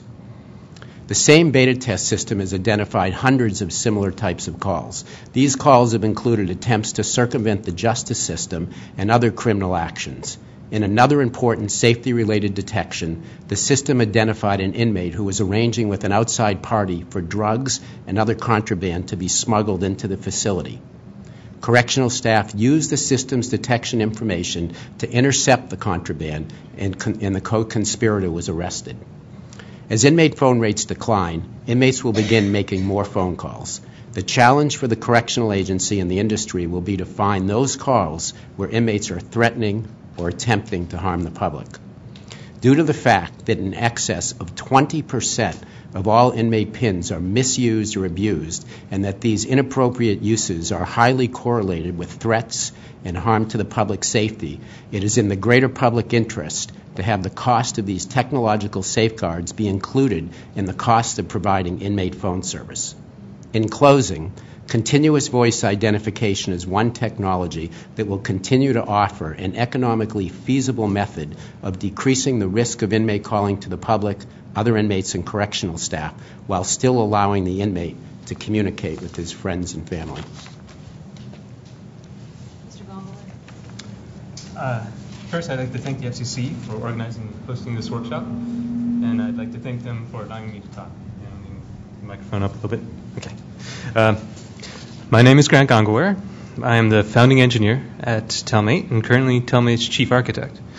I have been responsible for much of Telmate's software development, hardware planning, and networking design. I would like to spend a couple minutes discussing Telmate's development and implementation of new technologies. Then I'd like to spend a few minutes discussing the challenges we have in anticipating the costs associated with those new technologies. First, the development and implementation. Telmate attributes most of its success to the engineering of new VoIP and broadband technologies, and our freedom to introduce these to and compete in the ICS marketplace. From a hardware perspective, we maintain three primary platforms. One, a VoIP phone system, which provides telephony service. Two, shared media stations, which operate over broadband and wireless networks. And three, shared tablet computers, which also operate over broadband and wireless networks. Of these, I think the media stations and the tablets offer the most potential. When available, inmates can use shared stations and tablets to access what we refer to as either self-contained or supervised services. Self-contained services are one-sided. Those include games, streaming music, education and law library tools, commissary ordering, and the cloud storage needed to support these offerings. Supervised services are multi-sided. Those include private text-based messaging systems, photo sharing, internet browsing, and video visits. Obviously, supervised services require a higher level of security because inmates can use them to send unsolicited communications, and all supervised services, therefore, require manual review queues and automated biometrics. They also require filtering, logging, tracking, storage, searchability, and live access. We offer new technologies through innovative self-contained and supervised broadband services. On the self-contained side, we are developing access points for digital goods like music albums, game upgrades, and videos. We are leading the push to develop and implement an education and e-learning tools. In fact, we are particularly excited about a pilot program at Oregon DOC for a learning lab. When complete, Oregon DOC inmates will enjoy $270,000 in new computing equipment, which will benefit inmates immediately. We are also offering cloud storage solutions for storing music, contacts, games, and documents, which will remain available to the inmate after their release. On the supervised service side, we offer social media and video visitation services. Some of these services are cutting edge and push the comfortable limits of hardware and software. Those services are also making contact management particularly important. We are helping inmates safely access existing content managing services like Facebook, Yahoo, Google, and Yahoo address books so they can stay connected with friends and family. This brings me to my second point. Telmate and the rest of the industry experience huge challenges in anticipating and funding costs associated with developing, implementing, and maintaining these new systems and services. I'll give 3 reasons. First, inmates find ways to misuse new product offerings, adding hidden costs and increasing the cost of providing even the most basic services. For example, paperless commissary ordering. At some institutions, we offer paperless facilities where inmates can order commissary, submit other requests and grievances electronically.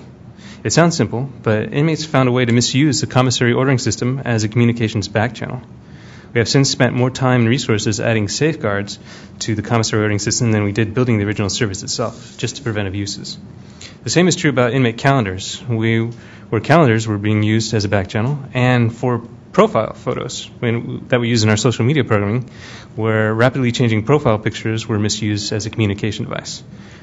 These simple examples highlight how difficult and time-consuming and costly it is to engineer and innovate communication tools among inmate populations. A second reason that we face difficulties funding often significant new technology costs are storage and maintenance costs for both self-contained and supervised services. We must maintain a record of these service offerings online, often for years or decades, which is expensive. Finally, a third difficulty we face in anticipating changing costs of regulatory compliance. To date, Telmate has been successful in large part because it's able to design, implement, and deploy new and better products quickly. But while its relatively small size and advanced innovative product offerings have allowed Telmate to compete successfully in the ICS market, complicated and changing regulatory systems jeopardize Telmate's ability to innovate. We fear that forcing more attention towards the back office will hinder our ability to innovate at the forefront at a time when breakthroughs in technology are permitting market forces to improve the price and service of inmate communications. For these reasons, the FCC should continue to let ICS providers innovate freely in the broadband space, where innovation can most improve inmate lives, and where market forces have encouraged companies like Telmate to introduce new technology at lower prices. Thank you. Thank you. Mr. Moore. Thank you. I'd also like to thank the FCC for inviting us here. And I'm talking a little bit about the evolution of inmate communications. And it's always been a balance between convenience, contact, and public safety. Starting with letters and face-to-face visits, evolving to standard payphones that allowed an additional level of contact and convenience, moving to coinless collect-only phones when inmates were no longer allowed to have coins, but these were phones with no security. And while it was focused early on in providing more contact and more convenience each time we did that, as Mr. Gongelware said, it created a potential security hole that had to be filled. Each time you offer something new, you have to take into account the ways in which it may be misused, which is how we got to inmate calling systems with basic call controls, things like call supervision, selective recording, PINs allowed call lists, investigative features. These were things that were a benefit to public safety and also security. From there, we moved to things like voicemail, voice biometrics, keyword search, transcription. These were things that allowed both more contact. They improved inmate safety. I think, as Mr. Gainsborough explained in regards to the voice biometrics, an inmate trying to protect their PIN number and the way that voice biometrics allows them to do that. And from there, going to things like intelligence tools, data analytics, location-based services, geofencing, and contraband cell phone control. Again, focused on public safety to reel in the beast, to get things back under control for the products that we had deployed. Where we see things going now, wall-mounted multi-service kiosks. So we heard about the need for video calls for inmates with disabilities. We've seen a desire for video visitation, for other inmate services, for programs, for educational content. One of the things that I want to point out is those are needs, and those things are are not something that is at a minimum cost to do the research and development. It is the inmate telephone providers that bear the cost of the development for the kiosk, to put that device on the wall, to provide the additional bandwidth, to develop and do the software development research for the applications that go on that device, for the additional maintenance and support to support the device once it's on the wall. And these are all a benefit to the incarcerated individual and to their friends and family. It's more contact. It's better contact. The contact that you get from a video visit versus what you would get from a simple telephone call or an email. And while it is better contact, email can be an effective tool in that you can get more frequent contact, perhaps at a lower cost. Where we see the market going from there is to secure handheld multi-service devices, as Mr. Gongaware said. How do you then take that thing off the wall and put it into the hands of someone so they can use it at their convenience? So you, again, focus on more contact, more convenience. We believe that would reduce recidivism if you can improve that contact. But it goes back to, in one hand, while we want to do that, the other hand is how do you actually pay for that? How do you make that thing happen so that you can give that inmate that benefit? And there are a number of benefits to be had there. And so that's the thing that we continue to explore. Thank you. Great. Do you have a question? I'll start off the questions and welcome any questions from the web or the room or Twitter. Just curious about the RFP process or processes with the correctional facilities. Are you seeing requests for these types of services in the RFPs, or is it more of you all educating correctional facilities as to your offerings? How well have they been embraced by the correctional institutions? Whoever wants to take that. I could start. I would say it depends. As we've talked about, facilities are very different. Their needs are very different. Also, their education and knowledge of what's available to them is very different. So you've got some customers that are at every trade show. They read technology magazines. They think about how could you take a thing that's in the consumer market and bring that into the inmate market. They consult with us about what is the best way to do that. You've got others that keep a more simple approach in regards to how they run a facility and may not be aware. So I would say we've seen everything from very detailed specifications in an RFP to absolutely nothing and an approach of, well, just tell us everything that you could potentially provide. Yeah, I would add that in my experience, similar to what Chris said, is that you have a range, and specifically when people are dealing with serious issues and problems. I can give you a recent example where we had a potential customer who was wanting to provide debit calling to their inmates in general. And what happened was that funds were being put on, but through extortion and other means like that, funds were, some large inmate would come to some smaller inmate or whatever and use force. And what happened is that in two different cases, one particular case, one of our agencies was aware of what we did and came to us and asked it and actually added that to the RFP. In another case, they were unaware of it, and when they were made aware of it, all of a sudden they said, this can solve our problems and protect funds, and which, in the context of what we've talked about today, this idea of protecting the inmate families as well as their funds and the inmates, I think, is where you see it. So the answer is both. Anybody else? I think for our particular solution, the cell phone is seen as a risk. And so there's a lot of education and discussion around the security of the system and seeing the cell phone not as a risk but as a potential tool or reward and a way to enhance communication between detainees and prisoners. So I would say that it's more push than pull at this particular time for the solution. Okay. Anybody else? I would agree on, for Telmate's tablets, that those who are unfamiliar with it do also consider it a risk. But as they become familiar with it, there's more interest. Great. Mr. Gongor, you mentioned the challenges to funding these new technologies, developing them and maintaining them, fixing them when they get out and are misused in the marketplace. I wonder if we just go down the panel, or whoever wants to address this question, but maybe get some different opinions on how these things are funded. These all look bright and promising. I'm sure there are risks involved, but I think it might be helpful to hear how you actually get these funded. I don't know the details on how they're funded. I'm glad that they are funded. I love building them. And I think has good opportunities to keep building these in most of our contracts that we service today.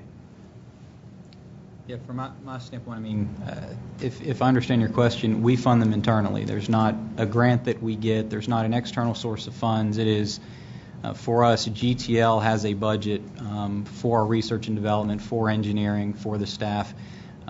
If we have to go to a third party to provide a particular service, I think before Jay's company was acquired, it was a service that you could get from them, and so you may have to consult with a third party or contract with a third party to get that service. But again, I mean, those are internal costs to us. For Mesh IP, we're a startup, so it's all self-funded, internal funding. In our particular situation, I'll tell you one quick little story. We knew there was a problem in the industry where inmates were communicating with other inmates, even though they were separated between facilities. And it was a big problem. In fact, the Federal Bureau of Prisons felt that one of the riots that occurred back in the mid-'90s happened as a result of, they were coordinated riots in about 4 or 5 facilities around the country. And they said, if you could ever help us solve this problem, it would be wonderful. And so we kind of talked about it, but it was very, very expensive in the mid-'90s. And as we got smarter as a company and how to build technology like this, we eventually embarked on it, basically invested in it. And then the challenge, and I think this would probably help the FCC a little bit, was once we built it, everybody said, well, we don't think it's a real problem or whatever. And so we put in hundreds of thousands of dollars, and eventually what we decided to do as a company was to give it away. And it wasn't totally like we were being altruistic. We felt we had invested the money and it could be beneficial to the industry. And actually part of the technology you heard about today that I referred to was that technology. So the answer to your question is that funding, usually for an entrepreneurial startup or whatever, is usually some entrepreneur has some creative means of doing it and finds the money, takes it from some other place and does it. So. And the flip side of the funding question, and again, my question was really about internal funding, but also impact on end user rates. To what extent do the expenditures made here impact end user rates? And so maybe just one more question, follow up on that point. And then, well, start with that. Yeah. Yeah, I can go. So if we have a thing that we've developed internally, it's something new, and we have to recover the cost of that, then there may be a rate impact in the near term for that. If it's a thing that is specific to a particular opportunity, and it is a service or feature that we have to get from a third party, and we pay that third party for it, and it's directly attributed to that opportunity, then yes, that could be a component of that rate as well. So, and that's an important point. It's not that I know folks think about, we've heard a lot about basic telephone service and making the call and it's recorded and that's what you've got. I think as Mr. Smith said, there's a lot more to it than that. That's as basic as an FM radio in a car. There's so much more that goes into it. So when you layer in voice biometrics and you layer in geofencing, location-based services, some of these other things that are new and emerging technologies that require licensing from third parties to provide to keep that public safety, but also to increase contact, those are things that would be a part of that rate. I think in general most of us would allocate a certain percentage, relatively small compared to our overall, but a certain percentage of our annual expenditures to an R&D type of thing. Does that answer your question? Sure, that's more the corporate overhead kind of aspect of it. One last follow-up question on the rate side, on the cost. Give us an idea of samples of the types of prices for these interesting new technologies you offer to end users. For Telmate, our messaging service, I think averages 25 cents a message, which is a text message. It can have rich text and other interesting things. Photos are a little bit more. They're averaging 26 cents. A video visit is Well, local video visit is almost always free, which is interesting. But then we offer remote visits at a lot of our facilities, and those average about 30 cents a minute for a remote video visit. For mesh detect for the wireless calling, we can offer the permanent rate underneath the rate caps that you've stipulated for long distance. Unlike the traditional wall phones, it's a flat rate, very similar to what you're used to with your personal cell phone. So the same permanent rate no matter whether you're calling across the street or across the country. And unique, I think, for this service vis-a-vis the payphone services, we don't charge any per call charge. We understand as you use your cell phone, your calls will drop occasionally. That's the nature of wireless.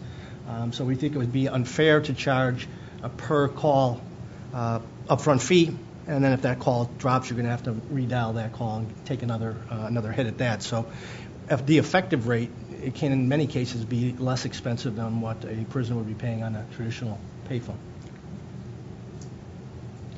Great. I have a question from the web, and they actually beat me to one that I was going to ask you about. We just had this news piece put in the record, and it is about how Knox County, Tennessee is replacing in-person visits entirely rather than supplementing them with video visitation. So instead of even having the option for an in-person visit, if you're able to get to the facility, you're required to do video visitation.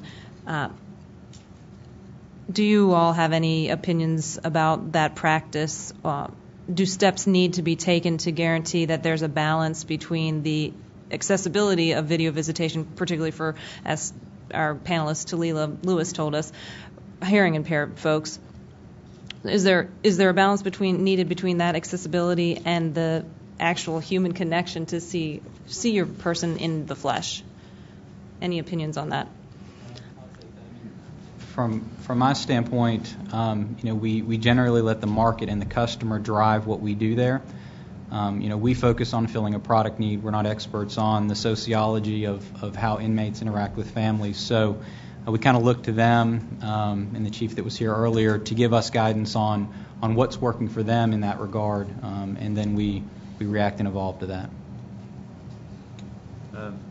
Similar for Telmeet, the facilities decide how they want to handle the visits. But in the case where they do have video visits, it's interesting that they can do more simultaneous visits at a time, and they can have longer visit hours, earlier in the morning, later at night, off the normal work hours, which is, I think, beneficial to everyone.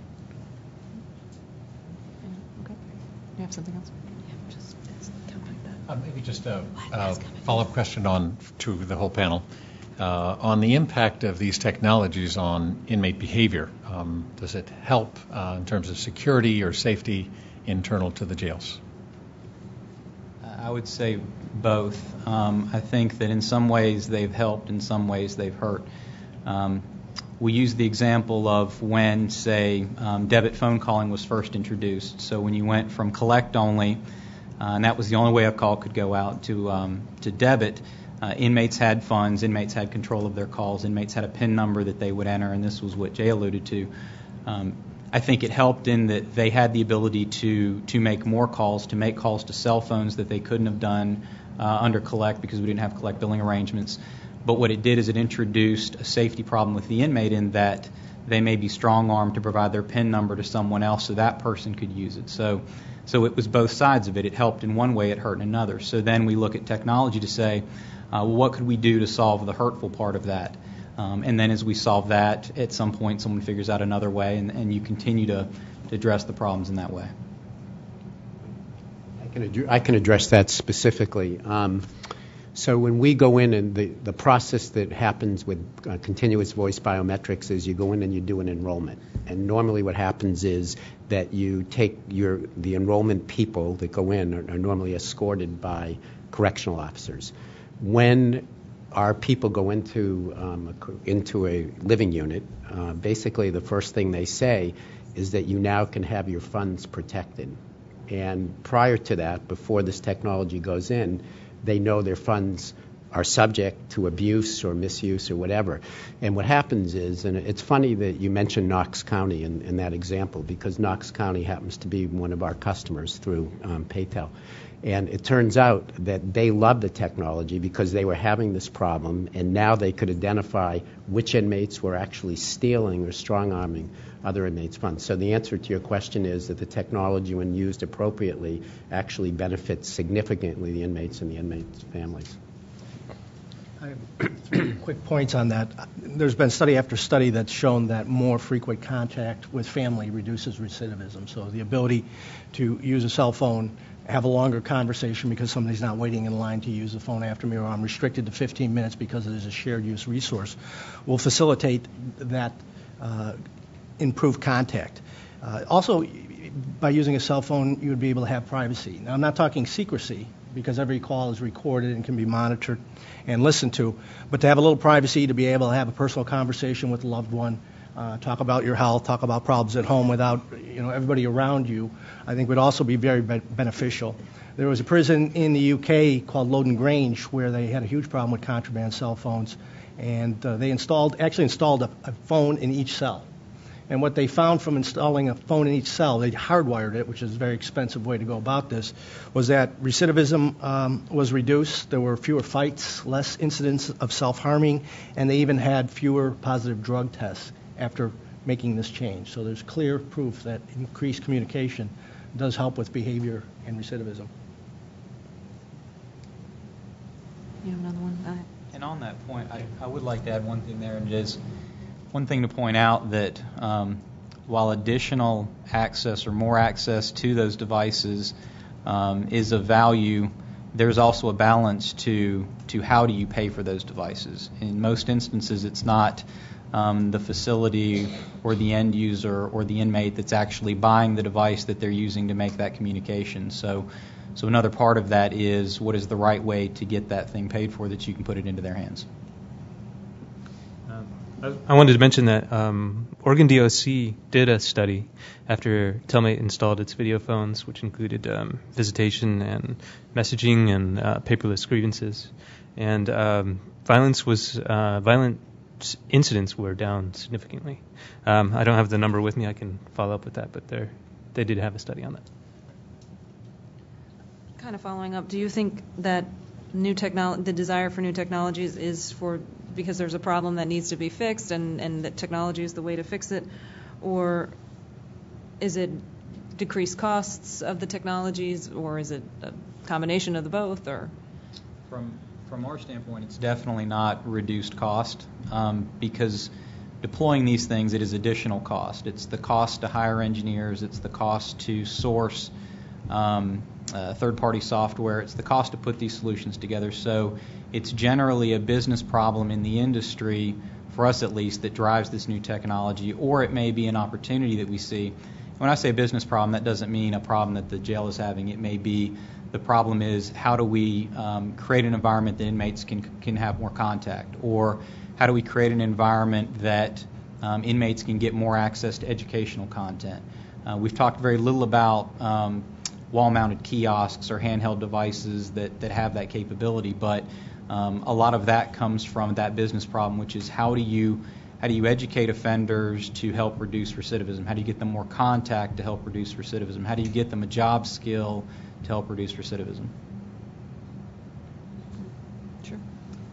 I'm not sure about the level of desire for new technologies, but we're definitely building lots of new technologies. I love building it. It's fun. We do have requests from facilities. They want certain features. They want enhancements, and we have some of our own interesting ideas that we work on. So I don't know what the true source of all the desire is. I think I've always been personally very driven by solving people's problems. So I would say the vast majority of the technology needs and stuff comes from people that are having really significant problems and they need them solved. So does that address your question? Thank you. I think in our specific case, it's really about the problem that was continues to grow, and that's contraband cell phones. And as the phones get smaller and harder to find and more money is spent trying to detect them and take them out of the jail, how do you address the real demand? And if it's all crime-based conversations, then this makes no sense, but it's pretty clear that it's not, because when they'll put in managed access jammers that eliminate the use of contraband cell phones, the use of the wall phones goes up. So if I was using that cell phone in order to have a conversation I didn't want monitored or recorded, I'm not going to go to the wall phone and use that vehicle. So it's clear that there's a demand for enhanced conversation and maybe lower rates as well. I have something that would be good for the end if you have one. So you all are the ones who are looking into the future and trying to push us all into the future in terms of new types of services and technologies for inmates and their friends and families. So you have a special kind of seat, front row seat to the crystal ball, if you will, from your own perspectives of the future and what's next. It might be interesting for us to just hear from you if you have any thoughts about where's all this headed? What's the next generation? What's the next big thing that you see coming? It's where I ended the evolution of inmate communications, and it is the handheld device. So all of the things that are being developed in regards to applications to benefit the inmate, things like email, like educational content, job skills, and other things, how do you then get that into an environment that they can use more readily? So I think as we talked about, if it's stuck on the wall, that may not be convenient. So how do you get it to a place that they can use it regularly at an affordable cost that benefits them? For friends and family, we're developing smartphone apps and tablet apps to make contact with inmates much more accessible, much easier. I can see that we'll continue improving those apps. I mean, they're easy to update. We don't charge for these apps. And then on the inmate side, I'm thinking a little further out there, but I can see cloud storage being important for them. People have personal digital goods out there that they need to have access to, and music they bought, books they bought, and we need to provide a solution to get them in and out of the facility safely. You know, it's interesting. It's interesting. You said we're pushing. I don't feel like we're pushing. I think we're, just a distinction. I think we're being pulled because, I've been in the industry for 25 years, maybe more than these guys, I don't know, for 25 years now, and I've watched what happens. And what happens is that we introduce new technology, and it's to solve a problem. And then all of a sudden what happens is that there's a new problem that evolves, and it's like an arms race that continues to go back and forth.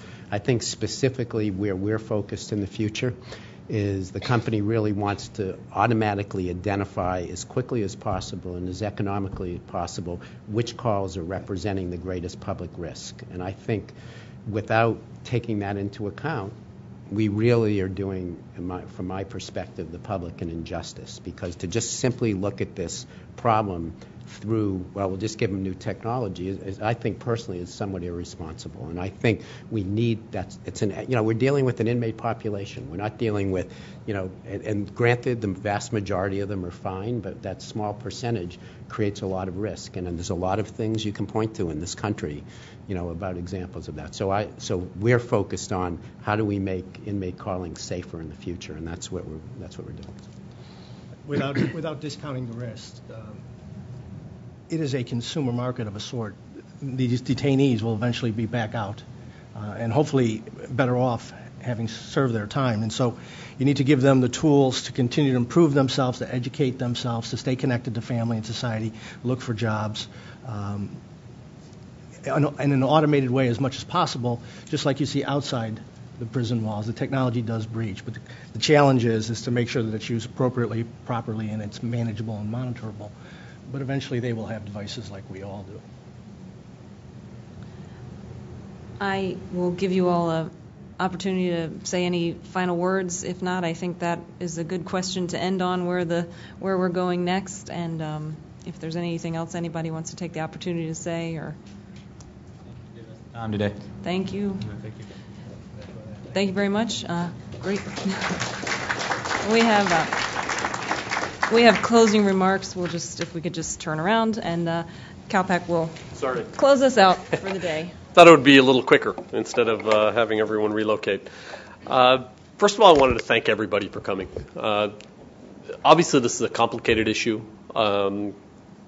It's more complicated even than we thought when we first started. There are obviously very critical issues of for inmates and their families and friends, the impact of high rates to them.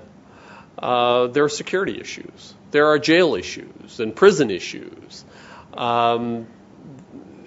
This is a complicated set of things we deal with, and all of you coming here, participating, sharing with us your knowledge and expertise improves our understanding, and frankly, I hope and believe it will improve the end product of what comes out of this process. So let me start by saying, again, thank you to everyone for coming. I particularly want to thank Congresswoman Holmes Norton for making the time to come here and, again, elevate the importance of this issue at a different level, at a political level, but at an understanding level that it really impacts people. Also want to thank, obviously, Chairman Wheeler and Commissioners Clyburn and Rosenworcel for really leading the effort at the Commission to move this process. As you all know, this is one that has been sitting here for over 10 years. Commissioner Clyburn, when she was acting chairwoman, drove the process to really get it moving again, and she deserves an enormous amount of credit for taking on this tough challenge.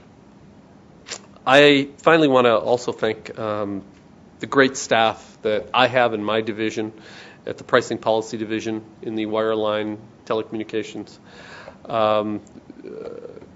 Bureau, and the Consumer and Government Affairs Bureau at the FCC, as well as the AV staff, the social media team, our interpreters, everyone who's involved. It really does take a small village to make all of this happen. Finally, I wanted to thank Daryl Baker, Elias Diggins, and Kevin Landy.